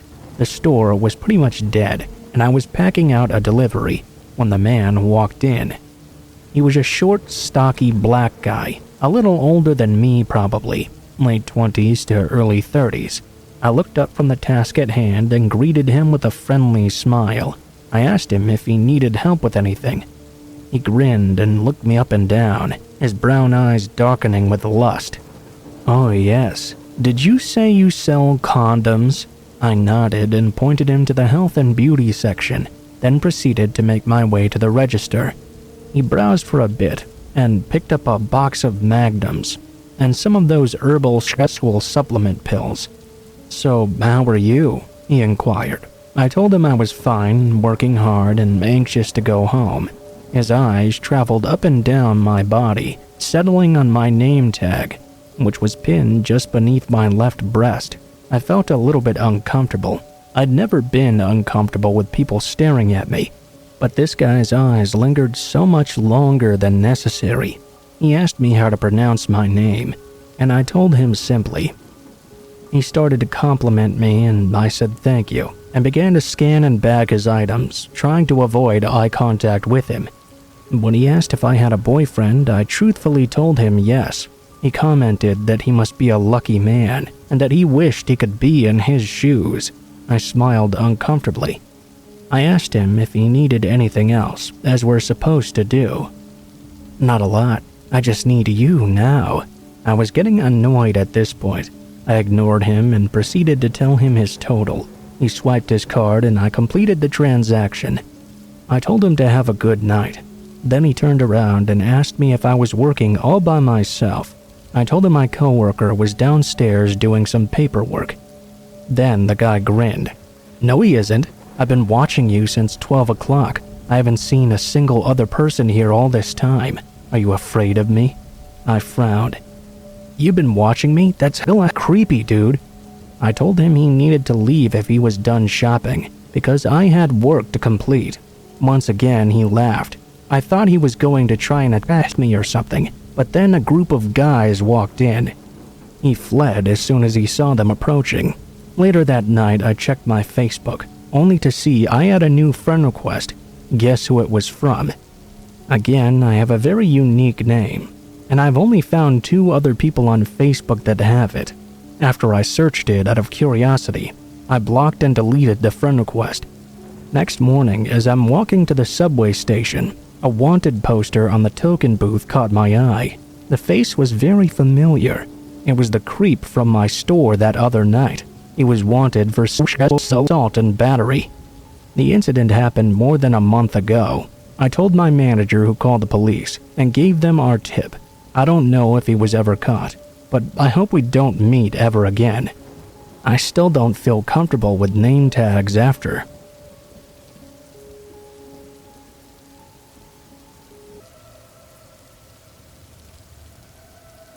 Growing up, I always wanted to go on a bike ride at night. Something about it just seemed really cool to me.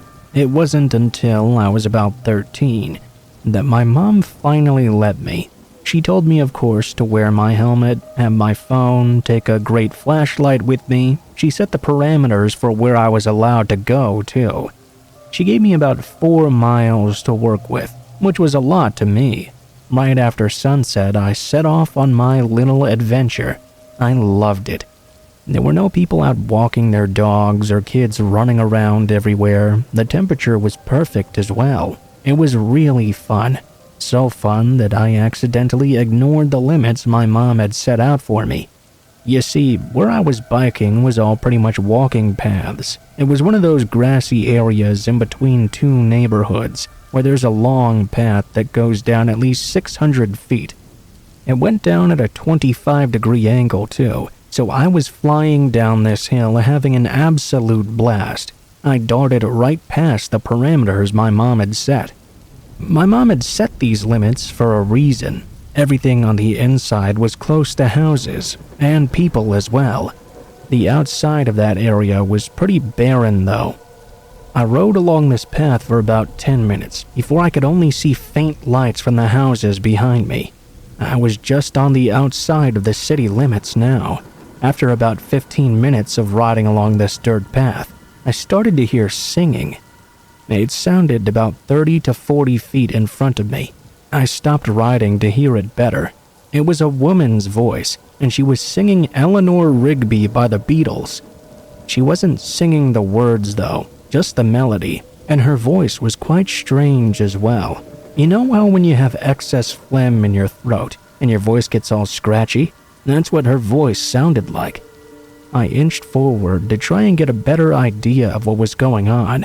As I got close enough, I could see a silhouette of some woman bouncing up and down, like she was headbanging or something.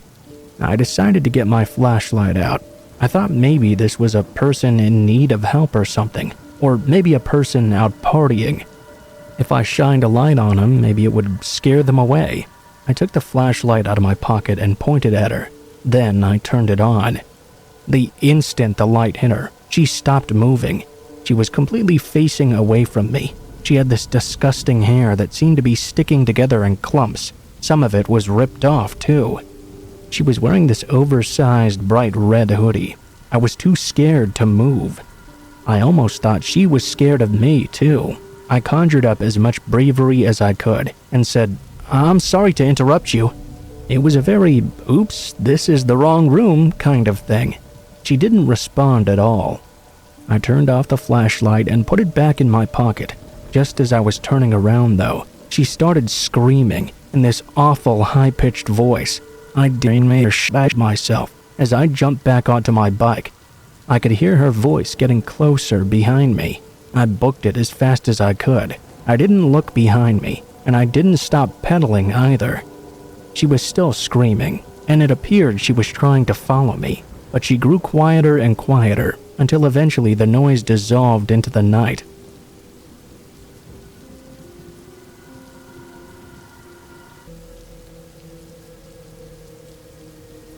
This happened when I was 17.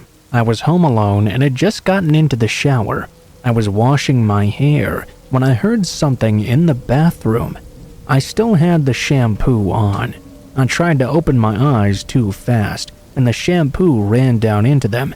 I was forced to close them in pain, but I could hear that it sounded like somebody had just opened the bathroom door.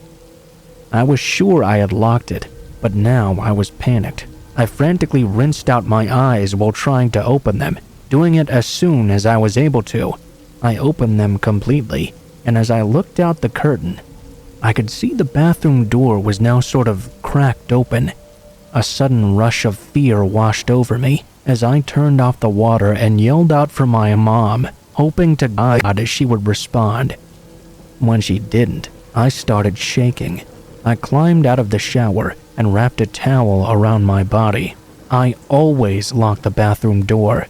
Always. No exceptions. I opened the door fully, and to my horror, I could see that all the way down the hall, the front door was now wide open. My bedroom was right next to the bathroom. I remember rushing into it very quickly. I closed and locked the door behind me. My clothes were already on my bed, so I quickly got dressed and tried to think of who to call first. That was when I heard a noise coming from inside my closet behind me. Petrified, I turned around. My closet was closed. I always left it open. I didn't stick around to see who was hiding in there. I sprinted out of the house and over to my friend's home, who lived just a few doors down. Her dad answered the door pretty quickly, and I used their phone to call my mom, who then called the police after. It was absolutely insane. 2 cops showed up at my house, but they didn't find anyone there. When they assured my mom and I that no one was inside, we finally went back inside with them. I saw that my once closed closet door was now wide open. My dad didn't live with us there, but he did help my mom to buy a gun after this. We weren't allowed to get it right away, and we had to sleep in that house without one for quite a while. It was so eerie, especially at night. Nothing ever happened again after, but we didn't feel better and could barely sleep until my mom was finally able to pick up that gun.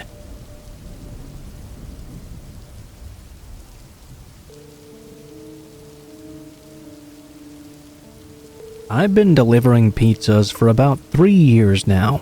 I was 21 years old when this happened.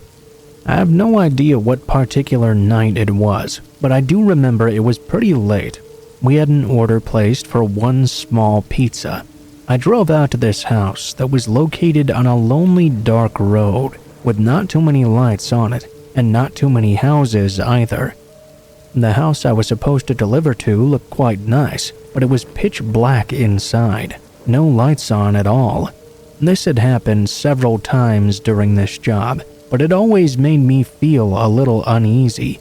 Why would you be ordering pizza and have 0 lights on when the person is supposed to deliver it? I walked up to the porch and gently knocked. It seemed like nobody was home, which made no sense at all. I was secretly hoping nobody would answer though, so I could just leave and get out of there. I was getting an extremely weird vibe. I knocked again and again, but got nothing still. I didn't really care if these people got their pizza or not. I was getting creeped out standing on this dark porch. I turned around to go back to my car, only to stop immediately. I noticed a man was now standing in the middle of the walkway, holding some sort of object. I'm pretty sure it was a crowbar or something like that. I was about to say something, but I couldn't think of what to say in the moment.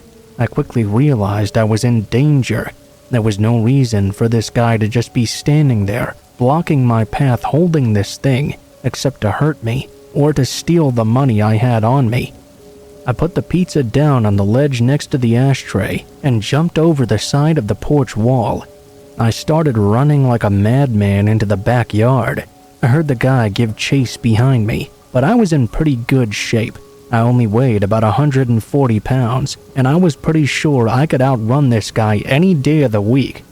I hopped the fence in the backyard that led to the neighbor's backyard.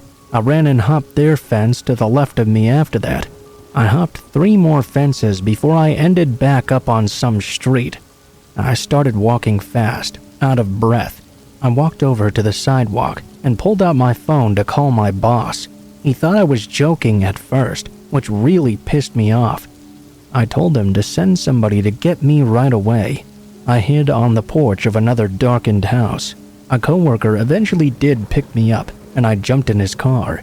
The whole thing felt so surreal. I couldn't believe any of that just happened to me. We drove back over to the house, where my car was still sitting there on the dark street right in front of it. I told the guy who was driving I was not going to get out to get it until we had the police with us. In fact, as we drove by, I could still see the guy who chased me sitting on the porch. He didn't have that object in his hands anymore, though. I could tell he was watching me as we drove by. We sped off and I called the police. We met them nearby, but by the time we got back to the house, the guy was already long gone. The police knocked on the door a few times, and then eventually opened up the front door of the house.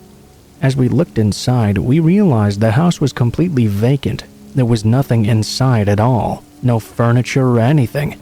This scared me so much, I got back into my car and went back to the pizza place. I quit pretty much right away. My family and my girlfriend convinced me while I was on the way there that it was time to get another job. Delivering pizza can be pretty dangerous work.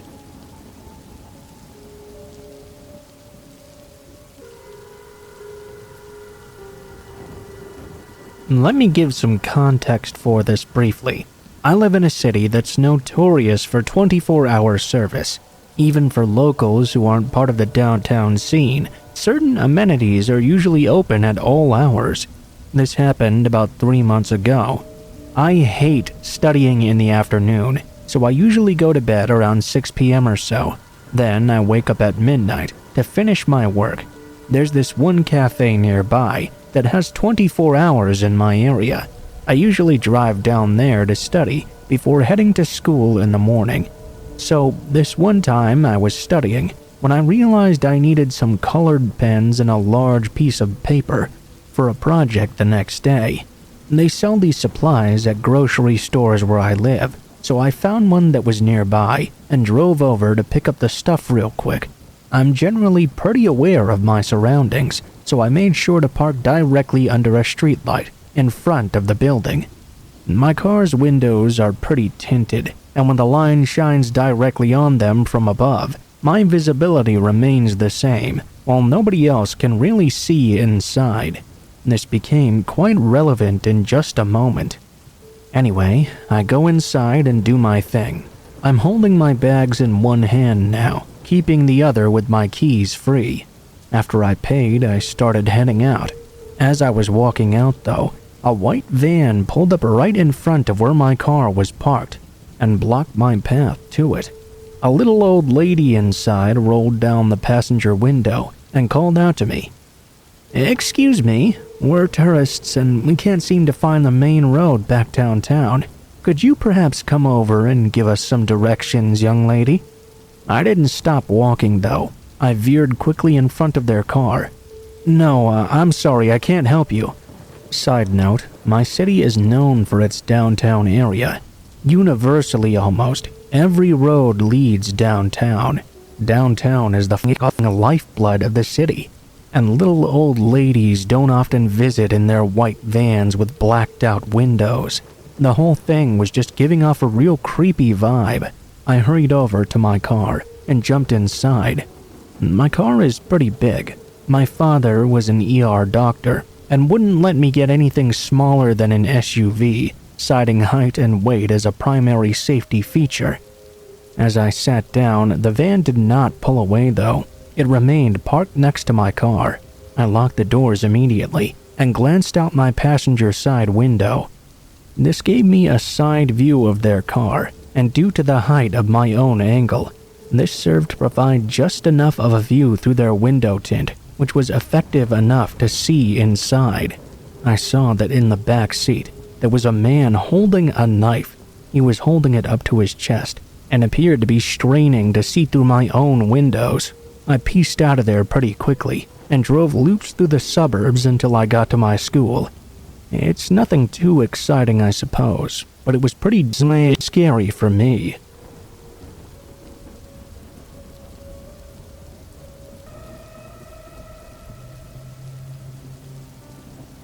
I was a pizza delivery girl when I was younger, and this night I was delivering to a house I had never been to before.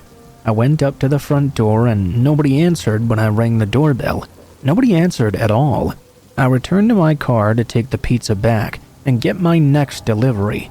At some point during my drive back though, I glanced into my rearview mirror, only to notice a person sitting in my back seat. I swerved my car and slammed right into another car that was parked nearby. I stomped the brakes while screaming. I jumped out of the car as quickly as I could, and the person in the back just started laughing at my fear. I ran into the street and stopped a nearby car to try and get help. The person in the back seat must have been very ill in the head or something. They didn't even try to hurt me or get out of the car to follow me. But when the police pulled them from my vehicle, they found the person had a small pocket knife clutched in their hand the entire time.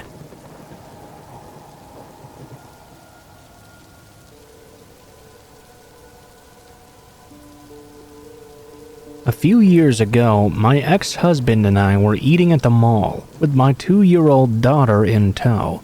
She was happily munching away on a cookie and watching Yo Gabba Gabba on my phone. All of a sudden, this old Japanese man, probably at least 70 years old, walked up to us and started commenting on how pretty she was.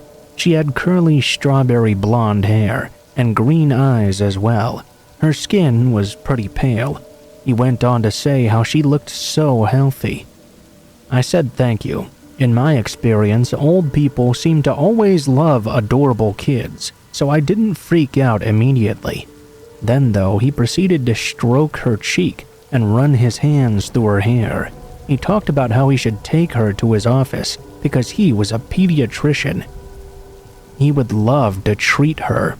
I picked her up from her high chair and held her in my lap so he couldn't touch her again. My ex-husband tried to politely shoo him away, but the guy just wouldn't take the hint. While I was holding her, he bent over me and ran his hands over her leg.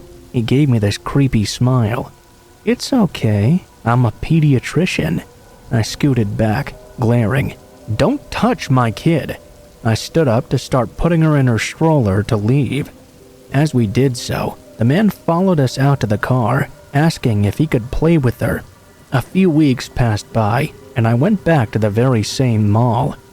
I once again had an encounter with this man. This time though, my ex-husband was at work. I was in Sephora and picking up some makeup. I had my back turned for about 20 seconds, when all of a sudden I heard my daughter crying out for me. I turned around to see the old man had picked up my daughter. I got her back from the man and loudly told him to get the fuck away from my child. I rushed to get mall security, but when they came back to search for the man, he had already disappeared into nowhere. We never went back to that mall after.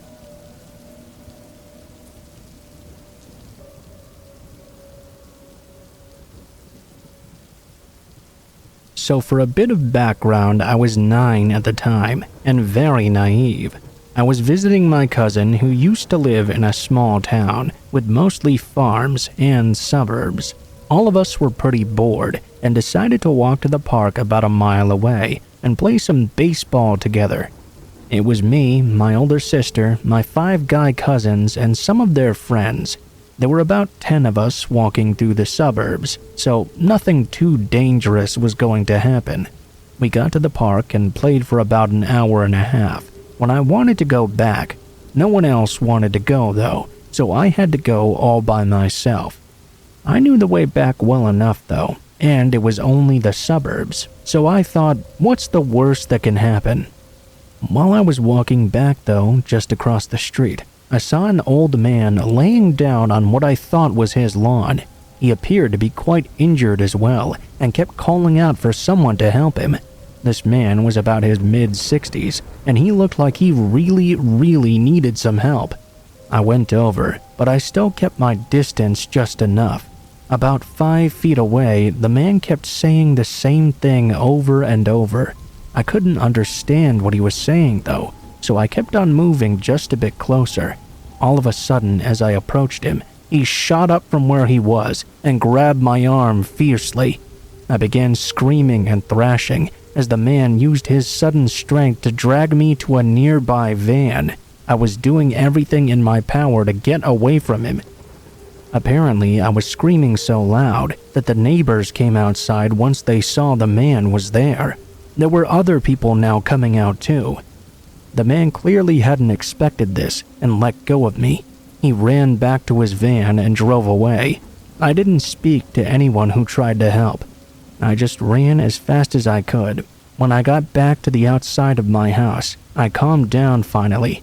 I didn't tell my mother what happened because I didn't want me or my cousins to get in trouble. Obviously, that's an incredibly stupid thing to do in hindsight, but I was very young at the time. The story doesn't end there though. I came back the following year. We were all watching the news when there was a story about a man who was acting like he was in need of help. Once his victims were close enough, he would grab them and try to shove them into his van.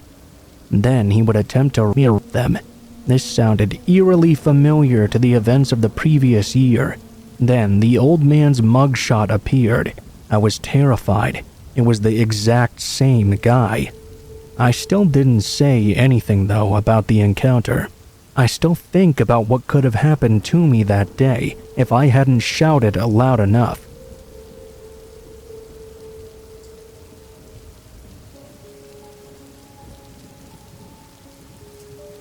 A girl in my high school English class once told me a very scary story. She was 4 years old at the time this happened, and she lived in a house backing onto a park with no fence around her backyard. She had this sliding glass door in her room that opened out to the parkway. It was in the middle of the night, and she was fast asleep when she suddenly began to hear a banging at the door. Being a little kid, she hid underneath her blankets in fear. In the morning, when it had all finally passed, she uncovered herself, only to discover a dead woman covered in blood just outside the door. The door was smeared in blood all the way down the glass. Apparently, the woman had been attacked in the park and run for help. She was trying to get someone else in the house to help her, but she ended up getting smacked to death right there on the girl's back porch.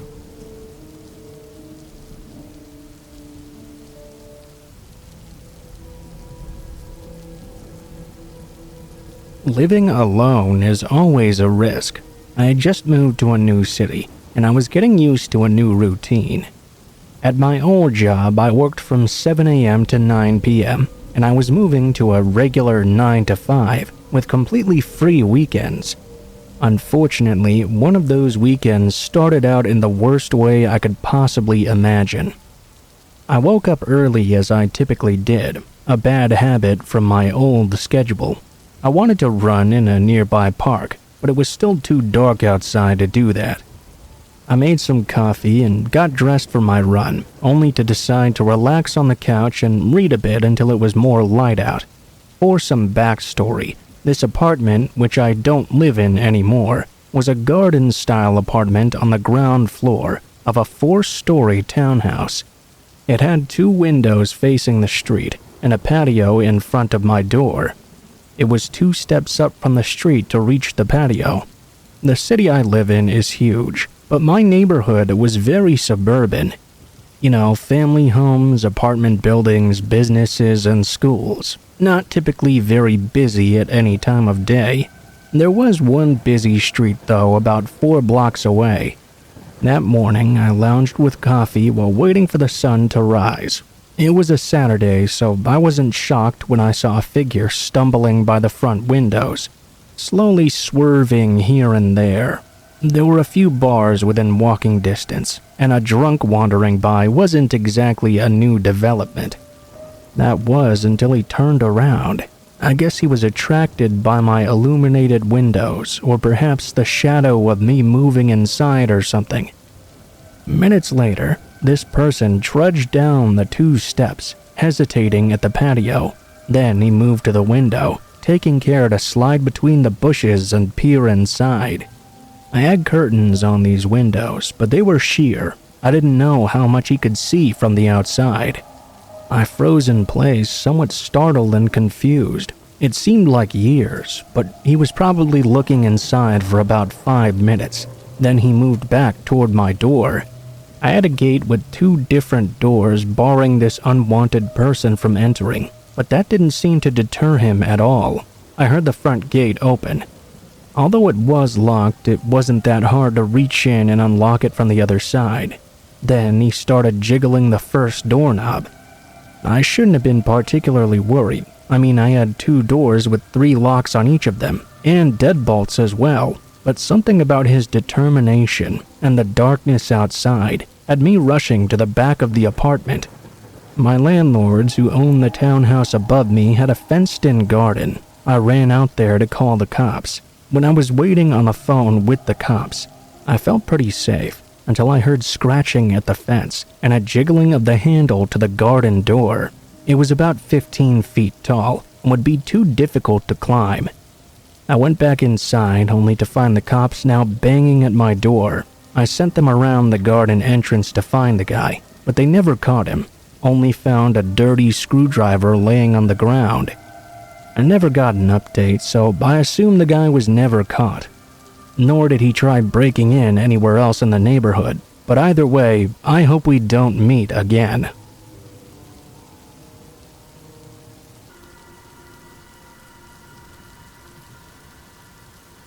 I'm in my mid-20s, and I consider myself to be a pretty small woman, both in height and in weight. I've never taken any self-defense classes, and I would be in a pretty big pickle if someone were to actually attack me. At present, I live in a small suburb just outside of Boston, with 2 other female roommates. We live in a condominium complex that has roughly 200 units or so. Our condo happens to be in the farthest corner of the grounds. We were the last unit in a row of 10, with woods to our left. The back area we lived in was also widely regarded as a high-crime area.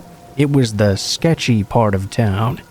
I was never genuinely concerned about my safety, though, until one night in October of 2015. I had just flown back into Boston from a work trip in Tampa, Florida. My flight arrived at Logan Airport around 10:30 p.m. or so. Between gathering my luggage and car, I didn't make it back to my apartment until midnight. I locked my car and grabbed my suitcase, then headed inside to my empty apartment. I wasn't too worried about staying in the condo alone at the moment. It was already a pretty typical situation, with my roommates often working late or staying out with their boyfriends. I always locked the screen door, then the wooden door after. I felt like that was enough protection from the outside world. I was greeted by my cat when I went into my room. I noticed, though, that the temperature was unusually warm for October. I opened all my windows and crawled into bed. I should note, as I mentioned before, the back side of the apartment was surrounded by woods. We have a row of parking spaces directly behind us, but other than that, it's strictly forest. That particular night, I had been lucky enough to find a parking spot directly beneath my bedroom window. At 3:30 a.m., I woke up to the sound of footsteps and rustling outside. I figured it was one of the other residents either getting back from the bar or grabbing something from their vehicle, so I rolled over to try and fall back asleep. After about 4 or 5 minutes of this loud, continuous rustling, though, I decided to check out what was going on. To my horror, as I looked outside, there was a massive man wearing all black clothing and a black mask as well. He was inside the passenger door of my car, going through all my belongings. I was so shocked to see that someone was inside it that it took me a few moments to understand what was going on. Realizing someone had broken into my car, I immediately panicked. I have a spare apartment key inside my glove box, which was the area they were searching. My apartment door was only a few steps away from where he was standing too. I knew that fleeing was not an option, as he was blocking the only exit. I knew that if he were to use that key to get inside, I would be in a very dangerous situation. Out of pure stupidity, I grabbed my car keys and hit the lock button, which caused my car to beep loudly.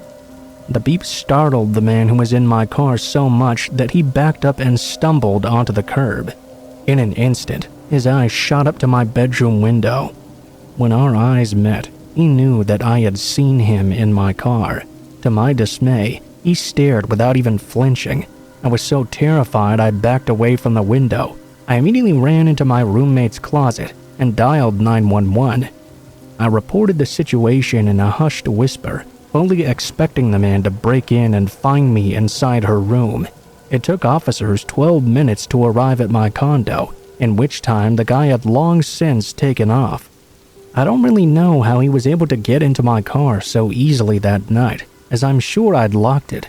Amazingly, nothing was taken except for that key. I didn't have much in there anyway. The other scary thing is that the latch on our screen door was completely broken off. I didn't hear him trying to gain entry into my home, but I was also in the closet and on the phone with police, so who knows what I didn't hear in that moment. All I can really say is I'm lucky I had my windows open that night and interrupted him. Otherwise, he might have used that key to get in without me knowing.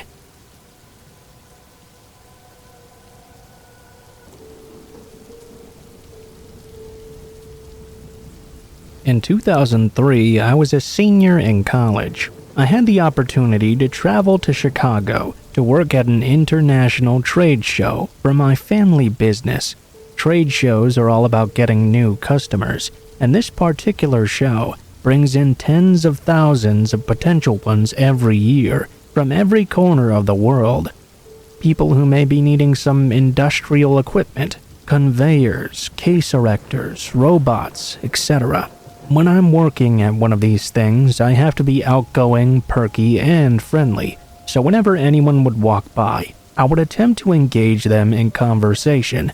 Conversations turn into leads, and leads turn into sales. That is, except when the only thing the guy wants is to buy a bride. It was the second day of the show, and my dad and the other salesmen were off getting lunch. That was when a very short and attractive man in his mid-60s stopped by the booth. I engaged with him and we discussed his industry, pharmaceuticals I supposed, as I scanned his badge. He didn't leave after the conversation ended though. Instead, he started complimenting me and staring at me. Me being 19 and working this as my first show, I didn't quite know what the boundaries were yet. I took it all in stride as gracefully as I could and tried to direct him to a more business-related topic. It didn't work, obviously. He started leering at me, telling me how well off he was and how I would make a great wife for him. After about 15 minutes of this and other customers coming up as well, he picked up one of my dad's business cards and left. I thought that was that. I laughed about this later actually with one of the guys across the aisle, and even with my dad too. That was until that night, when my dad's cell phone started ringing. The call was from me apparently. My Prince Charming had called every hotel associated with the show until he found the exact one where we were staying.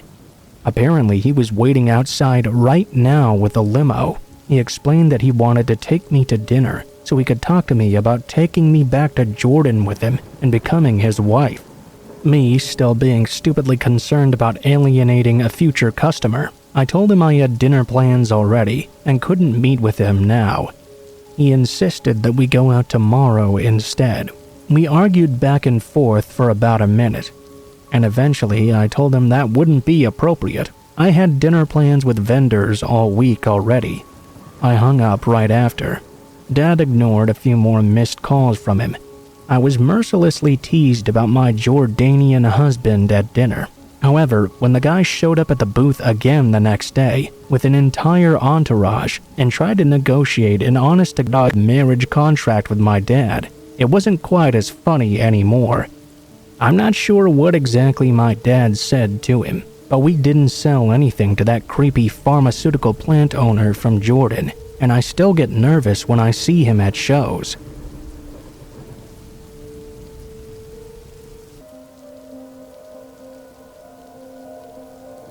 I'm a woman in my 30s who lives alone in a small house at the head of a quiet cul-de-sac in the UK. The street is a maze of roads away from the main road, which means that other than delivery guys and the occasional salesperson, you will rarely ever see anyone you don't recognize. I don't exactly know all my neighbors even. I do know what they look like though, and I at least know the area around where they live. I can recognize some of their cars, etc. This weirdness happened over the space of a few months several years back. I work from home, so I'm usually inside. Sometimes I don't have a lot to do either. The first day was one of those lazy days. It was about 4 p.m. and I was sitting on the sofa, watching some daft shit about alien cover-ups. All of a sudden though, someone knocked on the door. I have a surveillance camera hidden in the wooden canopy above the front door, so I checked to see who was there. I wasn't expecting any deliveries, and I couldn't be bothered with any door-to-door person. Instead of any of that though, I saw a woman who looked to be in her early 50s, very smartly dressed with expensive clothes and jewelry as well, stuff I could never afford. Most people around here generally couldn't afford it either. It's not exactly an affluent area. This lady stuck out like a sore thumb because of this. She looked flustered and agitated, glancing toward the back garden, before trying to look through the tiny frosted glass window on the front door. I also noticed she was carrying a dog's lead but didn't have a dog with her. As it happens, at the far side of my back garden, there were 2 hedges. There's the hedge that I own within my property boundaries, and a second hedge outside my boundary that's council-owned, along a small grassland where people tend to walk their dogs. I know for a fact there's a hole in that council-owned hedge, which I've reported to the council at least a dozen times over the past decade, and they've done the square root of sod all about it. Because of my hedge, I can't reach into it and do anything myself. Consequently, when I saw the dog's lead, I thought, man, I bet her dog leapt through that hole. If it was a big dog, it was not getting into my garden, but if it was a small dog, it might be able to work its way through. I figured maybe I could put out some meat and help her lure it out or something. I'm a dog lover, so I wanted to help the woman if I could. When I was a kid, my own dog went missing for several weeks, and I thought I was never going to get him back. I remember that heartbroken feeling as I looked at this woman outside. I opened the door, and the woman gave me the strangest look. It was like she hadn't been expecting me to actually answer the door, almost like I shouldn't be there. To be fair, my mom used to live here instead, so maybe she was expecting my mom or something. I said hello, and she just stared at me for 30 seconds. She kept on trying to look past me, as if trying to see someone else. Then she asked to see Margaret. I apologized and told her there was no Margaret at this address. Again, she gave me that look, only this time there was absolute anger behind it. Yes, there is, she insisted. It occurred to me at this point that I had a relative named Margaret, but she lived hundreds of miles away, and I hadn't seen her in years. Nonetheless, just in case she got the addresses muddled or something, I asked, "Are you looking for my aunt?" She just hissed at me. "You know exactly who I'm looking for. What have you done with her?" Absolutely lost at this point. I'd lived there for 20 years. I knew the name of the previous owner as well, so I knew she wasn't talking about them either. Not the names of the neighbors, not the names of people who have lived on the street in the time I'd been there and since moved away. Nobody was called Margaret. All I could do was tell her she had the wrong address. "No, this is my address. You're lying." It was a tad alarming. She had the right address. She hadn't knocked on the wrong door.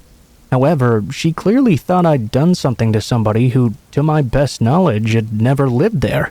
I don't know how long the previous owner had had this house, but we must have been talking at least 30 years since anyone called Margaret could have possibly lived there. At this point, I also noticed that she'd subtly wrapped the dog lead around her clenched fist, like she was planning to hit me or something. In my youth, I'd had plenty of self-defense training, so I was not exactly scared of this middle-aged woman, but I was obviously a bit concerned about the situation currently brewing. I didn't particularly fancy getting into a brawl on my doorstep with a stranger. I was torn between shutting the door in her face and asking what she really wanted. Look, I don't know who you think you're looking for, but if you think something happened to a friend of yours, maybe you should call the police and let them sort it out. Sure enough, the woman immediately took her fist with the lead wrapped around it and tried to punch at me. She slammed her fist into my door as I closed it. I discovered she'd struck the door hard enough to crack the frosted glass window right in the middle. In fact, her hand was bleeding. It must have hurt quite a bit, but she didn't flinch or show any signs of pain. What the hell? I didn't know what to do in this situation.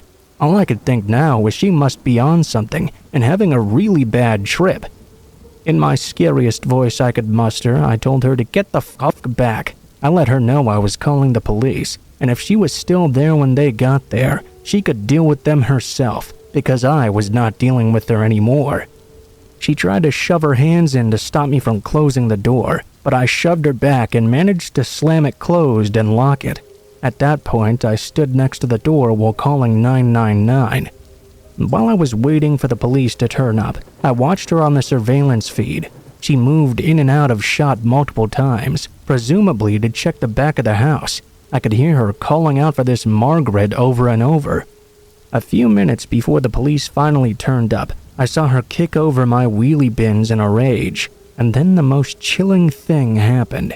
She walked back to the front door and stared right up into the camera. The camera was pretty well hidden, too. I'm not saying it's like a ninja or anything and nobody could spot it, but most people would only know it was there if they'd been looking for it, and most people aren't looking for cameras, right? She knew it was there, must have eyeballed it previously. I reviewed all the footage I had from that day later, and she never made eye contact with it once, never looked in that direction. I checked everything I had as well, and she was only on camera that day. All I could think was she must have been there when the oldest footage got overwritten. While she was staring right into it, she made a throat-cutting gesture before walking off in a hurry. I headed to the window, watching her leave. She was walking like she didn't have a care in the world. The police finally showed up, took a statement, and I gave them a copy of the surveillance footage. I called a couple times to follow up, but nothing. Nobody ever called me back about it either. I won't lie, this did affect me for a few weeks. I moved the knife block closer to the door. I started staying up really late and not getting much sleep. On some nights, I was so tired I felt I was experiencing auditory hallucinations. Every time I heard the gate open, it put me on edge. I'd review the surveillance footage every day. Eventually, as the weeks passed on, I hadn't heard anything else, so I started to regain some of my comfort. I put it down to just a weird experience, but that didn't last. About 4 or 5 weeks after the first encounter, she suddenly appeared once again. It was just after midnight. I was in the living room mucking about on my phone with the TV on low volume for some background noise. All of a sudden, I heard a car door slam outside and peeked out the front window. A dark-colored car was parked at the end of my driveway. I didn't see anyone moving about, but about a minute or two later, the front gate swung open with its heavy metallic groaning, and there was a knock at the door. Even if I wasn't involved in a blood feud over imaginary Margaret, I was not going to answer the door at that time. I checked the surveillance camera. The night vision mode was pretty shittish, but I was positive it was that woman again. I could even see the same dog lead. Of course, she must have known I was watching her, because she stared right into the camera. And let me tell you, when someone is already giving you the heebie-jeebies, the night vision makes people's eyes look soulless. "Shut that f***ing racket off and come out here now!" I had the TV on, but like I mentioned, it was at a very low volume. There was no way she could hear it from outside the door. I couldn't even hear it if I walked to the hallway where the door was at. I was convinced she was mentally unwell. I called the police again. So I'm waiting and waiting for them to arrive, hoping she doesn't start trying to smash a window or something. She begins screaming and yelling, something I couldn't quite make out, but whatever it was enough for one of the neighbors to come and investigate themselves. I watched the neighbor talk to her for a minute. She was still angry about something, wagging her finger toward my front door, but my neighbor was eventually able to get her to leave. He even stuck around for a bit to make sure she was gone. Sadly, that also meant she'd gone before the police turned up again. Another statement, more nothing. I caught up with the neighbor the next day, and he apologized because it didn't occur to him to make a note of the plate. He told me she'd said much the same thing as she'd said to me previously, though. She wanted to know where Margaret was and what I'd done to her.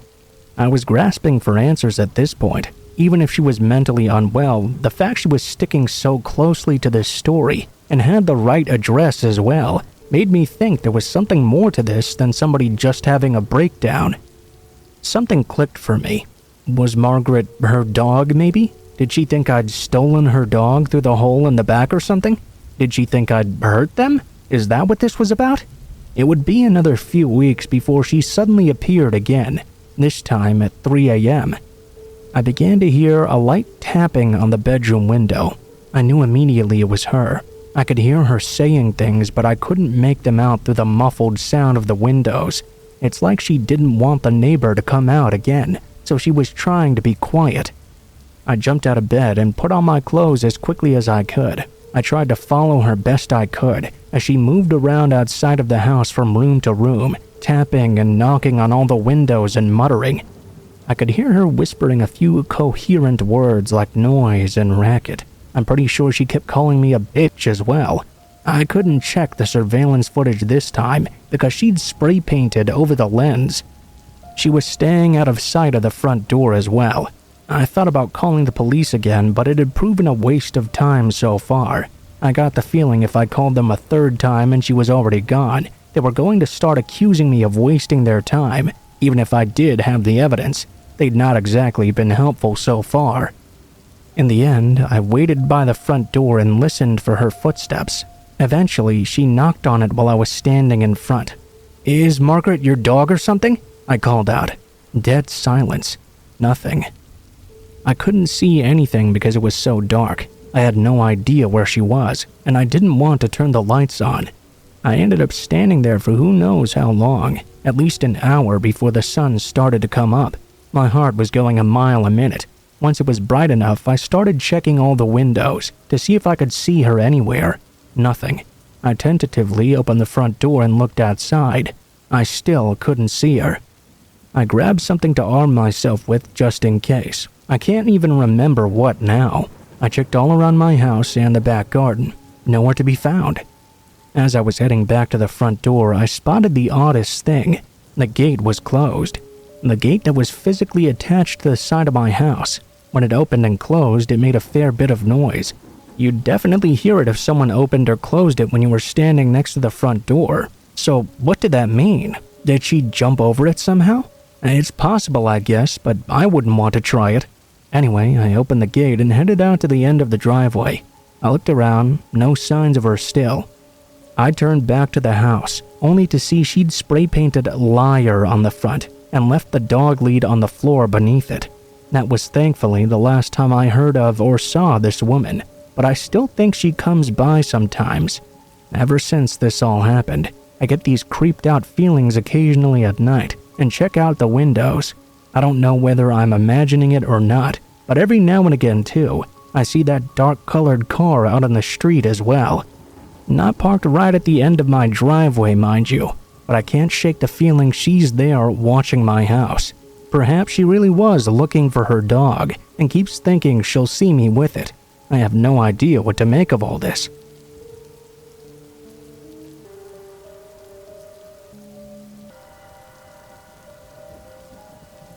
This happened back in 2015 in my hometown, Ventura, California.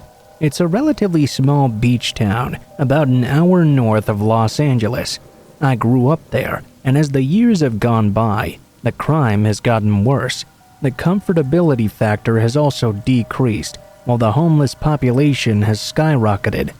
For reference, I'm 22, and I'm a relatively small-statured woman with a very petite frame. My 8-year-old brother could pick me up if he wanted to. and I'm commonly mistaken for being somewhere around 15 or 16. To be completely honest though, it works in my favor somewhat to ward off creepy guys who are deterred by the thought of pursuing a minor. The real gross part is when the young age actually doesn't turn them off though. I worked at a bar in the downtown area of my city, and I really liked my job.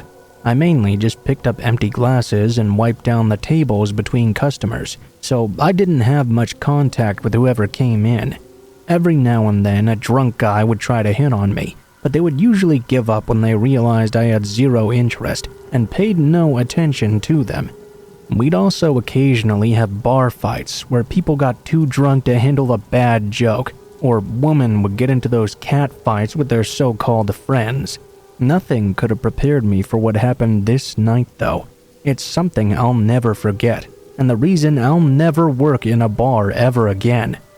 This specific night was my first time working the late shift. I came in at around 8 p.m. Everything was pretty normal for most of the night. That is, until about 2 a.m. when a man came in dressed in torn-up clothing, already reeking of alcohol. Usually, the bar won't serve a man who's already drunk, but our bartender was new, and he felt bad for this guy. Everybody inside did pretty much. He looked completely disheveled, and you could tell there was a 99% chance he was homeless. He looked around 40, so when he ordered his drink, no one asked him for an ID. For the next hour or so, though, I could feel the man's eyes burning into me, and I mean I could really feel them. Whenever I was out in the bar, he would stare at me without even blinking. He wouldn't even look away when I looked straight at him.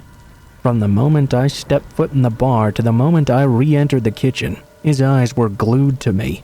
I got the feeling that he probably stared at the door even, waiting for me to come out for as long as I was in the back.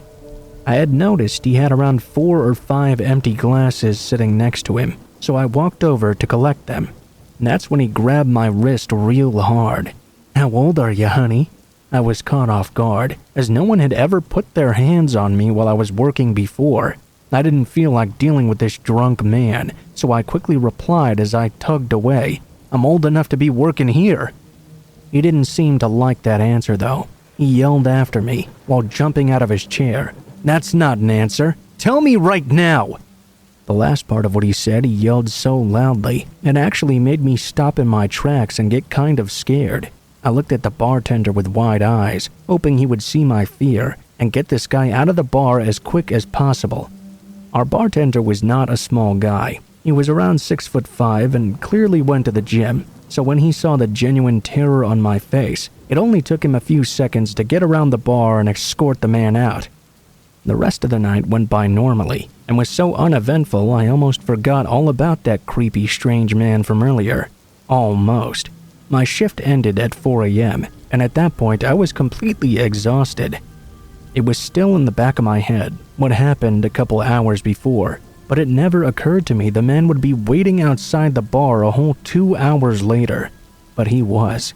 I stepped out of our building into the darkness of the night and began walking down the street toward the bus stop. I was too poor to afford a car, and I didn't mind taking the bus since I only lived 10 minutes away and the bus was cheap. I noticed the man following me as I got closer to the stop, but he never got close enough for me to make out his face or what he really looked like. I wasn't too worried yet. There was still a good distance between us, and I'd be hopping on the bus soon anyway. Except that wasn't going to happen. When I reached the bus stop, the words there almost made me pee my pants. Bus hours 6:30 to 8 p.m. See, it never occurred to me that the bus would no longer be running by the time I got off work.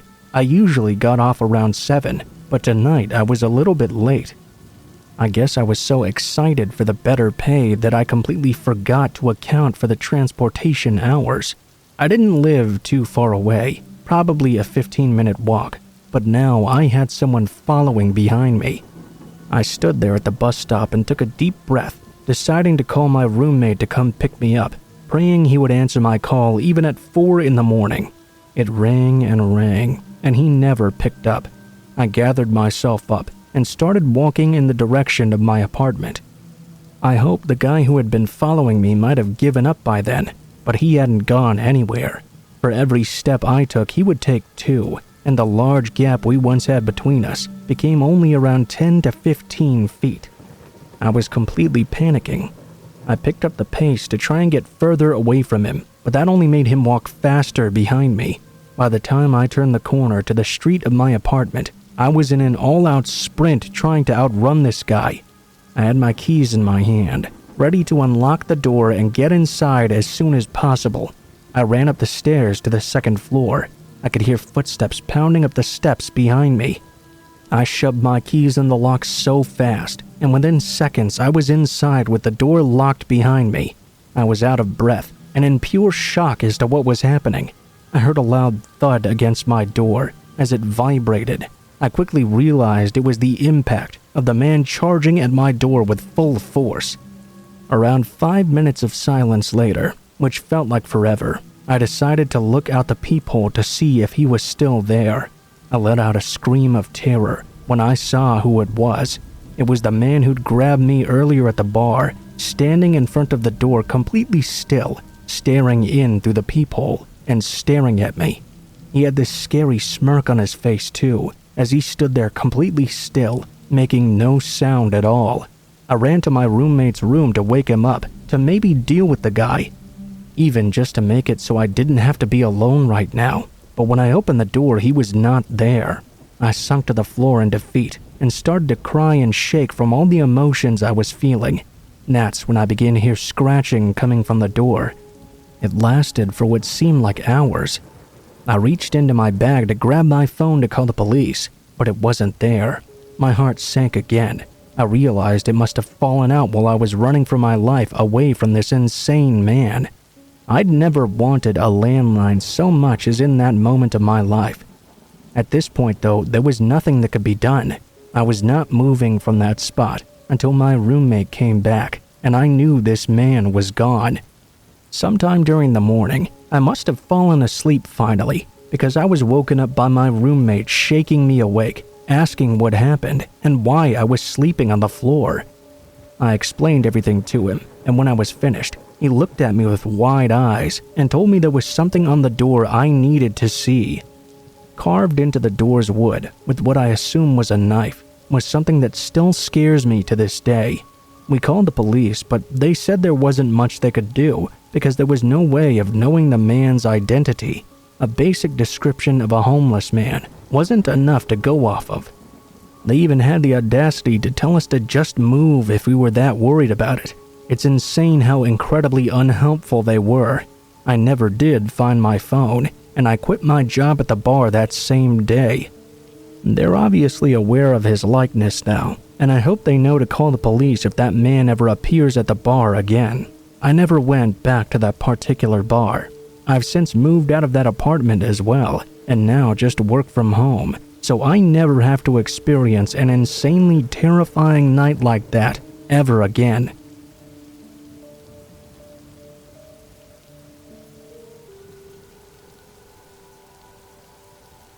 For context, I'm a tiny 24-year-old woman, and I live with my boyfriend in a very small apartment complex, maybe about 30 units. It's a pretty safe town, too.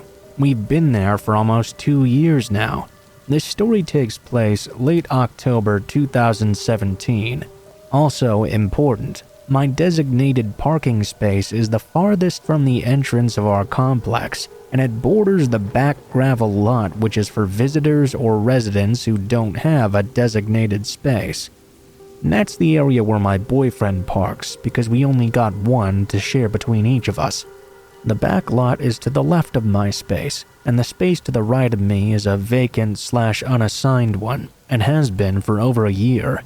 A few months before this story takes place, a white van had periodically been parking in that vacant space to the right of me. It was never consistent, though.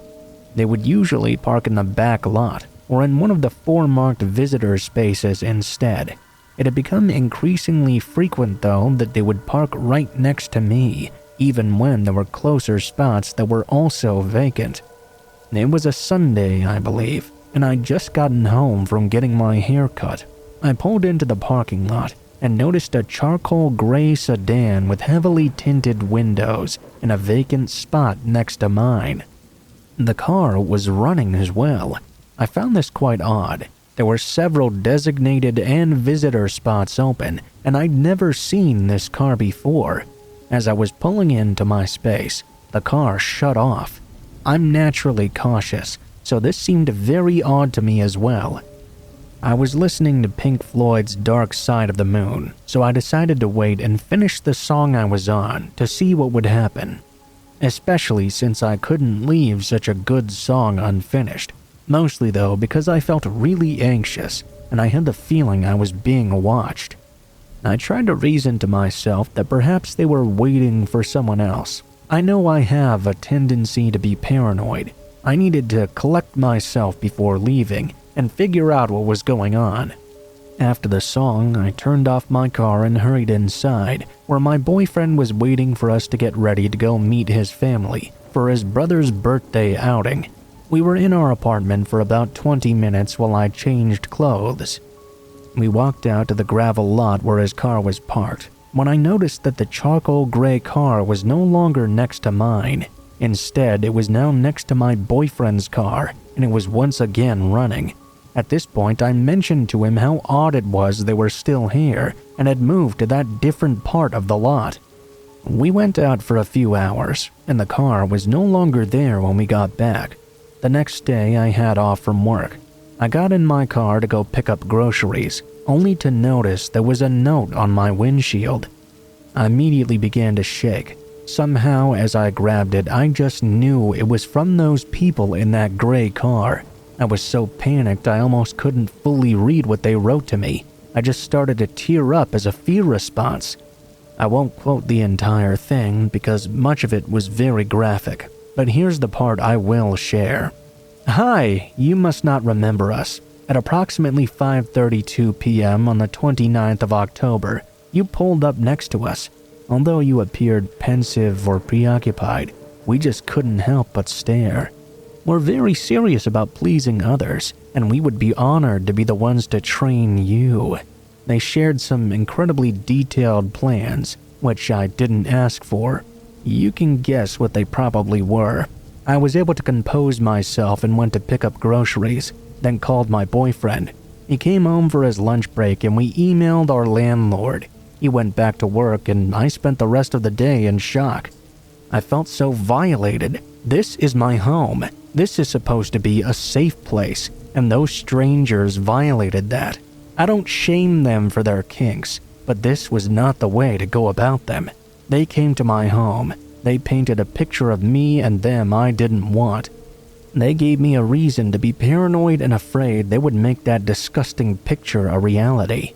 It took a few days, but I did call the police. They came up to our apartment and I told them my story. They collected the note that was left.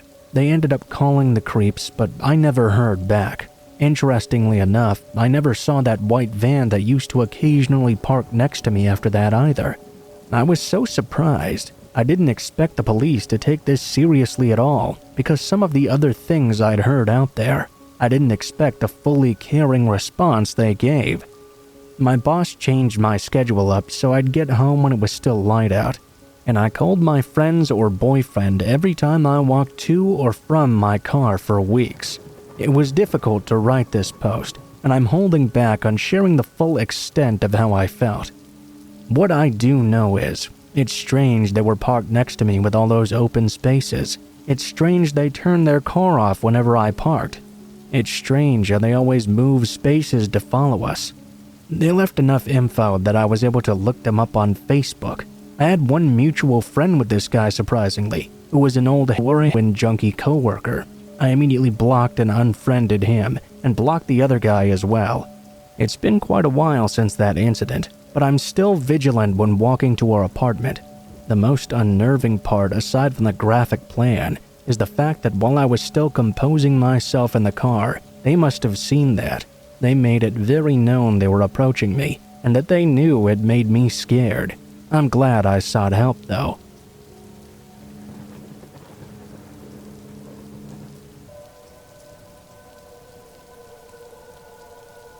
I know a lot of people have a neighbor or at least someone who lives in their neighborhood that's quite a bit weird. When I was growing up, there was this one guy who lived down the block that just always gave me the creeps. The kids all had their stories about him. Also, as an adult, I'd like to think that the stories weren't true, but some of the strange things I'd seen this man do made it hard for me to believe they were fake either. Just to give you a few examples, several times I'd see him flying a kite in the middle of the night, just running up and down the middle of the street at midnight, trying to get his kite up in the air with no wind. It always seemed so odd to me. He'd also just watch people. I know some people like to sit on their porches and watch as people go by, but this guy took it a big step further. If you happened to be walking by the sidewalk in front of his house, his eyes and head would follow you. Then, once you passed by, he'd get up off the porch, walk down to the sidewalk, and follow you all the way until you turned onto another street. Then he'd stay at that street corner, watching you walk away. He'd never follow you after that first turn, though. It was just extremely strange. My weirdest experience with him happened when I was 16 years old. I'd been staying over at my friend Chuck's house, playing video games. We'd of course lost track of time. It was about midnight or so when I saw a streak of lightning light up the sky. Of course, it was followed by the loud bang of thunder. I realized I was going to have to try and get home before the rain started pouring down. My parents had long since gone to bed. My friend's parents weren't exactly too keen on others spending the night there either. It wasn't too long after I'd set out on my way that it began raining too. It was light at first, just enough to make me worry, but then it began raining harder and harder. I decided that if I continued like this, I was going to get soaked and maybe even end up sick at the end of the day. I might as well try to not let it bother me though. It's not like I could turn around and go back. Of course, on the way there, I walked by that strange old man's house like usual. To my surprise, he was actually sitting on the porch, even though it was so late, and pouring like hell. Like usual, he never took his eyes off me while I walked by, but he did surprise me when he jumped off his porch without an umbrella or anything, and began following me through the pouring rain. I was already on edge about the storm, and this was just making it so much worse. I tried to ignore his presence behind me, and figured that once I turned the street he would stop following me like always. The anxiety caused by the loud and booming lightning, though, really didn't lend itself to me feeling relaxed at all. I turned down my street, and after going a little ways down, I snuck a peek back over my shoulder. I was extremely surprised to see that the man was still following me down my own street. From there, I started running, and I didn't look back again. I just wanted to get to my house and out of the rain and away from this strange man. The problem with running in the rain, however, is of course that the ground is very slippery. I tried to cut through my yard, but I slipped on some mud and went crashing head first into the ground. I groaned for a moment, and that groan quickly became a cry when I felt the hands of the man grab me from behind. He flipped me over onto my back and began punching me in the face hard. "Stay the hell off my street!" he began screaming over and over into my face. He had these long, ragged fingernails, and they were scratching deep gashes into my face as he hit me. I didn't know what else to do other than scream for help. I don't know if it was my screams or the cracks of thunder that woke my father up, but he rushed out of the house, saw what was going on, and ran to grab the guy off me. The man kept screaming that I was on his street and to keep me off his damn street. The police arrested the guy, and I had to go to the emergency room. The man was found mentally unfit to stand trial and was committed to a psychiatric hospital. I never saw him again after, at least not for real, but every time a thunderstorm passed through my area, I could see his face in my mind.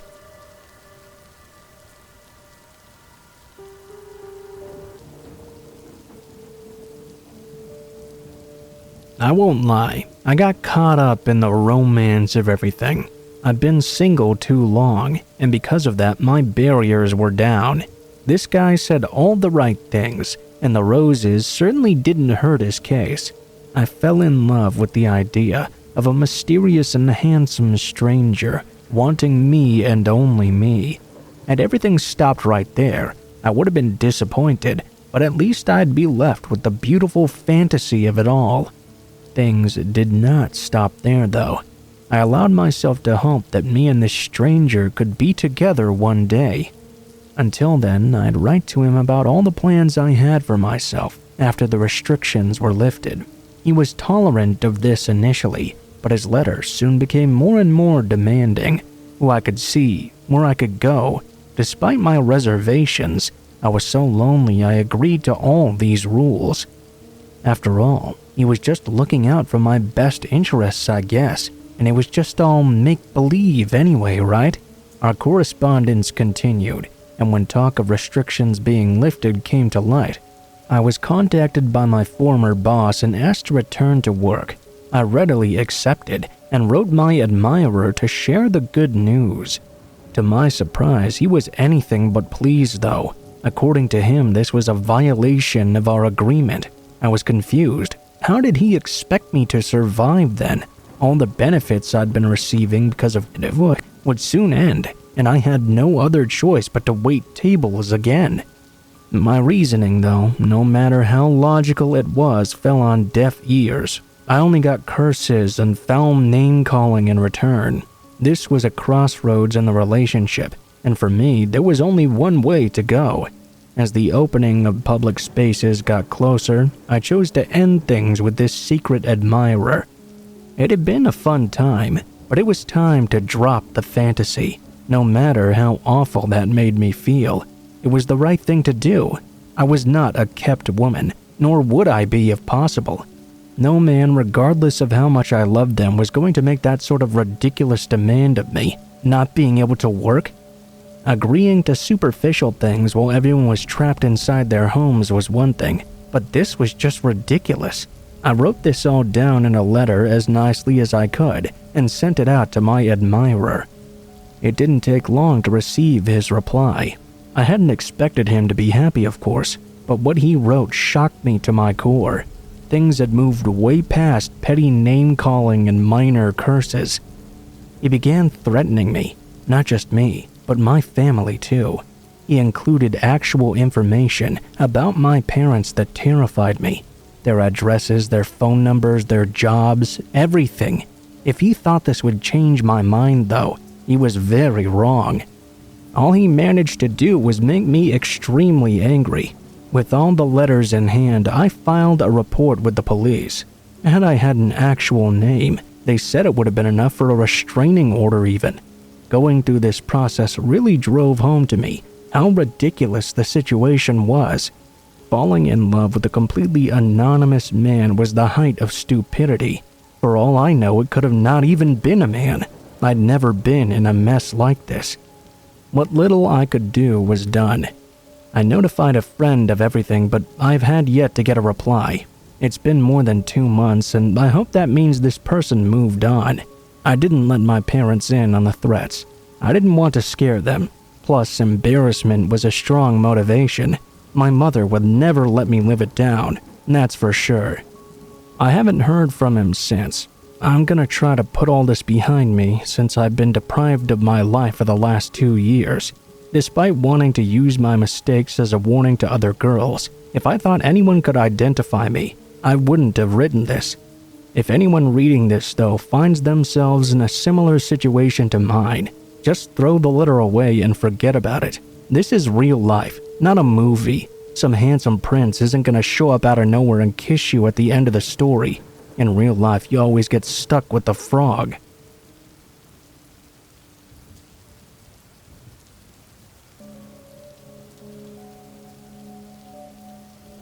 I grew up out in the country. My family was from a really low-income area, and most of us were on welfare.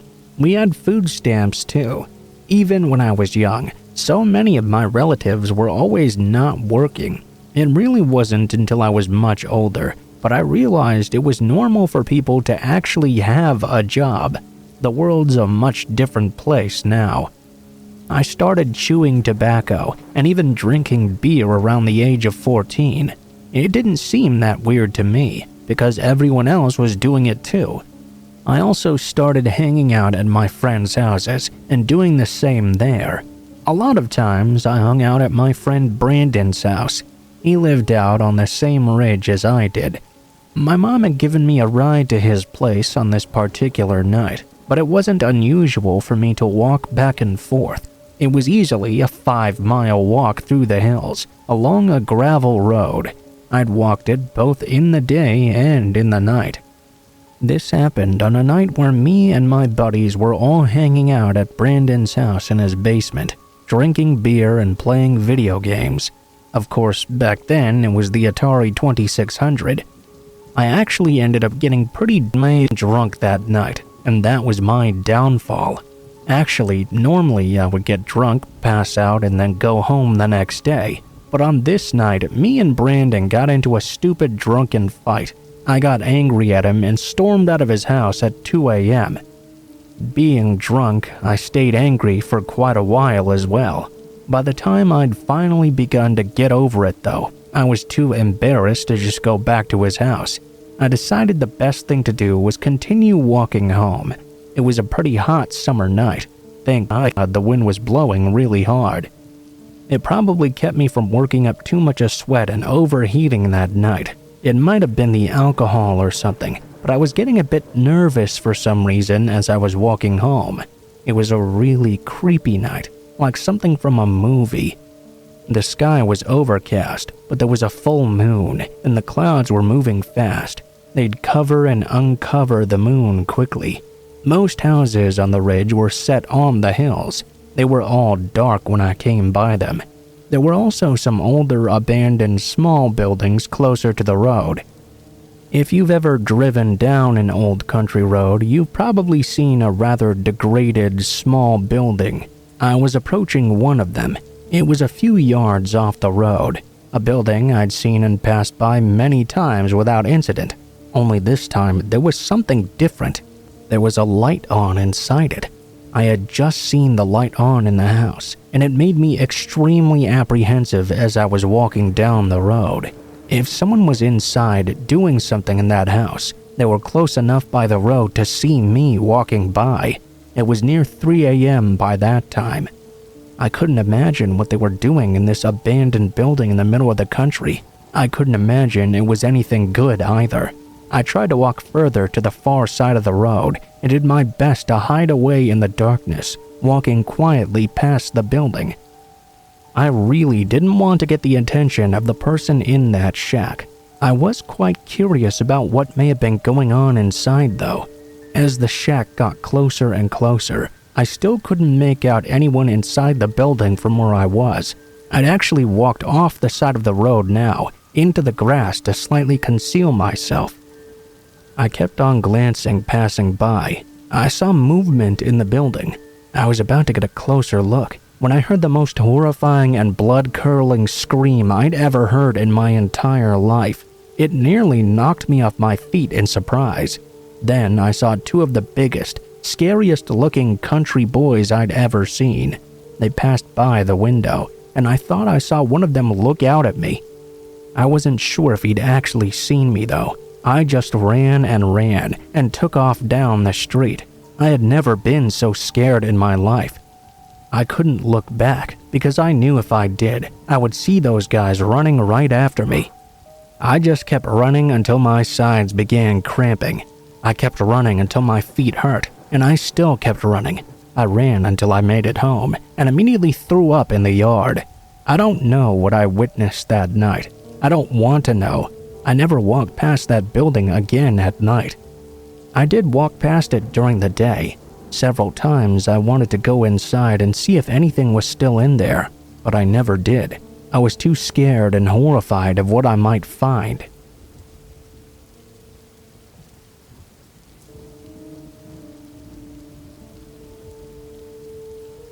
First of all, English is not my first language, so I'm sorry if some things sound a bit weird. This story takes place a few years ago, while I was still with my ex-girlfriend. I, male and 22, was around 17 or 18 in this moment. I was living with my parents in a small town of about 300 people. There were 3 farms in this town, which included a lot of fields. We had the habit of walking out in those fields thanks to a small path which was fairly old. There was place enough for 1 car, truck, or tractor. It was around the afternoon, 5 or 6 p.m. We decided to go out into a field and have a picnic. We could see the road and the people on the road could see us, so it would be fairly safe. The field belonged to my neighbor, who was okay with us doing things like this every now and then. The field was also separated from the road thanks to a barbed wire fence. We smoked some weed, we drank, we listened to music and ate. Everything was going well. At one point though, we heard a car park in the middle of the road. A man got out of the car and went into the bushes. At this point, I thought someone must have stopped because they had to use the restroom or something, but I kept an eye on him just in case. I talked with my girlfriend like I'd done all afternoon until then, when I looked back at where the man was. This time, he was no longer in the bush. He was standing still, crouching behind his car, looking right at us, motionless. I didn't say anything. I looked back at my girlfriend. I was feeling unnerved. I gave another quick look, only to see the man had now moved to the other end of his car and was doing the same thing. No motion, just looking at us crouching behind it. The process repeated 2 or 3 times, with him moving all around his car. I was suddenly feeling very weird. This situation couldn't possibly be normal. The guy then suddenly jumped into his car and drove away in a hurry. At this moment, I told my girlfriend to pack up our things. We were going to leave right now. She thought I was overreacting, thinking I was being paranoid because of the weed we had smoked. But still, she listened to my advice. We were back on the road, going the opposite direction the guy had gone. The road was a circle though, with every way leading back to my house and then the main road. Guess who had turned around and was coming up right behind us in his car? That guy, now staring at us while driving. He kept driving around the road again and again, passing by us, multiple times. At this moment, my girlfriend told me I was right. We took his plate and tried to call my parents, but no one was answering. The last time the guy passed us by, I could clearly see something was now in his passenger seat, but I couldn't tell what. All of a sudden, my neighbor came up right behind him with his truck. I stopped my neighbor and told her what was going on. She told us to jump inside, and we went back to my parents' home. My dad is a cop, so I told him the plate number, and he looked into it. The car belonged to some old grandma and was apparently stolen. A few weeks later, as I did every day, I went to take my bus to the next town. It was about a 7-minute bike ride away from my home to the bus stop. It was still dark because it was pretty early in the morning. When I left my parents' home on my bike, I noticed a light behind me. It was that same car. I don't know how he knew this was my route. Maybe it was pure bad luck on my part, but I'm 100% sure it was him. He followed me until I took a detour down a path which a car couldn't use. Only bikes and pedestrians could take it. I turned off all my bike lights and rode until I got to my bus stop in the complete darkness in order to not be seen and followed by the man further. I kept doing it this way for the next 2 years, and I never met that man again.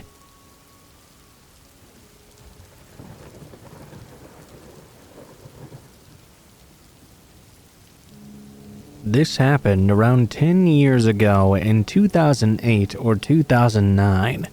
I was visiting my grandmother in a rural section of the Ozarks, near a small town with a hilarious name where I went to high school. I was very familiar with the area, and when visiting my grandmother, I would often walk into town, taking backwood trails until I reached the main road into town. Very rarely, someone would stop and offer a ride, and normally I would accept.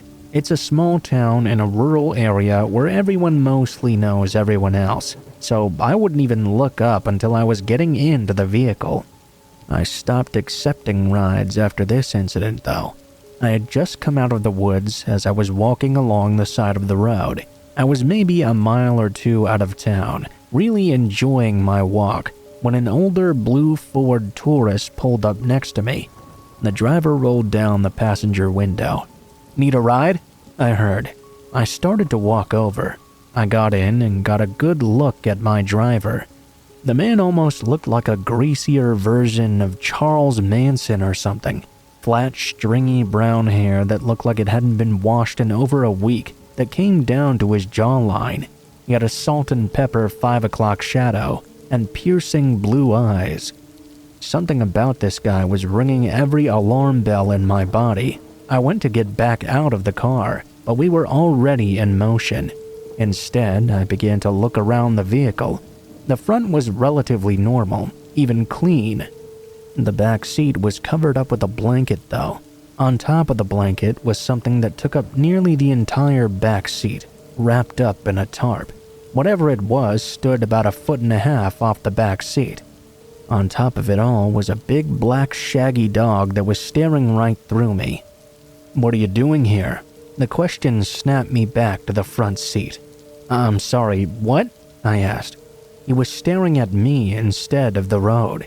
"What are you doing here?"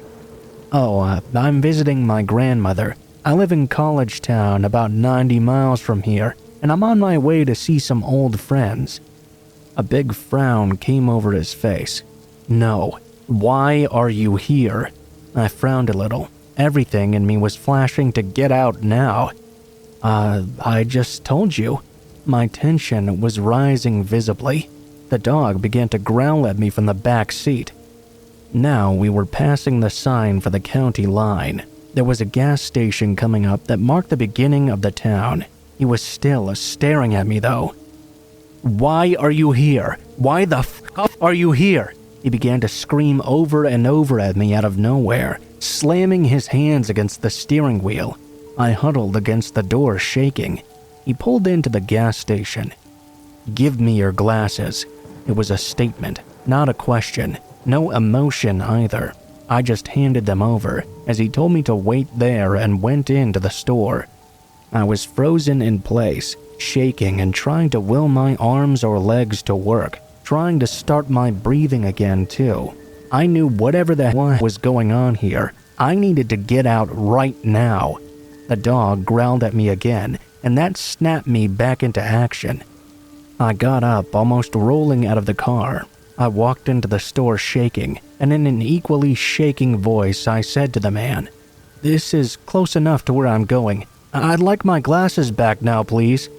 My eyesight is very poor, but I could feel the intensity of the glare he was giving me. I think the cashier could too, because she took a couple steps back and grabbed the store phone. He silently handed my glasses to me and continued to stare daggers at me as I put them on.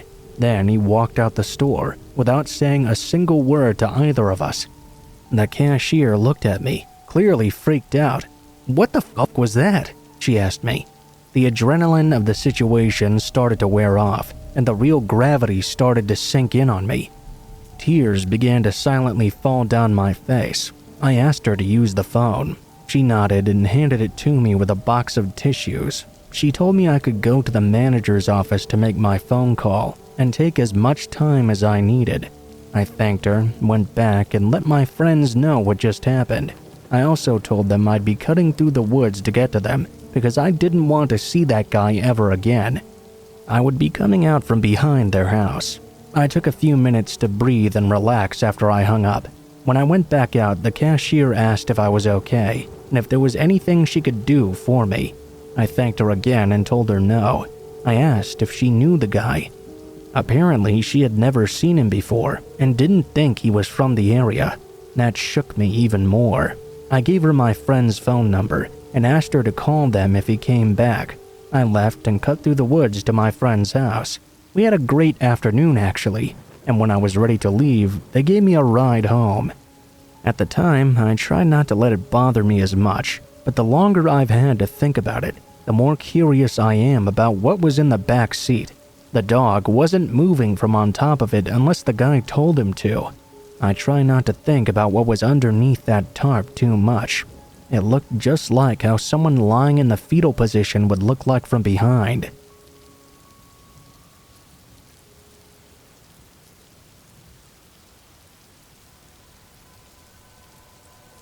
I don't know exactly why it is, but it seems that people are much more likely to order delivery pizza when it's stormy outside.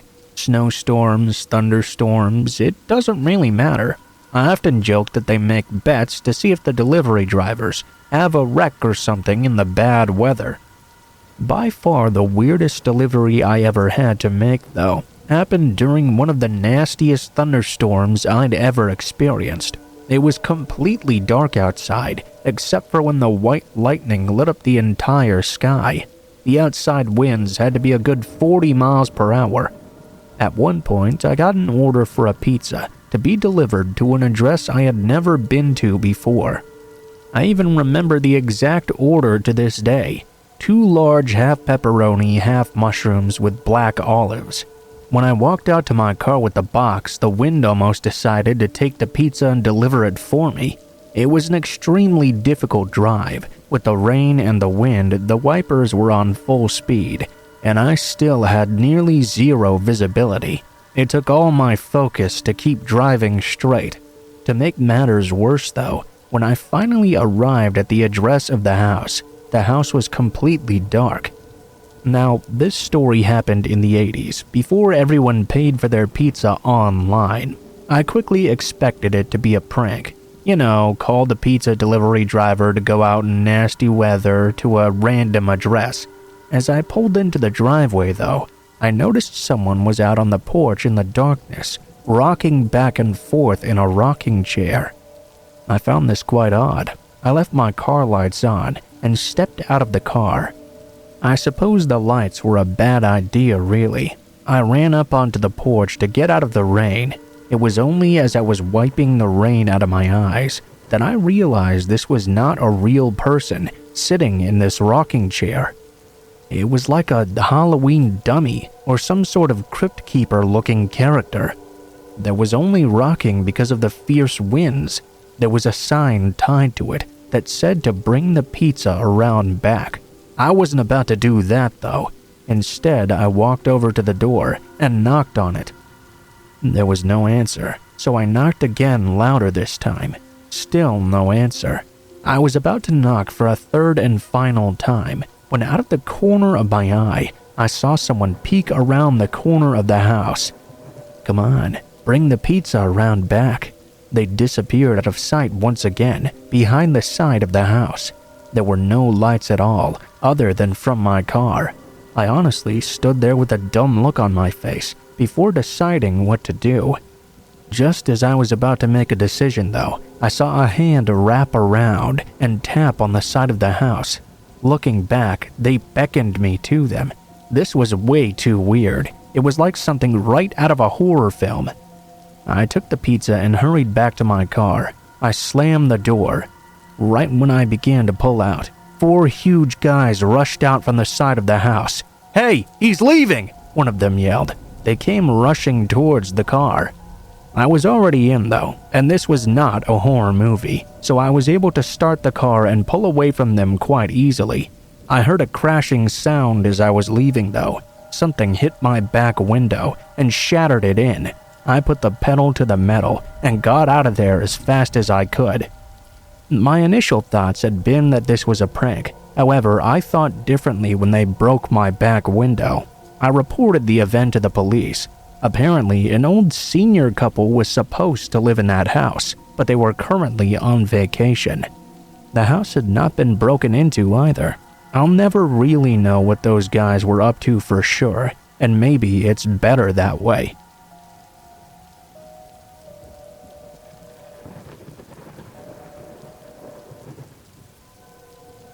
I had my first real boyfriend when I was in high school, and we stayed together all the way till uni, when we both started working. A few months into both of our first jobs, though, we started drifting apart and getting into plenty of arguments. We didn't call it quits quite yet, probably because neither of us really had the heart to. As I started getting to know my colleagues, I found myself spending more and more time with them and less with my boyfriend. Part of my group of colleagues was an older guy. I was 20 and he was 37. He was pretty good looking, serious, and quiet, probably because he'd also just joined the company. One day, he started messaging me for work-related stuff. Then we started talking about other stuff. Pretty soon, we chatted quite frequently. I would say there was mild flirting, but really was just getting to know each other. My relationship with my boyfriend never improved, and one morning before work, we decided to break it off. I was super distraught at work, panicking and realizing I wasn't quite ready for things to end yet. My colleagues decided to take me out after work for drinks to calm me down, and I did drink quite a lot. I'm not really a drinker usually either, so getting drunk is pretty rare for me. Obviously, I couldn't drive in this sort of condition, so the older guy volunteered to drive me home. Everyone else started to leave, and soon it was just the two of us in the bar. I told him that I wanted to leave as well because it was getting pretty late. Actually, I wanted to go home and talk to my boyfriend about getting back together. He convinced me to stay and drink a bit more though, which I stupidly did. The rest of the night remains a haze, as I don't really remember what happened after. All I know is the next morning, I woke up in an unknown motel, candid and next to the older guy. He woke up with a smile and began to tell me dreamily about how passionately we'd made love last night, and so on. I was filled with horror. I couldn't remember anything from the night before. All I could remember was crying the whole night. I recall repeatedly telling him I wanted to go home all night too. It's all just a frustrating blur though. I started crying and he panicked and drove me back to my parents' house. Before I climbed out of his car, he leaned over to kiss me on the lips, but I avoided him and rushed out. A few minutes later, I received a text from him telling me how much fun he'd had and how in love with me he was. I was super creeped out. I told him I wasn't ready for another relationship, but we could stay friends if he liked. I was really young and naive at that time. After that, he would text me multiple times a day, even during work hours, telling me how much he loved me. I tried my best to avoid him, but I hadn't told anyone about what happened, so I couldn't stop him from coming along to our colleague outings. I began to dread those as well, because he would always try to sit next to me during meals or meetings and quietly slip his hand under the table and stroke my thighs or crotch. Once, when it was just the two of us in the office elevator after work, he suddenly pushed me against the back wall and started kissing me and squeezing me, stopping only when I pushed him away. Looking back now, I don't know why I didn't just leave or tell somebody. I was really young and it was my first job. I didn't want people to know that I'd slept with this stranger at work. I was stupidly conscious of being labeled something. This goes on for a few months, and I never did anything while he continued. I reconciled with my boyfriend, and we moved back in together. I never told him about the stuff with the older guy. When the older guy found out I was back with my boyfriend though, that's when this started to get real crazy. He found out where we lived, and I would catch his car across the street most nights. He would just stay in his car outside all the way till morning. On weekends, when we went out for meals, I would see his car parked outside where we were eating, or suddenly notice him seated behind us in the same cinema. He even followed us to church once. That one still gives me chills, because I had not expected that at all. He seemed to appear in the most random places, so to me it felt as if I could not escape him, either at work or outside of it. I was constantly looking over my shoulder, but I never confronted him because I didn't want my boyfriend to find out.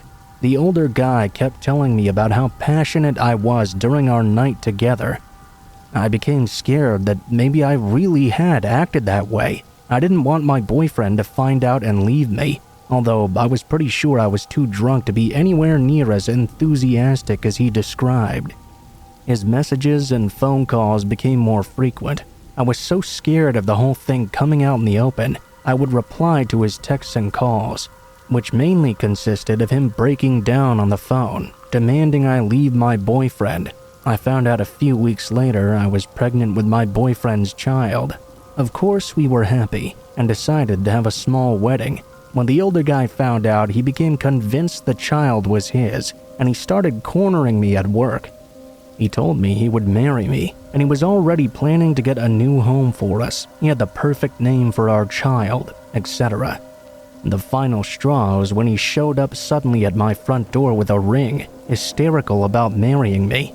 I was really scared, but I managed to put him off by telling him I really would think about it. The incident really freaked me out, so I decided to tell another male colleague about all of this. He went to talk with the older guy and threatened him to stop that shit. I couldn't take the pressure of dealing with it though, so I decided to quit my job. That didn't stop him from still messaging me and showing up everywhere, including my home. Thankfully, we moved to a new place after our wedding. I took the opportunity to change my phone number as well. He resorted to emailing me poetry and long emails about wanting to get together, but I was so far removed from him now I could just ignore him. After a while, he seemed to finally give up. My male colleague later informed me the guy had decided to migrate to another country because he was so heartbroken. Not like I cared much. Life went on after that. I had my child, who I loved to death, and a fulfilling marriage with my boyfriend, now made husband. That was until I attended my former colleague's wedding, and there he was. I felt my heart drop to the floor, but tried not to show it because I had my husband and child with me. We were seated at the same table the whole night, and I caught him staring at me the entire time. The worst, though, was when I left to go to the bathroom and returned to see him cradling my baby in his arms. He had asked my husband if he could hold him and kept snuggling against my child. I quickly snatched him back away and told my husband I wanted to leave early. My husband did ask who the guy was, but I brushed him off by telling him it was some colleague I never really spoke to at work. Nothing happened after that, until I suddenly received a text message a few days later from a random number asking how I was doing. I asked who it was, and I got a reply telling me it was him. I ignored the message, and the next day changed my number again. I still received random emails and texts from him though for years.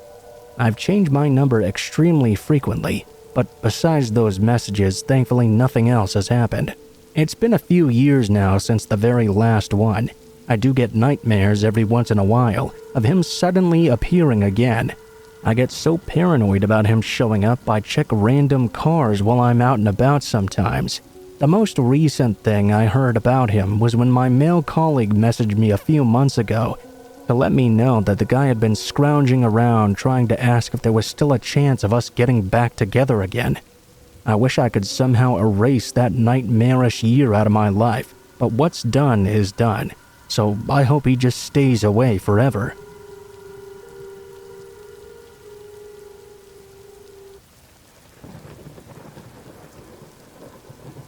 This story happened when I was younger and braver, and did a lot of stupid things without thinking beforehand. It's quite a wild ride, and it's all true as well. I used to work at a pizza shop down the street from 2 p.m. until closing. I usually didn't get off until 11 or so at night because of this. I did have a car, but it was close enough to walk, so I mostly did that to save gas. This particular night, I was doing my usual thing, jamming to one of my playlists and very tired. I was happy to have such a good job though, and generally happy with the way my life was going. Up ahead, about a block or so from my place, I saw a pretty attractive guy in dark clothing walking around. Not with much purpose really. He was taller than me, about 5'10" to 6'ish or so, and had shaggy brown hair.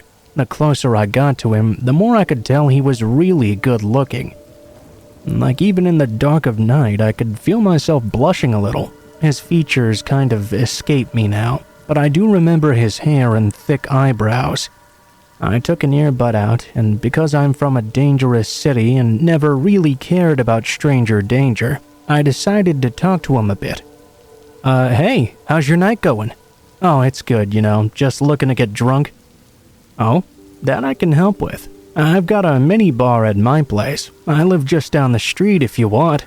That was not exactly verbatim how the conversation went.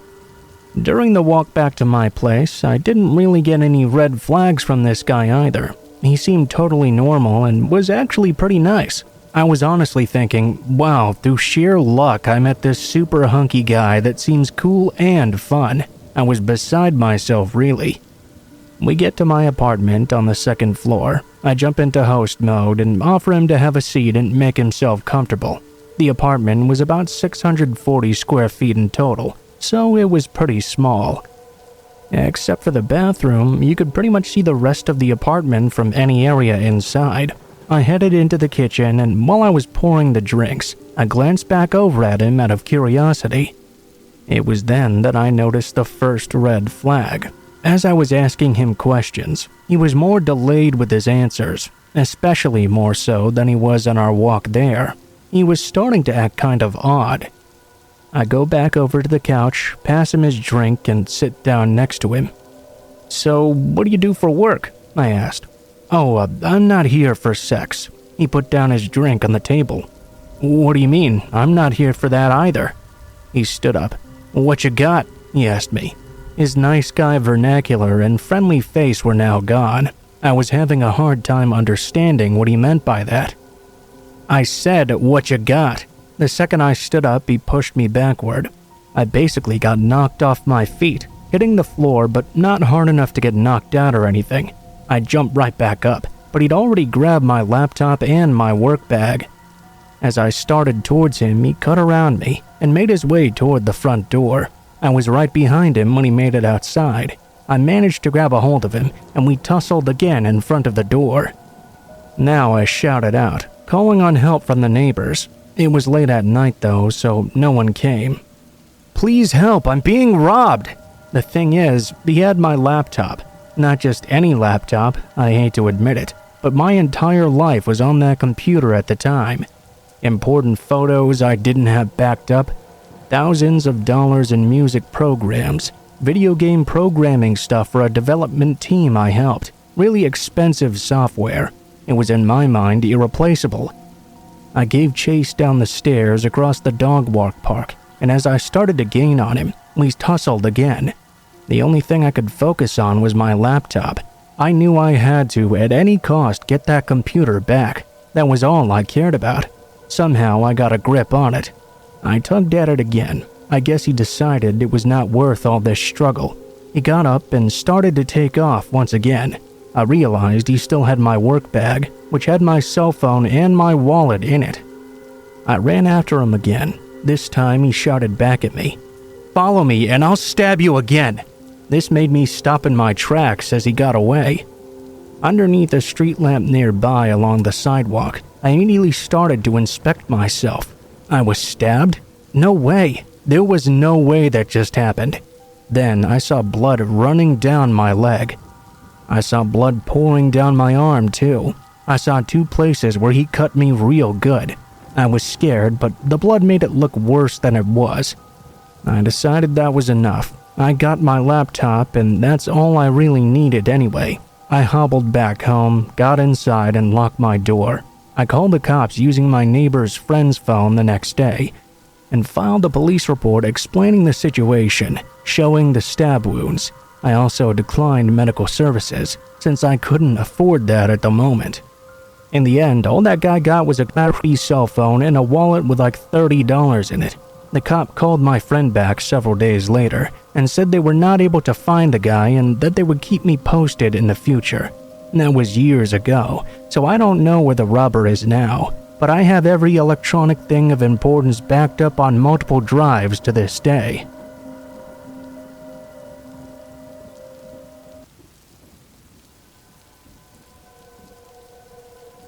In high school, I took part in something I would live to greatly regret. Although I never thought of myself as a mean girl, I see now that I wasn't all that far off from it. I had a small group of female friends, and we all thought we were the coolest of the cool. We didn't fit in any other group per se, but we were closest with the preppy people. More than one of us dated football players, and we became pretty popular by default. It was a very vapid and empty life in retrospect, but in my 16-year-old mind, I was among the elite of the school. On the other end of the spectrum was Dwight. He was everything you think of when you hear the term neckbeard. His bathing habits were almost non-existent. He had an overblown sense of intelligence, too, that made him quite a lot of enemies. Most, if not all the students I knew, couldn't stand the guy. One day during algebra class, a few of us came up with a funny trick to play on him. It was quite cruel, but we believed that he deserved it because he annoyed everyone so much. I really was a stupid girl back then. The plan was this. We would write anonymous love letters and drop them off in Dwight's locker. If it all worked out, he would believe he had a secret admirer and make a fool out of himself. The end of the plan was something you'll have to wait a little longer to hear. The same day, me and my girls got together at lunch and wrote the first letter. We drew straws to decide who would deliver it, and I came up short. I waited until class started and slipped out to use the restroom. That was when I dropped it in his locker. Over the next few weeks, we'd continue with those letters. Soon enough, news reached us of Dwight's new secret love. He had been bragging about her before school, told us all firsthand how sexy she must be, among all the things he wished to do to her. The urge to laugh in his face was almost unbearable, but none of us gave the game away until the time was right, and that time it came 2 weeks later. The lunchroom would be the place to spring our trap. Homecoming was coming up, and we decided to use that to our advantage.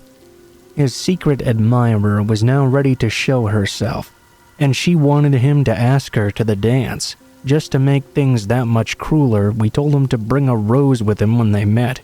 When the day came, we told all our friends about our plan.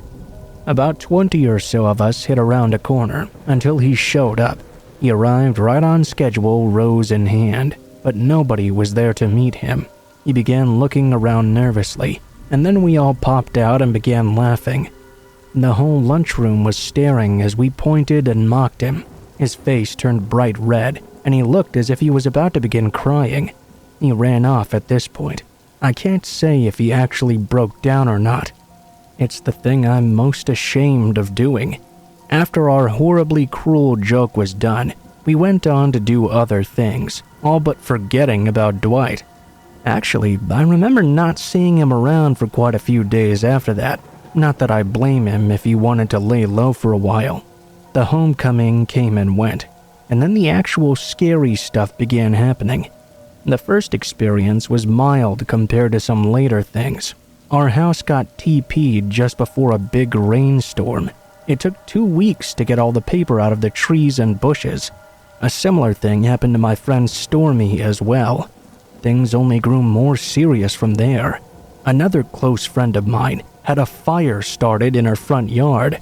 All the windshield wipers on my car were ripped off at one point, and the windows were smashed in.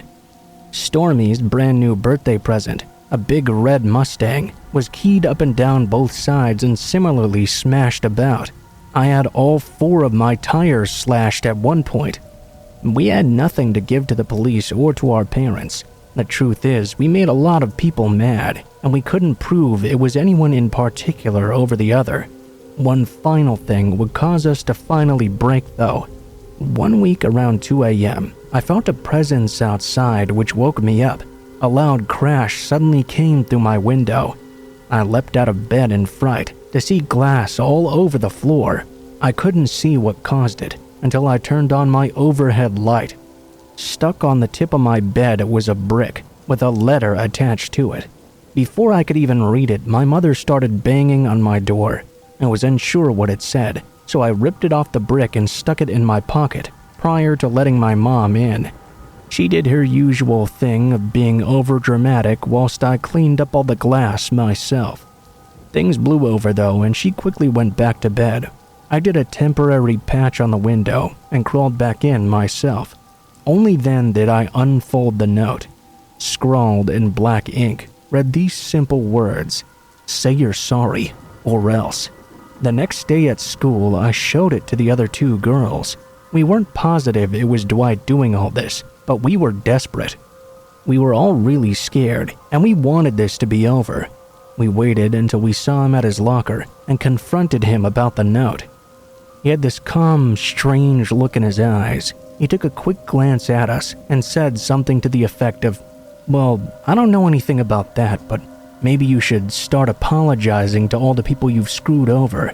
Maybe that terrible stuff might stop happening to you." And that was just what we planned after that, and just what we did as well. One by one, each of us who had been attacked told all our victims we were sorry. I can't say every single apology was straight from the heart or anything, but we still did it. More than a few people told us to screw off, but we understood. A funny thing happened after doing that too. I began to feel a little better about myself. I'd been insecure my whole life, and this made me start to make the effort to be a lot kinder to people. By graduation, I'd befriended several of those I once openly mocked. It cost me a few of my old friends, sure, but those weren't the kind of people I'd miss very much anyway. Because of that one cruel joke and everything that happened, I actually became a far better person than I was when it first started.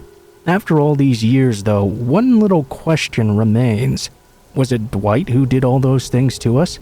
He was at our 10-year class reunion, and I even considered asking him.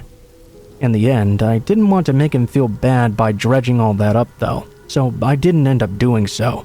It is the most probable answer. Maybe all our victims played their own part, a bit of a Murder on the Orient Express sort of thing, if you will. I was terrified, and I don't believe in using violence to get what you want. But I will say one thing. It was truly an effective style of revenge on anyone, and you don't want someone like that as your enemy.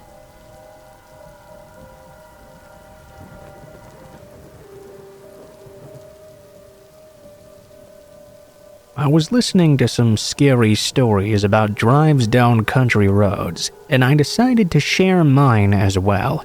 One thing I've noticed in these stories, which has tended to be true of my own experiences driving down these roads, is that often they are very narrow, and sometimes you have to drive an extremely long way before you're able to find anywhere to turn around. Some rural roads I've been on have gone on for miles without coming to a driveway or any other turning point.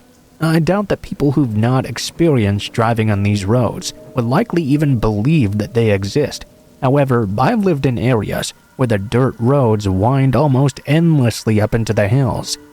I had my own scary experience when I was just 13 years old.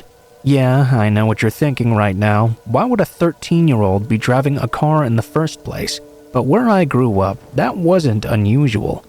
This was in the early 1970s. I'll tell you that my mom learned to drive when she was just 11. You weren't exactly going to come across police in waiting on these types of roads. So why did the driver's license even really matter, especially when there weren't going to be other people around on the road usually anyway? The police and everyone basically knew around here, but they weren't too likely to give you a ticket. Everyone was driving before they were old enough. When you turned off the main road onto the dirt road that led to my house, there was a really small convenience store there. My dad often sent me off to get some beer for him. Yeah, the store owner was also my aunt, and she knew I was getting it for my dad, so she always gave me the beer. I picked up the beer pretty quickly. I think my dad was probably pretty drunk as it was, though.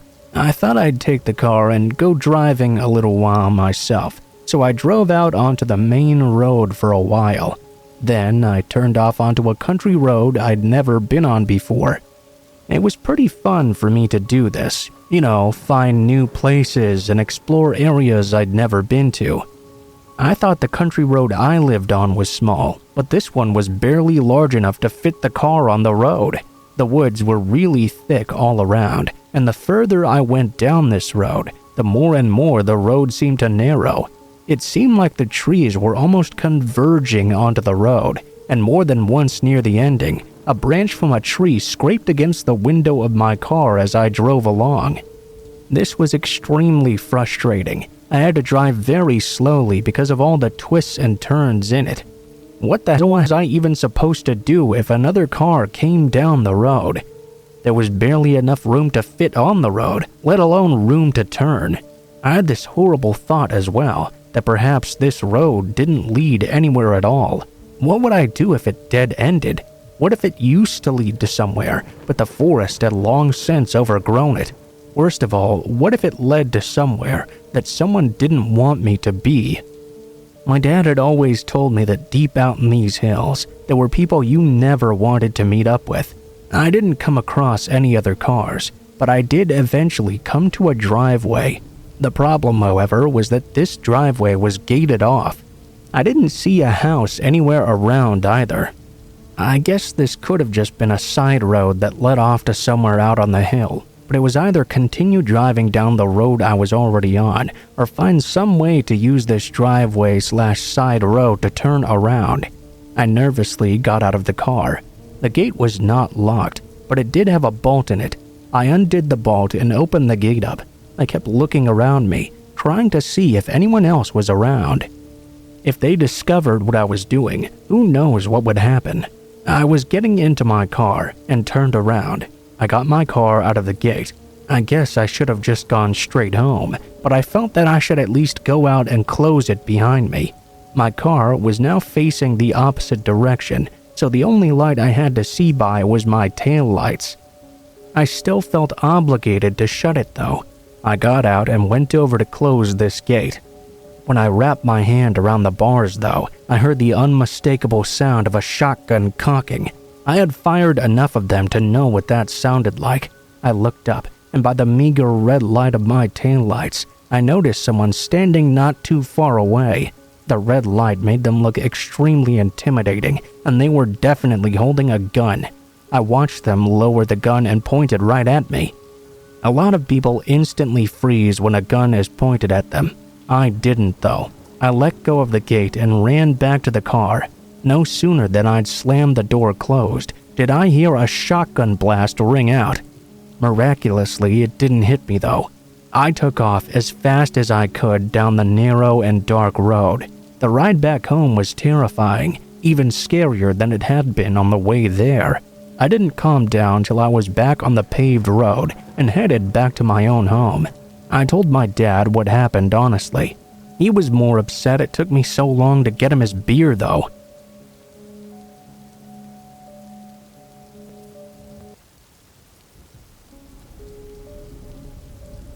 When I was a teenager, I liked to go over to a friend's house and have some beers with him. My family really didn't care that I was drinking. That's just sort of the way things were back then. There wasn't really a lot of things to do out where we lived, so drinking beer and chewing tobacco were things all us teen boys did. Only problem is, I didn't exactly have a car. My friend Troy had a pickup truck and he would pick me up and drive down to his house. He would normally drive me home too. Almost every guy I knew, when he was driving, would have a beer sitting between his legs. So on this night, we were drinking beers and shooting the shit. Somewhere around 1 o'clock in the morning, Troy wanted to go driving out in the hills. He liked doing that late at night, and we decided to bring his younger brother Jess with us. We were 17 and Jess was 14. I think Troy had been letting Jess have some beer that night too. So we packed into the cab of the truck with Jess in the middle. I loved driving through the hills at night, but I also knew Troy could be a bit of a dick when he wanted to be, especially when he was drinking. There were tons of different roads out there, and many of them just led to other roads into the middle of nowhere. Troy was having such a good time that he ended up driving a long way from the area we were supposed to be in. We ended up coming to this random obscure road that seemed to end in a driveway. The driveway led to an extremely old-looking shack. It looked like the kind of place a hermit would live because it was in the middle of nowhere, and it didn't even have electricity or anything like that. Troy, of course, was very interested and wanted to check the house out. I wanted to also, but Jess was a little too scared. He was worried something bad would happen to us. I guess he wasn't as drunk as Troy and I were. We didn't pull up to the house right away. Instead, we walked up the driveway and approached the place quietly. It was dark and we couldn't see much light.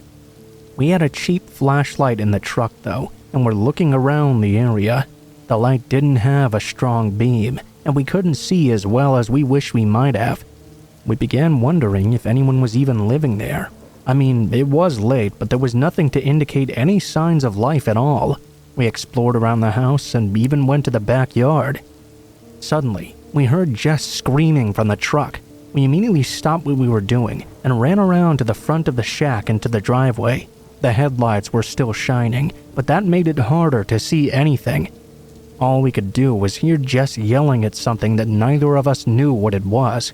When we finally got to the truck, we saw Jess struggling intensely with someone who seemed to have pulled him out of it. "Hey, get the hell away from my brother!" Troy yelled. We saw the struggle going on. The person looked up at us. Troy had been carrying the flashlight, so he shined it directly in the eyes of this guy. Rather than getting a good look at him though, he put his arms up to block his face. I got to the guy first and grabbed him to try and pull him off of Jess. Needless to say, I was extremely shocked when the man turned around and bit a big chunk out of me. I yelled because I hadn't expected that. Before I could do anything in response, he bit me again. Troy grabbed the guy, and we were able to pull him off of Jess. Troy got bit multiple times too. The guy was extremely strong, and he kept trying to get away from us. He kept on biting us over and over. All Troy and I could do was fight back. We beat the guy over and over, until we were finally able to trip him and push him down a small hill. That gave us time to get back in the truck as he rolled down. As we got in the truck and had turned it around though, I noticed him sprinting back up on all fours. I told Troy to get the hell out of there, and he definitely did so.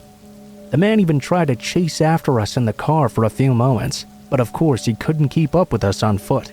Jess told us he'd open the door of the truck to come after us because he didn't like the feeling of being there alone.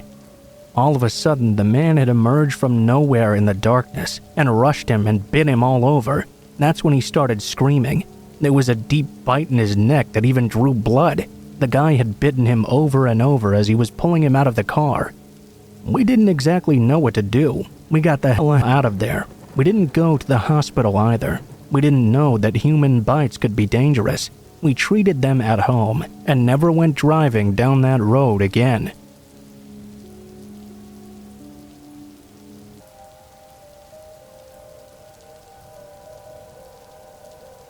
I've spent the better part of my adult life as a painter. It can be tedious work, but it's paid me decent over the last 10 plus years. Being a painter has allowed me to open my own business, and to this day it's been very successful. Over the years, I've painted all sorts of houses. New ones, old ones, and everything in between. I had painted some houses that looked like heinous crimes had taken place there even, but none of the houses have ever been more memorable than a single house I was contracted to paint that was truly in the middle of Nowhereville, USA.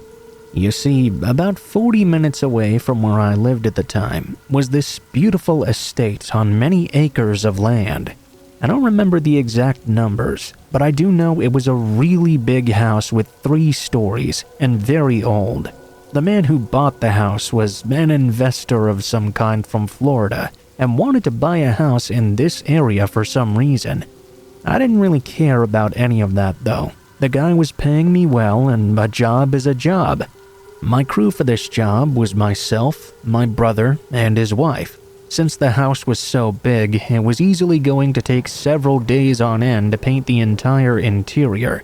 The guy didn't live here, and the house was empty, so that made it a bit easier. He was putting in some new flooring in a couple of weeks, so I wasn't worried about covering the floors either. It just made the job that much more simple. We started on Monday, and we were hoping to be finished by the end of the week. Since nobody was at this house, I was even planning on staying there a few late nights to get in some extra work. Monday was a little bit slow, but we did put in some decent hours. Tuesday, we really picked up some steam and got a lot of work done.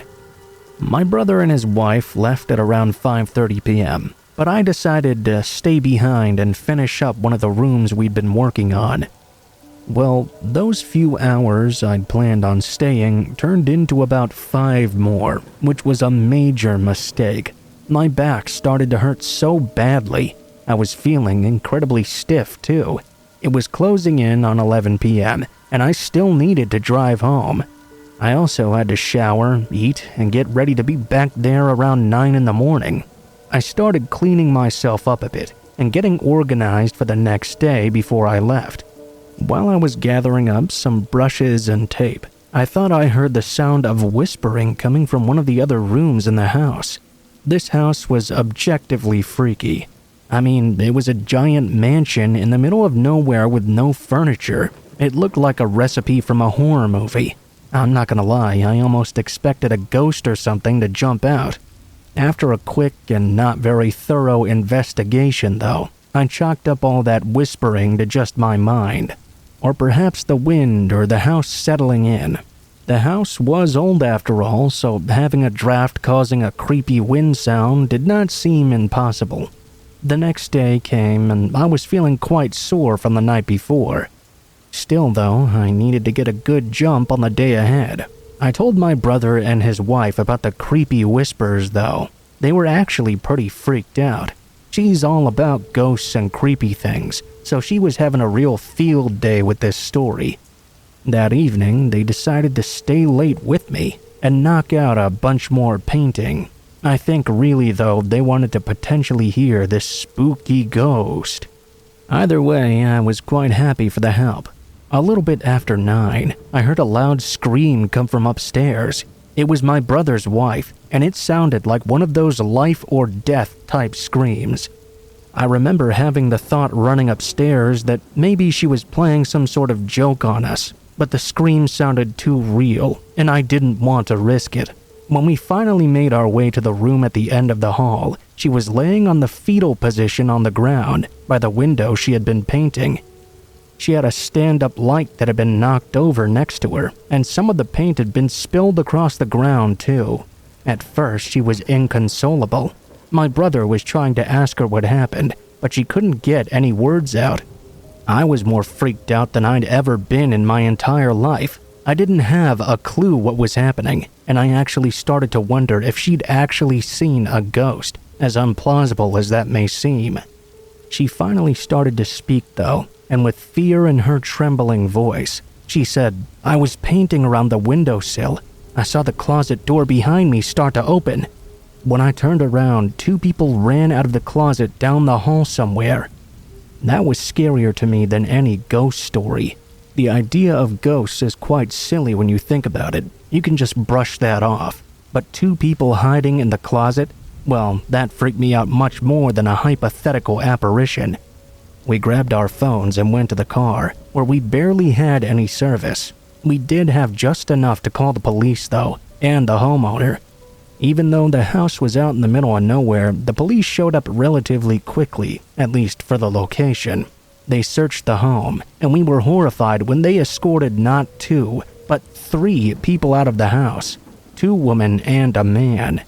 The look in their eyes as they were being apprehended is still burned into my memory.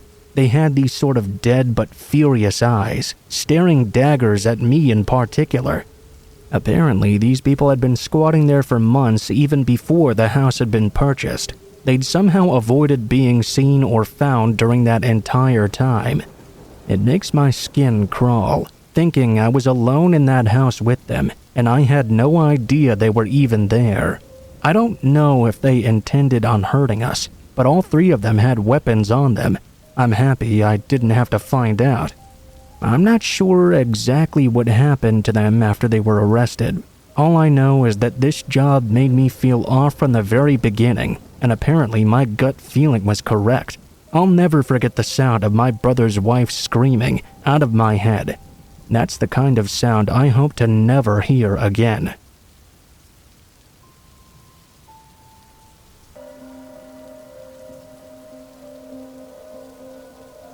Things got really bad after my dad died. My mom fell into a deep depression for years. She ended up marrying this awful guy who just used her all the time and hated us kids. It really sucked, because she would have never given a guy like him the time of day beforehand. Things got really rough for me and my brothers and sisters. As the oldest, I did my best to try and protect the others, but it didn't really work. When I was 15, my stepdad hit my younger brother, and he and I got into an all-out fist fight. My mom immediately took his side when she came home from work and kicked me out of the house. I literally had nowhere to go. We had moved a lot of times after my dad passed away, and I really didn't have any good friends because of this. We didn't have any family nearby either. We lived a bit out in the country, so it wasn't like there were shelters or anything nearby. I spent a couple of days wandering around in the hills. Actually, it was the only thing I could think to do. There were multiple abandoned buildings I'd found that I could sleep in for a little while. There were also plenty of creeks with fresh water to drink. This was in the late spring too, so there were some apple trees I could steal apples from. You might be surprised about how I didn't run into any people for a long time. It was surprising to me too. There were tons of hills though, and they went on and on and on. Even with nobody around to worry about though, it was still hell. I had to sleep with a tiny blanket I had packed and used my jacket for a pillow. I slept on the splintered floors of these abandoned little sheds, or whatever they happened to be. The whole time I was worried someone would stumble down from the mountains and catch me or something. One evening, I was sitting back in a small building, reading a book by flashlight. That was when I heard a strange sound, like a man groaning or something. I got up and looked out the window on the door of the shed. It was extremely dark outside, but I did just about manage to make out a shadowy figure of someone standing about 50 yards away. I quickly turned off my light. I had put a padlock on the door. I had brought one with me for safety when I got kicked out. I had always planned to sleep in these abandoned houses if that ever happened, so I knew I would need some extra protection in the form of that padlock. I watched the man from inside the shed. He was walking around, but mostly in my direction. Now, this shed was quite old, and you could tell no one had used it in decades. This guy was coming right towards it though, and he also seemed to have something ready in his hand. It was long, but I couldn't quite tell what it was. It might have been a gun or a particularly large knife. Who knows what? When I realized the guy was making a beeline towards the shed now, I did the only thing I could think to do. I took my blanket and went over to the farthest corner of the shed.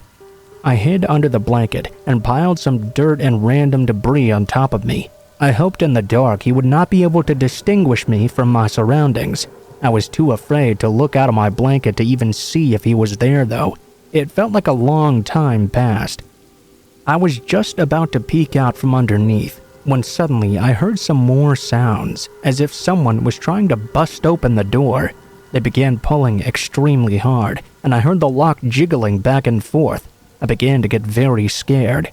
It was even worse though when the man began slamming something against the door. I almost backed my pants as the pounding got fiercer and fiercer. He didn't begin yelling or anything, but rather started speaking in a strange gibberish I could not understand. I was scared and shivering. Whatever he was saying, he was clearly in some sort of tranquil fury. After a while, he stopped pounding. I thought he'd finally decided to give up, but he began to kick on the door and started yelling this time. I heard a gunshot and an awful guttural sound. I found out later that was a bullet going through the wood of the door. He shot the door several more times. I was crying silently in the shed, hoping he couldn't hear me. Not long after this flurry of shots, the man stopped pounding on the door. I was impressed with how strong that old rotting door was. That came later though.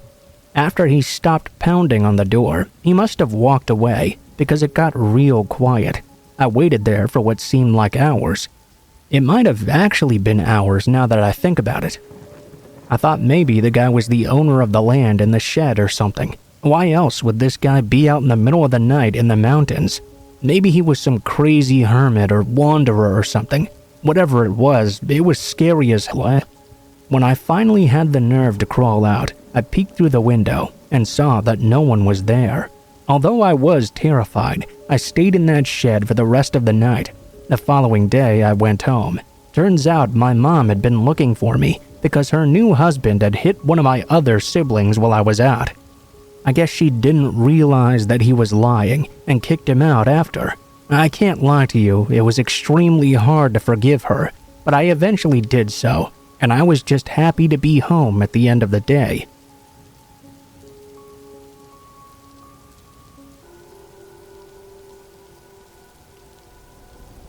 I have an in-ground swimming pool in my backyard. It was one of the necessities I required when looking for my own house. I swam in high school and in college, so it was a really big part of my life that I enjoyed doing. I had to have a pool when I eventually bought a house because of this. I'd had a tough work week, so I just wanted to do everything I could to relax over the weekend. I was looking forward to the time just swimming in my pool. It was already getting dark outside by the time I arrived home on Friday. Still though, I swam many times in the pool at night, and I knew I needed a real good swim to relax. When I turned on the light by the pool and went outside, I noticed that the backyard light in my next-door neighbor's house was on too. I didn't think about it very much though. We had a fence between the yards that was pretty high, and I definitely had all the privacy in the world in my backyard. I was swimming for a while when I suddenly heard something. It was like a little plopping sound, like something had just fallen into the pool. I mean, it's not unusual for something like that to happen in an outside pool, but I also like to keep the place as clean as possible. I immediately started checking, trying to find out what this was. I had to go underwater to check fully, and what I found was what looked like a piece of rock lying at the bottom of the pool. It was kind of like white gravel, like you'd see used on a road or in a driveway somewhere. I surfaced and took a closer look. It was definitely what I had thought it was. It was a little confusing though, because how could something like that have just landed in my pool suddenly? I didn't think too much of it in the moment though. I just set it to the side and went back to enjoying myself. Soon after though, there was another plop. This was followed quickly by another. And then suddenly something hit me right on the head. I could assume right away that all of this was gravel, like the one I'd found before. Even though I hadn't checked thoroughly yet, suddenly tons of pieces of rock came flying, and I saw where they were coming from. They were being tossed over the fence from my neighbor's backyard. Trying to get away from this assault of rocks, I wasn't sure what I could do exactly.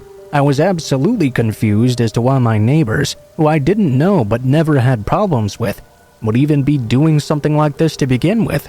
I took some deep breaths and dove underwater so I'd be hurt less if I was struck by a rock. I swam to the end of the pool that was closest to my house, but before I could surface, I felt someone grab onto my head and begin holding me underwater. I did my best not to panic. I was pretty good at holding my breath, so I tried to remain as calm as possible. I tried to pull the hands off my head though, but it was extremely hard to do with no leverage. From my perspective, I didn't really think I would be drowning anytime soon, but it did seem this was the intention of whoever was doing this to me. I kept fighting them for a little while, and then suddenly the hands stopped holding me down. I immediately surfaced and took a breath, while also looking around. All I could see though was a figure running out of my side yard. I wasn't able to make out anything about the figure though. I decided it made more sense to go into my house and call the police than it did to go running after the guy. So that's exactly what I did. When the police arrived, they discovered that no one was next door at my neighbor's house. In fact, we found out later that my neighbors had been gone all week. They had left town for a family vacation. However, their house had been lived in, most likely by whoever it was that attacked me that night. They had no idea who it could be though, or why the person would have just attacked me like that out of nowhere.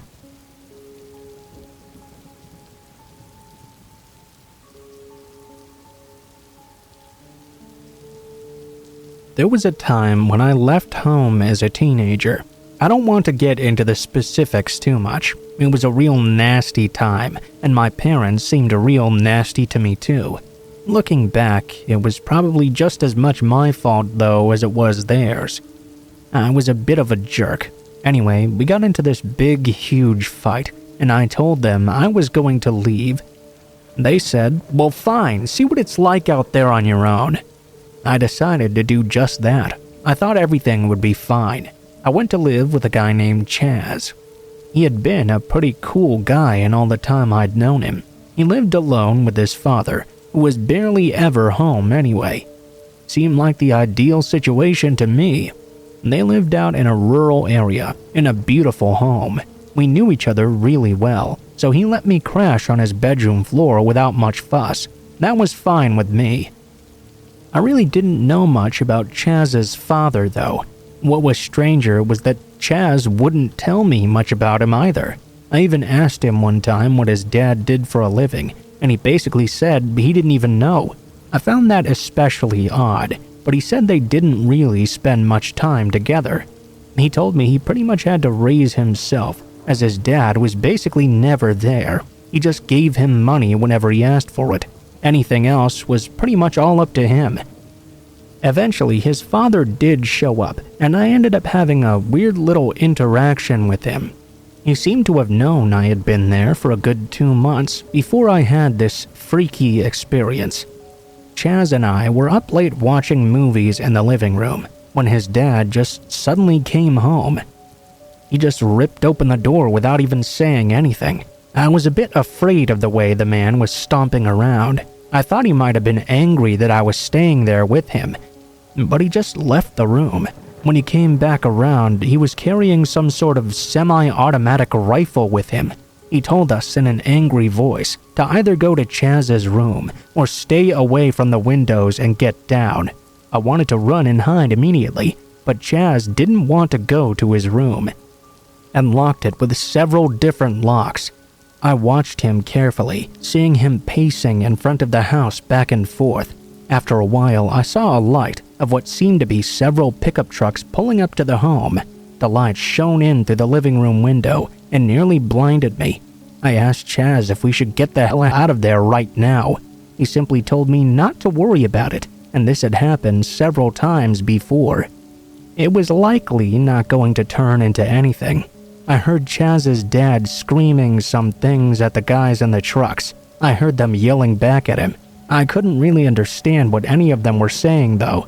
I took Chaz's word that this wasn't that big a deal, but it wasn't easy to do that, especially when I heard a few gunshots ring out in the night. After a few seconds, multiple gunshots started ringing out. I jumped up in surprise, but Chaz shoved me back down. He said they were simply warning shots, and I shouldn't get so uppity about something like this. Happens all the time, he said. A couple of moments later, an absolute fire of gunshots rang out. Apparently, those were just shots in the air too. I mean, they must have been, because they didn't seem to actually hit anything, and no one was crying out in pain or seemed to be shot. Chaz was eerily calm throughout this entire thing. That was probably the most unnerving thing to me. His dad was out on the front yard having a gun standoff with several armed men in pickup trucks, and he just sat there eating popcorn and watching a movie. I don't really have words for how scary this was. There was a long while of more gunshots, and eventually the truck sped off in a hurry.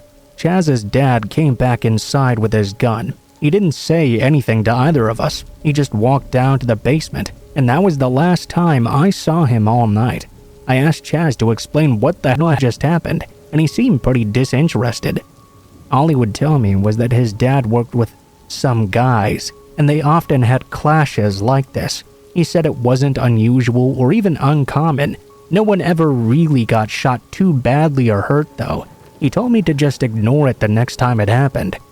I had to stay with Chaz for a long time because of circumstances, so this incident actually did repeat itself several times.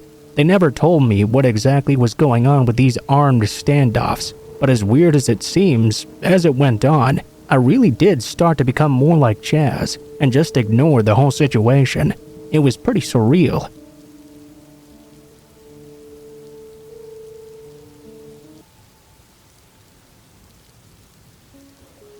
This is a story from a couple of years ago, when my buddy, 19, and I, 17, were out running and stumbled upon something very strange. I lived in quite a small town at the time, with a large industrial plant nearby, where most of the people there worked at. There were a few that didn't get their breadcrumbs from legit sources though, for example, the local gangs. Luckily, when they had their disputes, they usually just shot and harassed the other gangs in the area, and mostly spared the locals who lived there. I had not stumbled upon any unrest in this manner, and had never been in any crossfires before this day. My buddy and I were preparing to take a long run around town, taking some small roads and trails to get the miles clocked in. We started running some back roads, and were enjoying the run and the small talk about some games we were playing at the time. We took some right and left turns, and after a couple of miles, my friend said he knew a small path to the next neighborhood. It was a path over some train tracks, where there were usually no trains running, so it was safe to walk over. It was quite a fun path as well, with many ups and downs. There was nice forest scenery too, a very sparse pine forest with some large trees mixed in. We ran for 1 minute on this path. When we saw a bit further down, there was a duffel bag laying under a small bush on the right side of it. Obviously, this was new here, and it seemed to be full of something as well.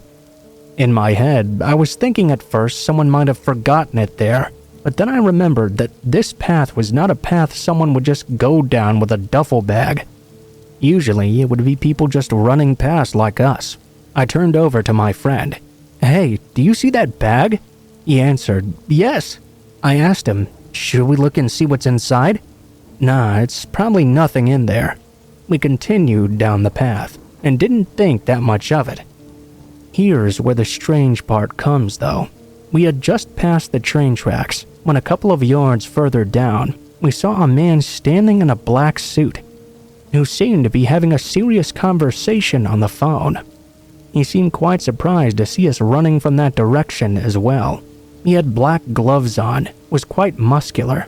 His phone also looked like some sort of prepaid device. My heart started racing, and my adrenaline started pumping. What was a man with a suit like this doing here in the forest? I tried to act cool and nodded hello to him. He was still on his phone talking to someone, and seemed not to mind us running beside him on the path. A while after we encountered this strange man in the black suit though, we both thought to each other, what was in that bag? He must have been looking for it. That's when I fully understood what could have happened to us if we had decided to check that bag and take it with us, or even just search the bag's contents at all, and the man stumbled upon that discovery.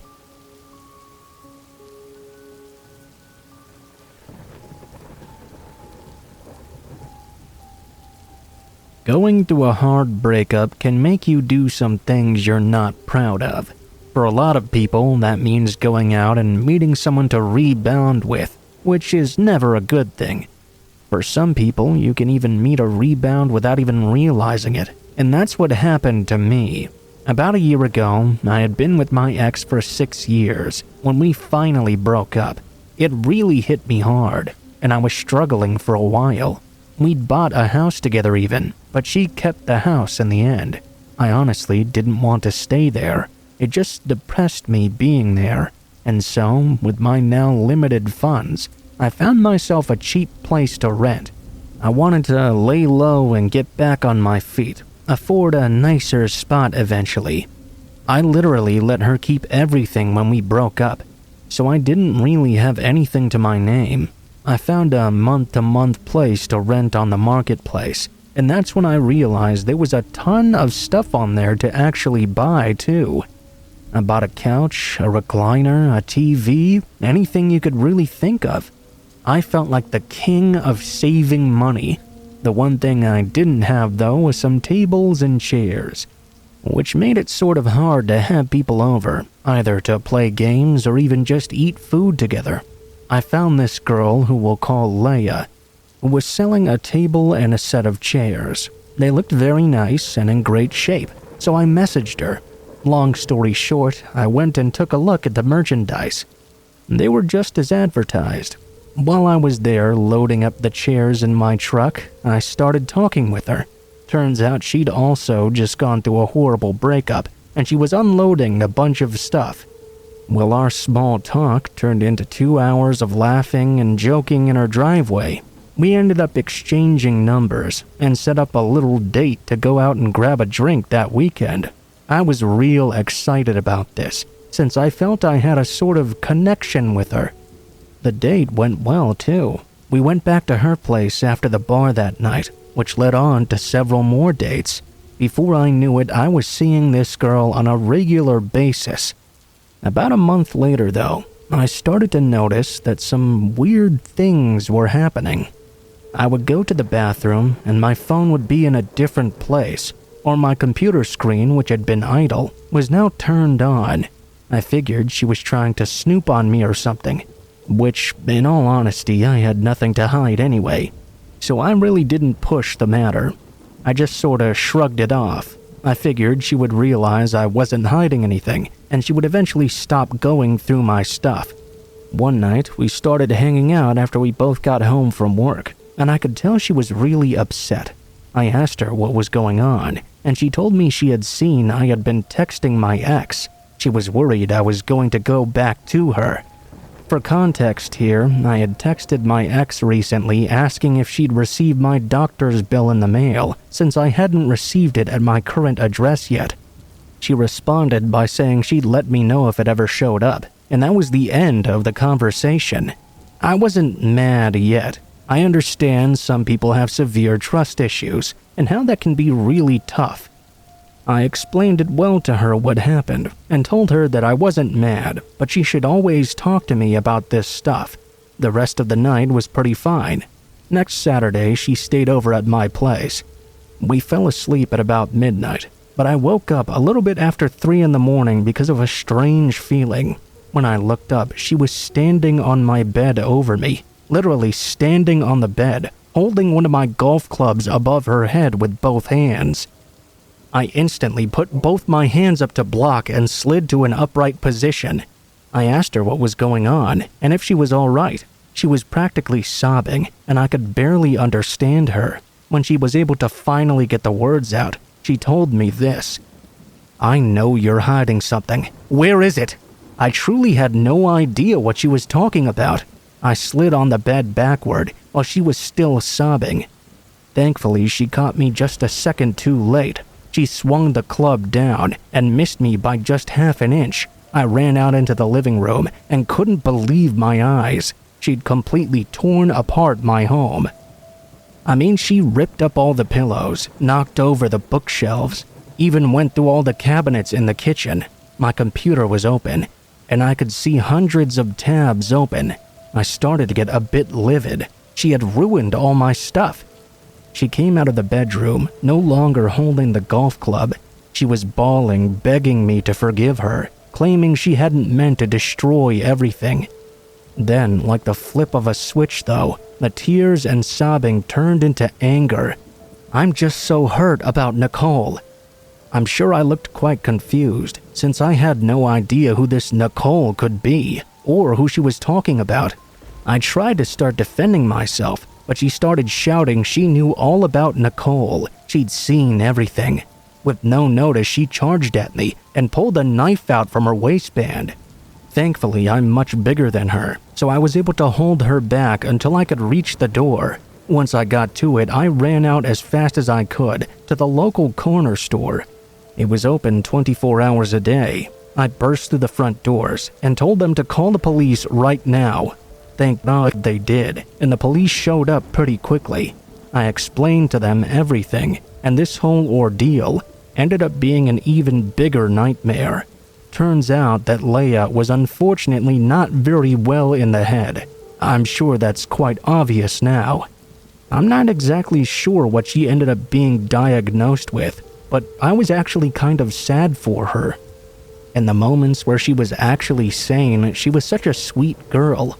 I hope she ended up getting the help she needed. I still think about that night quite a lot. The memory of her standing over me as I woke up with a golf club was something I'll never forget. Ever since I bought that table from her, I haven't used the Facebook Marketplace, and I honestly don't think I ever will again.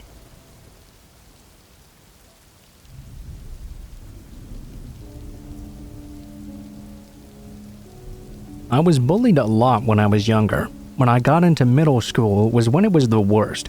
I came from a pretty poor family, so I didn't always have the best clothes. Many were hand-me-downs, and a lot of them were worn pretty severely. Most of the bullying came from kids who lived in town. However, the country kids joined in too. Many of them were even poor like I was. I simply had the detriment of being smaller than all the other guys, so I was an easy target. I was a really good student too, so that completed the perfect trifecta of bullying. Poor, small, and smart. Even though I was smart, I hated going to school. At least when I was home out in the country, I didn't have to deal with all the bullies. I had my siblings to play with, and we got along very well. Being home was a lot nicer than being at school, which was full of testosterone-filled idiots who lived to pick on others. Summers were the absolute best. Although I don't particularly care for hot weather, I got to be away from the constant torment. There were some kids who lived down in the holler down the road from me who were jerks to me as well. However, I rarely encountered them during the summer, even though I spent a lot of my time out in the woods. One thing I really liked to do was find this area where I could meet up with the train tracks. There was a long track that ran through the country for miles and miles. A beautiful scene, too. I like to imagine myself on the train, just passing through this beautiful country setting. Occasionally, when a train would come by, I would sit up against a tree and just watch it pass. I was out there one summer day, walking along the train track and minding my own business. After a while, I saw some people up in the distance. I couldn't make out who they were, and I didn't really pay attention to them until it was too late. It turned out to be 3 kids who really bullied me bad in school. Curtis, Tom, and Billy. Here I was in the middle of the hills with nowhere in sight to get away from them. When I knew who they were, I tried to just casually walk off. I was hoping they wouldn't know it was me. I failed though. They chased after me, and I didn't get very far until they caught me. I was pretty scared I was going to get beaten up, but they didn't do that at first. They just talked like jerks and insisted I sit down and talk with them. The whole situation was weird. They wanted me to sit with them and watch when a train came. I didn't really know why, but I was glad they weren't going to beat me up. We waited and waited, and I almost thought the guys were going to be nice with me. Then we heard a train coming off in the distance though, and that's when everything happening changed drastically. The boys all grabbed me and began pulling me down to the tracks. I tried struggling against them, but it was no good. Even one of them would have been too strong for me to resist, much less all 3 of them. When they'd pulled me down to the tracks, they revealed what they were planning to do. They were going to wait until the train was right there, hold my head down to the track, and let the train kill me. I was terrified, and I believed them. I struggled and tried to get free, but I knew I couldn't. I kept watching the train get closer and closer. The kids were mocking me, telling me I was about to die as I was crying. When the train finally got close, they made as if to push me down right in front of it. However, when they pushed, they all kept a firm hold of me. The push was minor. They pulled me back just in time from the tracks and let me fall down. I lay on the ground crying. I think they probably thought they had done enough, because other than mocking me, they didn't even try to beat me up or anything. They just laughed at me and eventually left. The event was scary for other reasons, though. I had no idea they weren't actually going to hurt me. But also, they had no idea their plan was really going to work. If they had messed up, I would have easily been killed. I didn't tell anyone about the incident, and I guess they didn't either. They probably thought they would get into some real trouble. As for me, I was embarrassed and didn't want anyone to know.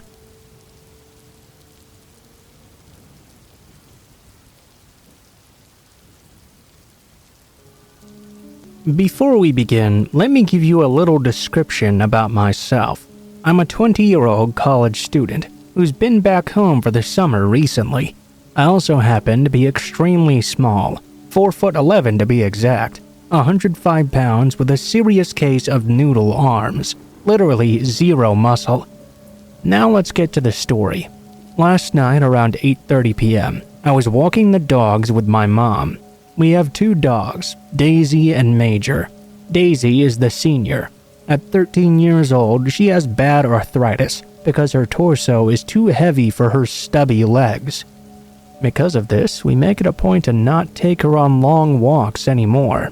Before we even made it to the main street, Daisy went to the bathroom right away. I told my mom she could go ahead and head back home, while I took Major with me for a longer walk. My mom was hesitant about this though, and at first she refused. I knew my mom had some work she had to get back to, so eventually I did convince her to go back.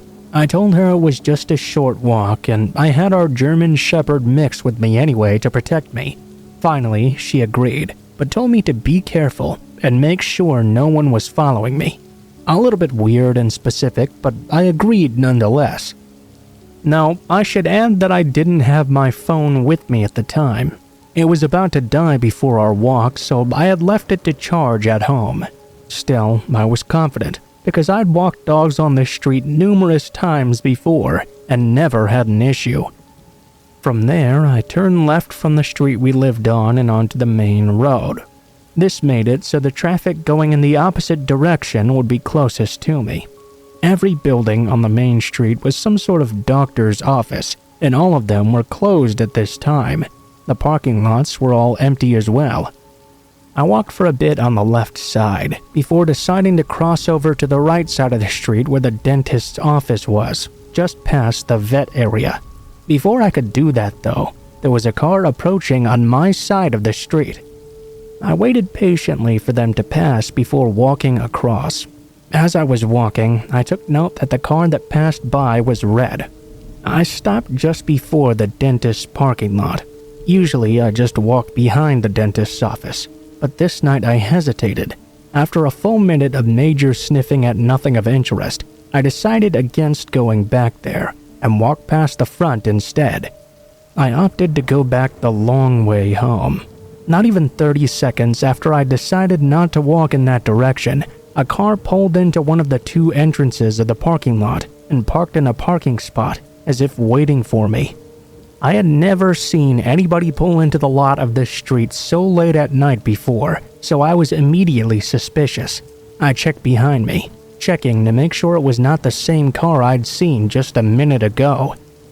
After 30 seconds went by, the car pulled out from the parking space, jerked back to the other entrance, the one closer to me, then pulled out just far enough for me to see it was in fact the same red car. I still couldn't conclude they were following me just yet, so I remained calm and kept staring as I continued to walk away. Just before the end of the block I'm on, I pulled Major and I off the sidewalk. That's when the car swerved from the lot and beelined towards where I was. I pulled us even further away, behind a tree that Major decided to mark, completely oblivious to the situation. The red car was about to pass us when it slowed down. I was using the tree as a shield to hide behind, glaring at the car through the branches. The car eventually moved past me, instead of coming to a complete stop where I was. I took the initiative to immediately change my trajectory and start going back the way I came. My hope of the car simply continuing down the street died immediately when he took a hard left and swerved into the parking lot right across from me. He accelerated across the lot as he turned the car to face with his headlights on me. By now, my adrenaline had kicked in. I became extremely upset. Not only was he following me, but he was also driving erratically. It was starting to scare the shit out of me. Keep in mind, there was also nobody else driving on the main street. I thought I was effectively alone, until I saw a silhouette walking towards me on my side of the street. I couldn't be sure because it was so dark out, but I thought it could be my mom. She has a short stature like me, but it was hard to tell from this distance. If not her, it could be someone taking a walk. I continued walking towards them to see if it really was her. Just then, the car accelerated again and pulled into the lot adjacent to the one they were just in. I started quickening my face, when finally the vet's light flickered on and illuminated my mom's face. "Mom?" I called out as I quickly turned my head to watch the red car repeat its pattern of turning into the next lot, then continuing towards me. "Yes, it's me." She too was eyeing the strange red vehicle as she waited for me to catch up with her. I was a little dismayed to see she didn't seem to be carrying her phone with her. Nonetheless, when I got within earshot, I vehemently stated there was a maniac on the loose. To my surprise, my mom said, "I know." The man was about to repeat his crazed cycle when I finally got to see what he looked like. He must have put his window down at some point because I could see his side profile as he drove his car erratically in the street once more. Except he wasn't looking at us. The curly, bald man was looking at his car dashboard as weird beeping noises emanated from his car. I had to actively fight the urge not to yell at the man to get lost.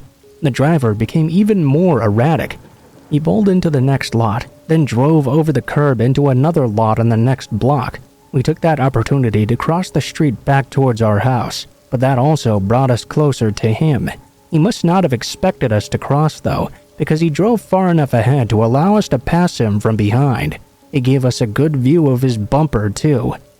His license plate read CMMJ65. We were now in the home stretch. I wasn't looking back as often at that point. I just wanted to get home. My mom, however, said she saw him turn around again to face our street. He may have kept watching us from there, but we had no way to know for sure. My mom explained to me that when she got Daisy back inside, she told my stepdad to feed her. She had to run back outside to get me. She said the whole time she'd walked back home, she couldn't shake this bad feeling about me. She just had to come back and make sure I was okay. Then she got to see for herself how this deranged driver was swerving in and out of lots, trying to follow me. Once we made it home, we reported this incident to the police. We gave his license plate number and described what happened. The dispatcher even commented how weird this was. I don't want to know what the guy was thinking. I'm just so happy my mom had the intuition to come find me. I don't know what I would have done to get myself home otherwise. The rest of that night I spent it awake and wondering what I could have done better in that situation. I was afraid that if I tried to run, it would have provoked him and he would have really tried to chase me. Then there wouldn't have been any way to outrun him. I wonder what would have happened if I'd gone behind the dentist's office before I decided not to. I don't like thinking about it. My mom thinks the noise is coming from his car or some sort of police radio, and that's another terrifying thought in itself.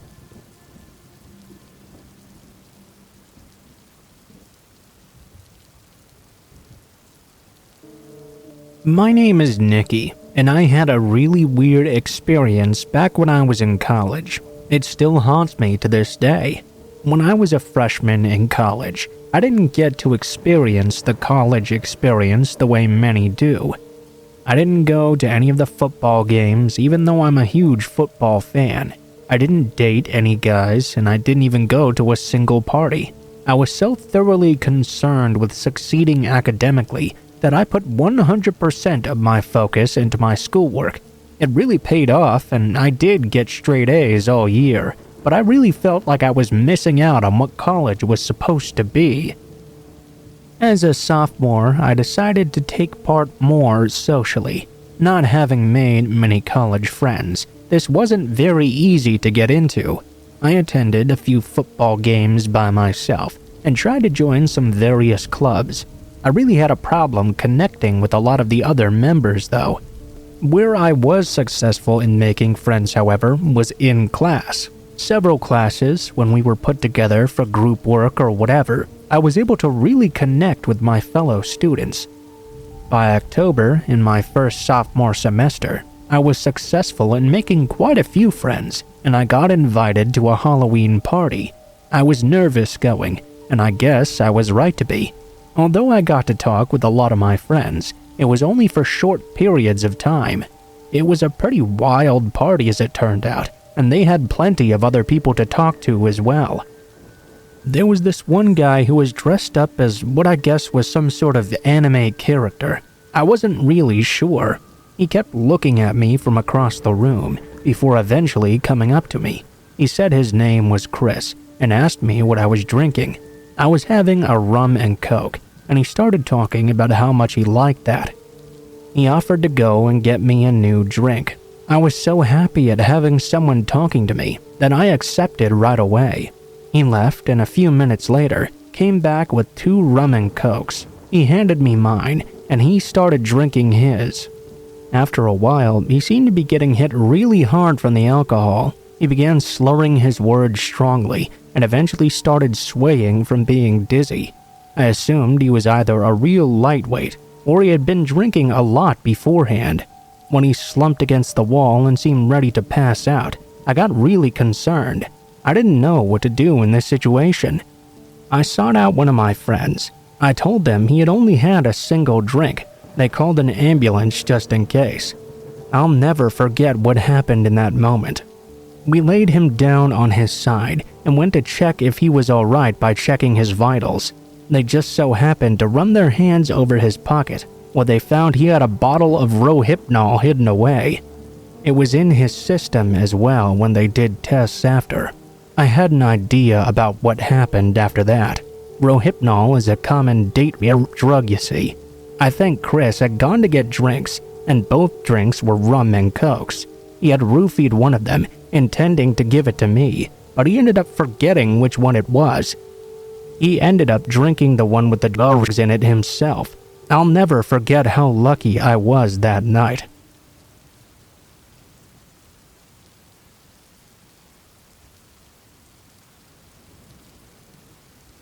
I used to get into a lot of fights with my stepmother.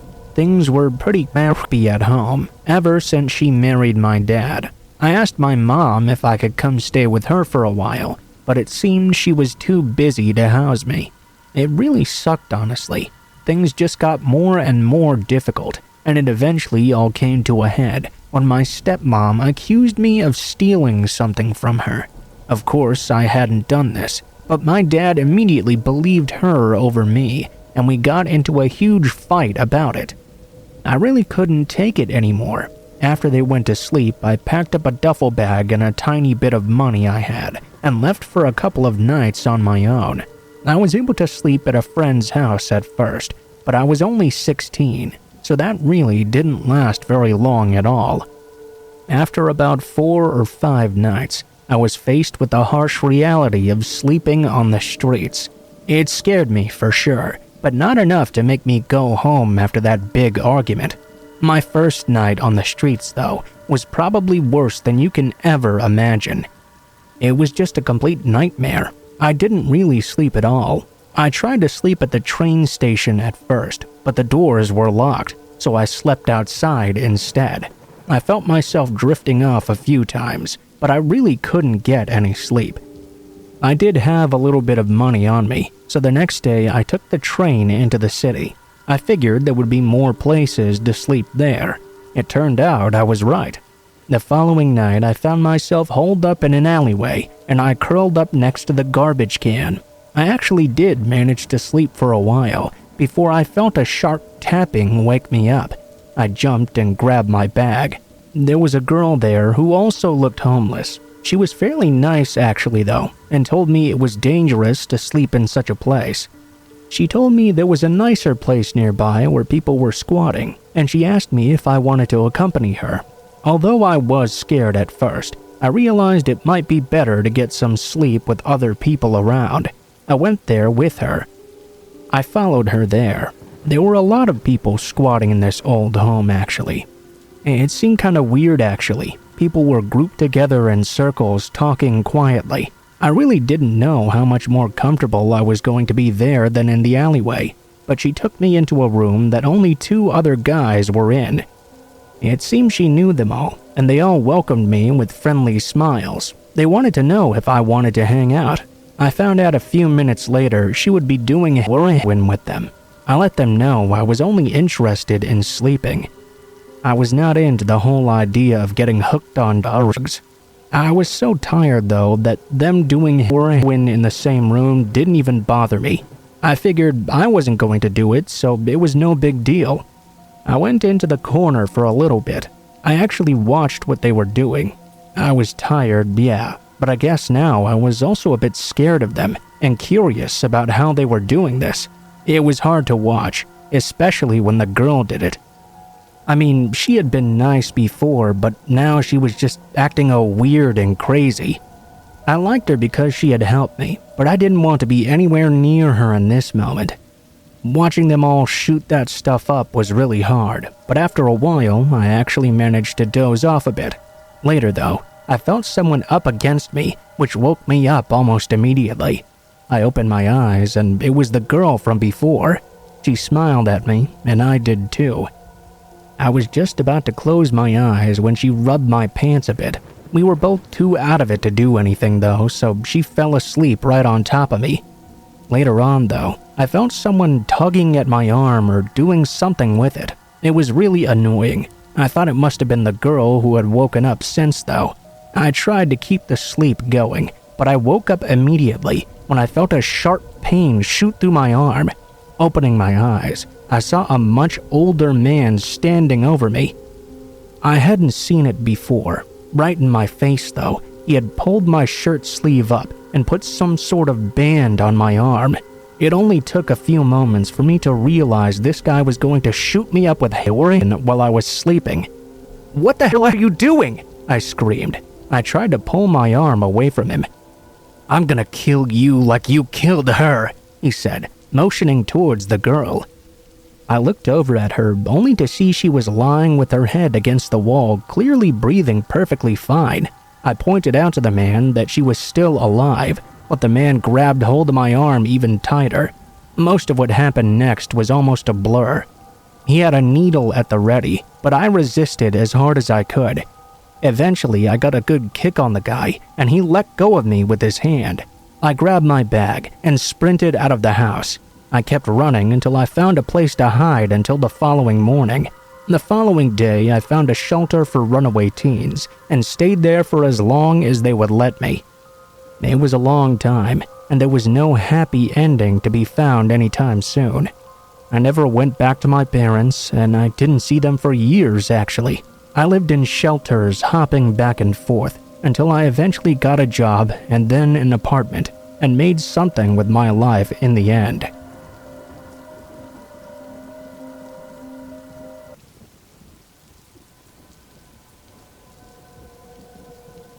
When it comes to schoolwork, well, I've had some traumatic experiences in my life, and as a result, it kinda makes me feel off. I just can't seem to focus at all when I'm home, even when it's very quiet. Every little thing bothers me, and I feel like I read the same line a million times over and over.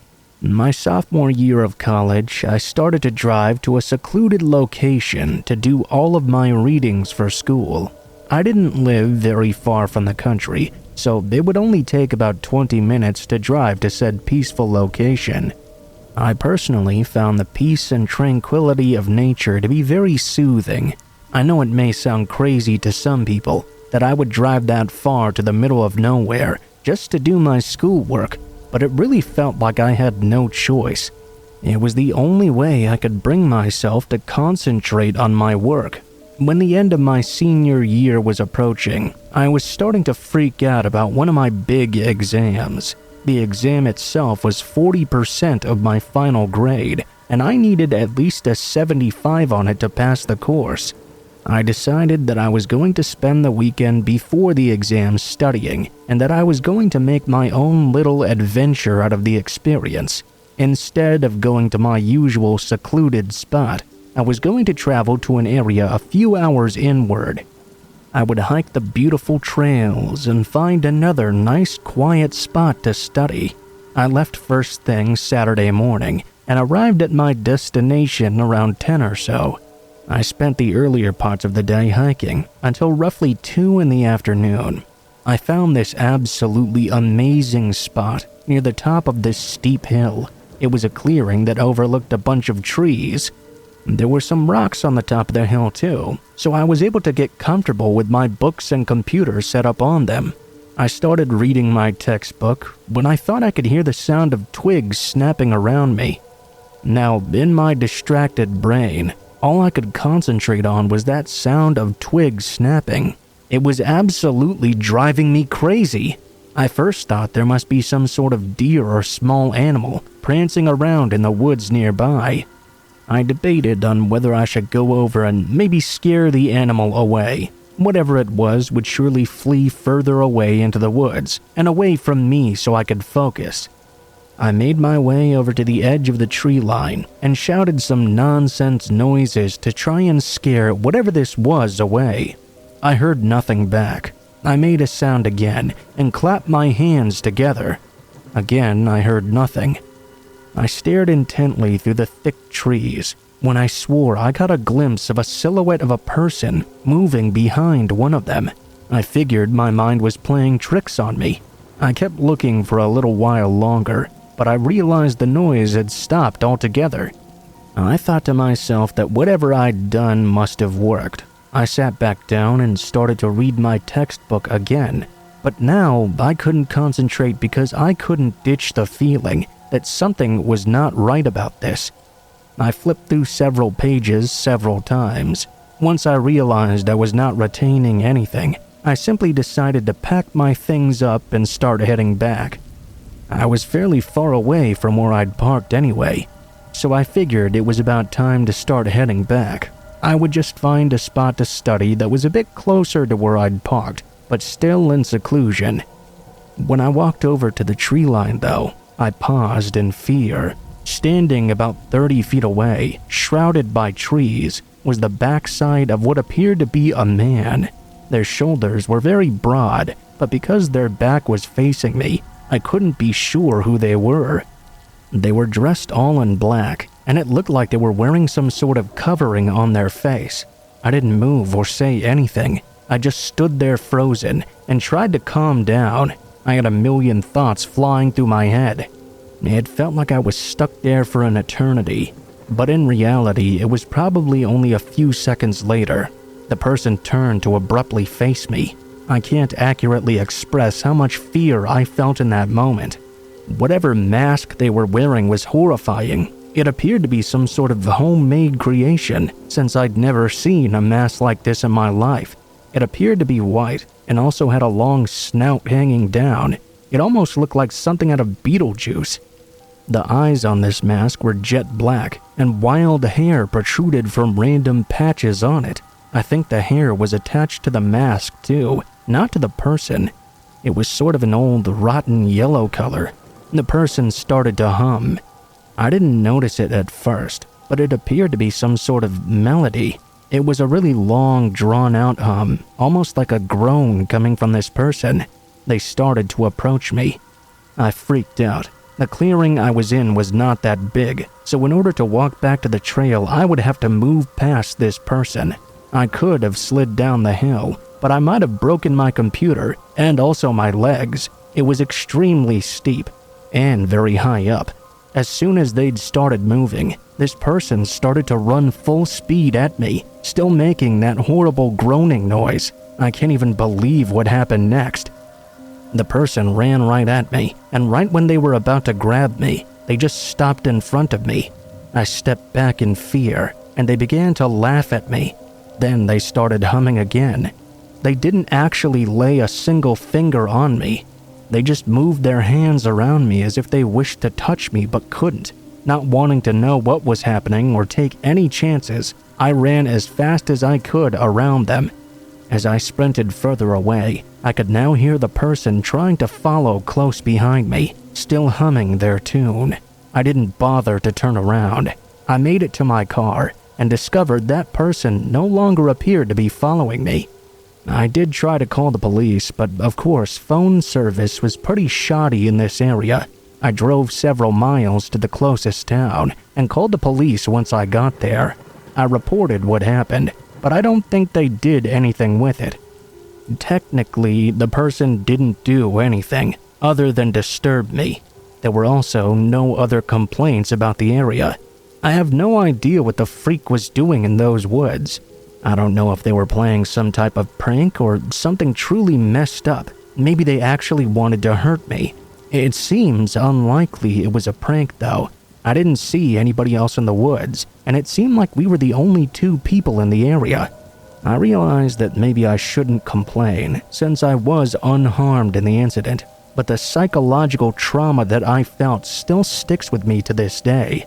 I'll never forget that terrible afternoon and the memories of that horrifying mask.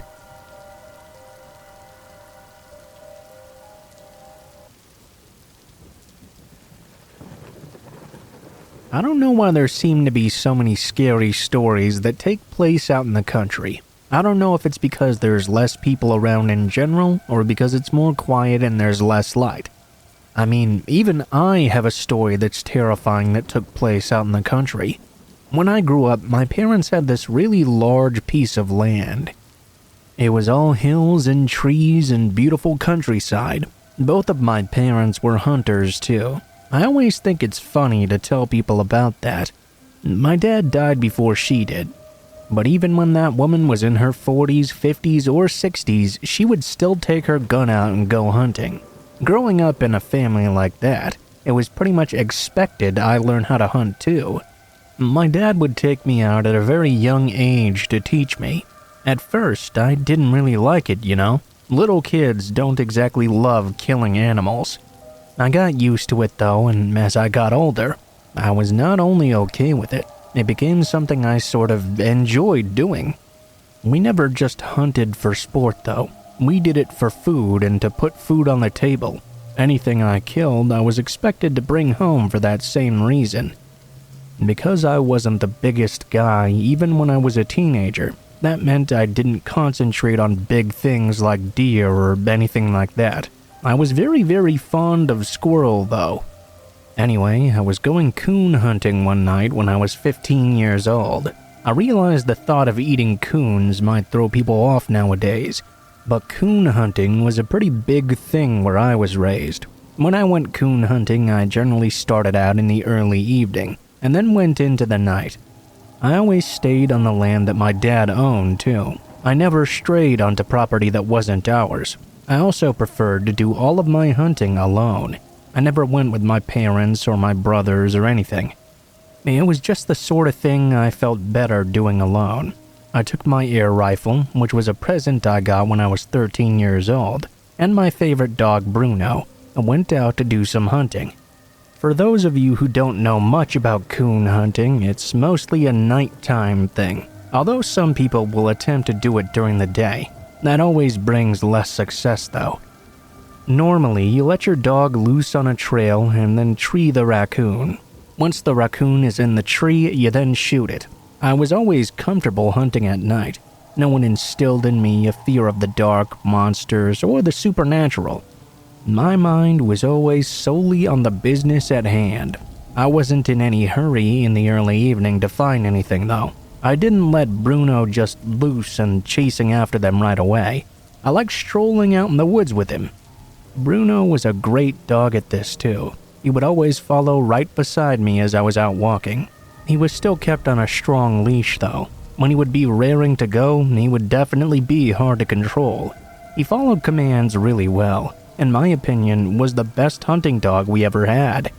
The evening soon turned into night, as I expected it would, before anything happened.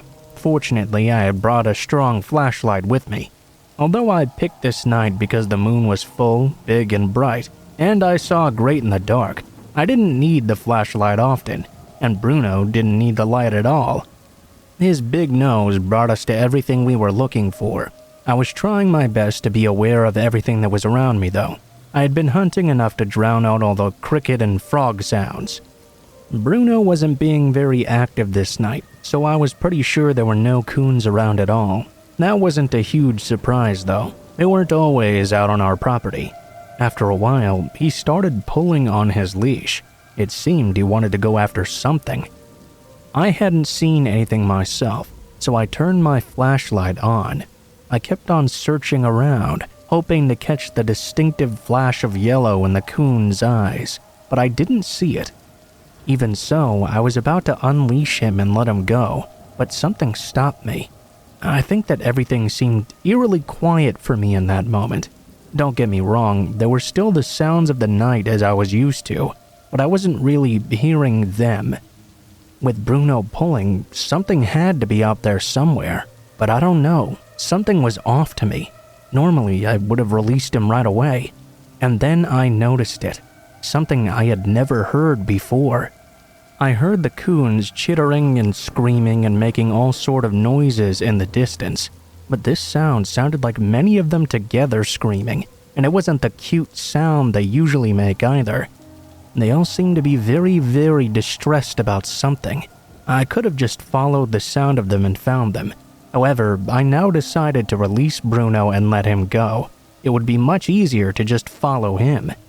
This time, though, I wasn't even thinking about shooting the coons. I wanted to know what was making them make all these noises. I ran and followed Bruno as he ran toward the sounds. I was shining the flashlight everywhere, trying to get some sight of what could possibly be out there. And finally, I did. I got the flash of yellow, which let me know I had spotted a treed raccoon, but for some reason, I didn't take out my rifle to shoot at it. I wanted to know what was going on here. As I got closer, I noticed something shocking. There was a man, probably the same age as I was, on the ground. He looked like he might have been injured or something. Bruno was at the guy's side, completely ignoring all the raccoons who were screaming and crying in the trees. It looked like the man had been pretty savagely beaten.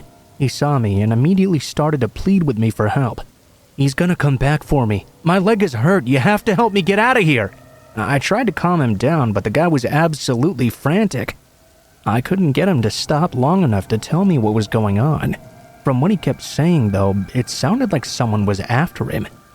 I only found out later that when the aggressor saw Bruno running towards him, he'd sprinted off into the woods. I figured all the animals were screaming because they were distressed by the attack on the guy. When I asked him if I could try to help him stand, I noticed he was bloody all over, and he'd been stabbed in several places as well. As I was helping him to his feet, Bruno started barking. I didn't think anything of it at first. I mean, we were surrounded by treed raccoons. However, when I looked in the direction he'd barked in, my blood turned to ice in my veins. My flashlight shined over, only to meet the scariest-looking man I'd ever seen. He was extremely fat and had what looked like boils and scars all over him. His hair was long and unkempt, but the scariest part was the look in his eyes. He looked like he'd just escaped from an institution for the criminally insane or something. I'd never visibly seen someone so psychotic in my entire life. He had a hunting knife in his left hand, and it was covered in blood. This time he didn't flinch as Bruno ran towards him. I guess he'd decided my dog wasn't something to be afraid of. Just the look of the guy caused me to freeze for a moment, terrified beyond belief. I had never seen a horror movie before then. The closest I'd ever come to that would have been watching The Twilight Zone on television. This man looked like he'd stepped right out of an episode. Fortunately, I was an experienced hunter with instincts on my side. I knew how to quickly use my rifle, and that's what I did. I dropped my flashlight to the ground and leveled my rifle. The man was even scarier looking in the dark, but I could still see him, and I still had the gun. I didn't hesitate. I didn't wait for the guy to do anything. He had that bloody knife, and it was very obvious he'd been the one who attacked the young man. I shot at the guy. I think I hit him, but I wasn't completely sure. What I do know is that after the shot, he finally moved. He ran back into the forest, and I couldn't see where he was anymore. I now had a stabbed guy, screaming animals, and a barking dog to deal with. I asked the guy on the ground if he could take the flashlight. He was still strong enough to do so he took it and shined it in different directions, looking for the crazy man as we went along. We couldn't see him anywhere. Don't get me wrong, not seeing him was somewhat of a relief. I didn't exactly want to go after the guy in the woods. I didn't want Bruno to go after him either.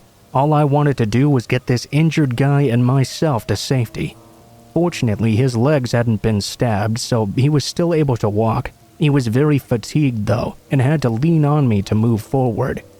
He was frantically shining his flashlight in case the psycho came back to attack. I was sure if he did, though, Bruno would alert us before it happened. All the raccoons had now calmed down for the most part. I really don't know what to think about their reaction. I mean, they may have just been distressed because they noticed two animals fighting in their vicinity. But I don't know. For some reason, it almost seemed like they were screaming to try and get help for this hurt guy. Maybe they were trying to scare the crazy guy off or something. I don't know. What I do know is they led Bruno and I to the scene and saved this guy's life. Getting home was long and terrifying. I was expecting the man to pounce out of the woods at every moment. Fortunately, though, he did not try to attack again. The entire time I could feel him watching, though. I could feel his crazy eyes on me, watching from the darkness. I was able to get the kid, who I later learned to be named Vance, back to my parents' house. We drove him to the hospital, which was a pretty long drive. I learned later that Vance had been doing the same thing as me, but he didn't have a dog with him. He was attacked out of nowhere when the crazy guy just began stabbing him for no reason. He didn't know the guy at all. It was just a completely random attack. The guy had come out of the woods from nowhere. That's when all the animals started screaming, and Bruno took off running. This happened back in the 1970s. About a month later, a dead body was found in those same woods, stabbed to death. They never caught who did it, but in my mind I knew exactly who that killer was. As for me, I decided not to hunt coons anymore after that. There was something about my experience that night that changed it for me. I couldn't bring myself to shoot them, even though I had many times before. Vance healed up fine in the end, and we ended up being friends for a while. He never went hunting again though, and I completely understand why.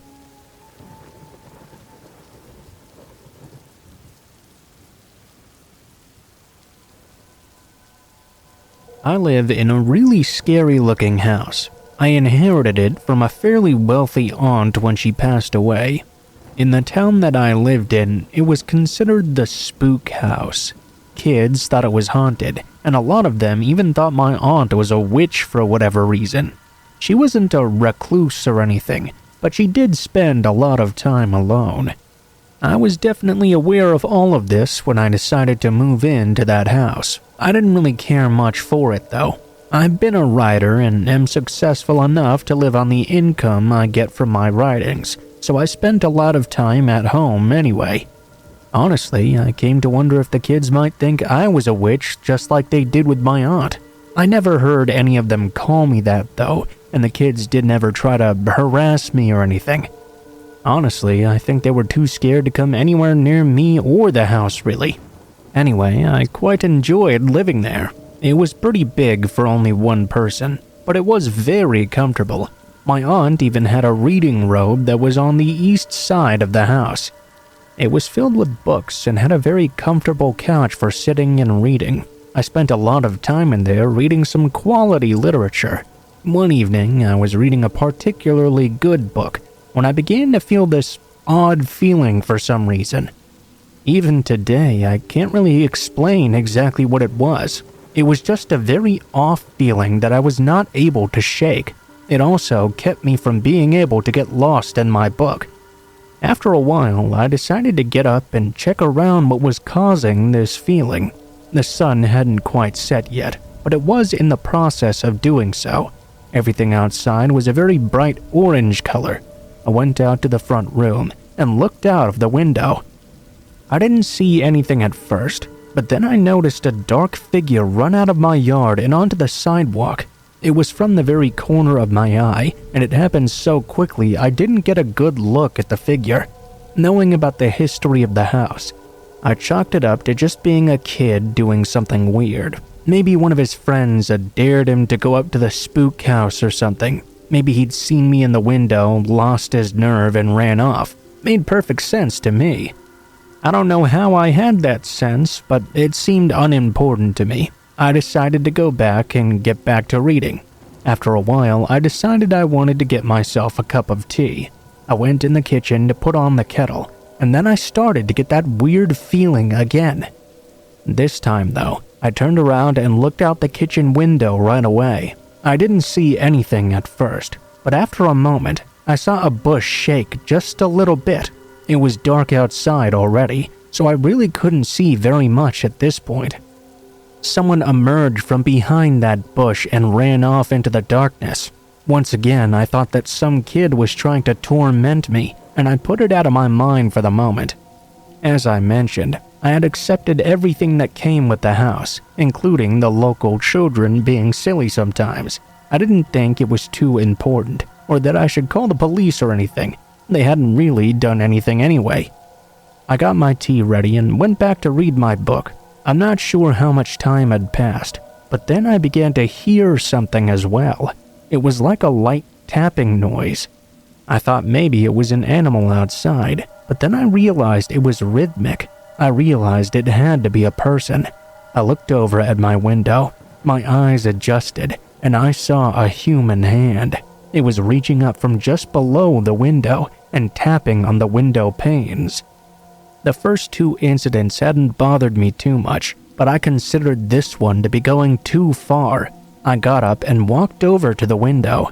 Someone was there, but when they saw me approaching, they quickly ran off toward the front yard. I was irritated enough that I ran through the house to the front door to confront them. I yelled out to whoever was out there that they should cut it out right now, or I would be calling the police. I didn't see anyone at all though, even though I had turned the porch light on and gotten there relatively quickly. I went back into the house, a bit annoyed but getting over it pretty quickly. I went back to reading. It seemed my threat had been taken seriously, as I wasn't bothered at all for the rest of the night. I was able to read and relax and then finally go to bed peacefully. I had been asleep for a short time when I was suddenly woken up by something. I wasn't sure what it was, but I thought I must have heard something outside. Instantly, I remembered the earlier incidents. Maybe that person had come back or something. I got up to investigate. I put on my robe and walked down the stairs without turning any of the lights on. I was used to the ambient light of the house, so I had no problem seeing until I got to the bottom. I saw something moving in the dark and turned on the light switch at the bottom of the stairs. I immediately heard a sound in the front room of the house. Going over toward that direction, a person sprinted out into the hallway. Only it was not a kid. It was a fully grown man. Before I could react, the man pulled a big knife out of his jacket. He warned me he would come back and kill me if I called the police. He was trying to cover his face with the arm while also brandishing the knife. I only got a slightly good look at him because of this. I was terrified, honestly. I figured he was just going to attack me right there and then. To my relief, though, the man ran out the door and into the night. Of course, I almost didn't call the police. I was so terrified he really would come back. I knew I had to, though, so I did. It was scary doing it, imagining this man might find out and come back to finish me. As far as I'm aware, the police never caught the guy either. I mean, that didn't mean he was free exactly. He could have been arrested for something else, but as far as I knew, he could come back at any time.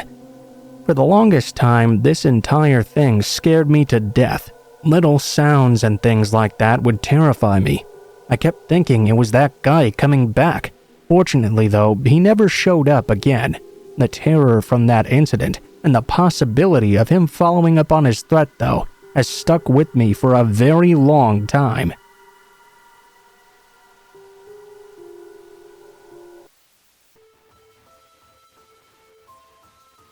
What is up, guys? Blue Spooky here. Thank you guys so much for watching, especially if you made it this far to the end of the video. If you liked the video, please be sure to like, share, comment, and subscribe if you feel so inclined. If you have any feedback for me as well, be sure to leave that in the comments below the video. If you guys have a story you'd like to send in, or if you'd like to contact me for any reasons, there will be links to my social media in the description below the video, including my Facebook, Gmail, and Twitter accounts. Go ahead and send me a message on any of those, and I'll try to get to you as soon as possible. If you do decide to send in a story, please be sure to include in the tagline what the name of the story is if it has one, what type of story it is if it has one, and how you'd like to be credited in the description below the video. Please make sure to include as much detail as you feel comfortable with, and try to use as much proper grammar as possible to make sure you have the highest chance of appearing in a future video. Overall, I think that's pretty much it for now, guys, so thank you so much for watching, and I hope you guys have a great day.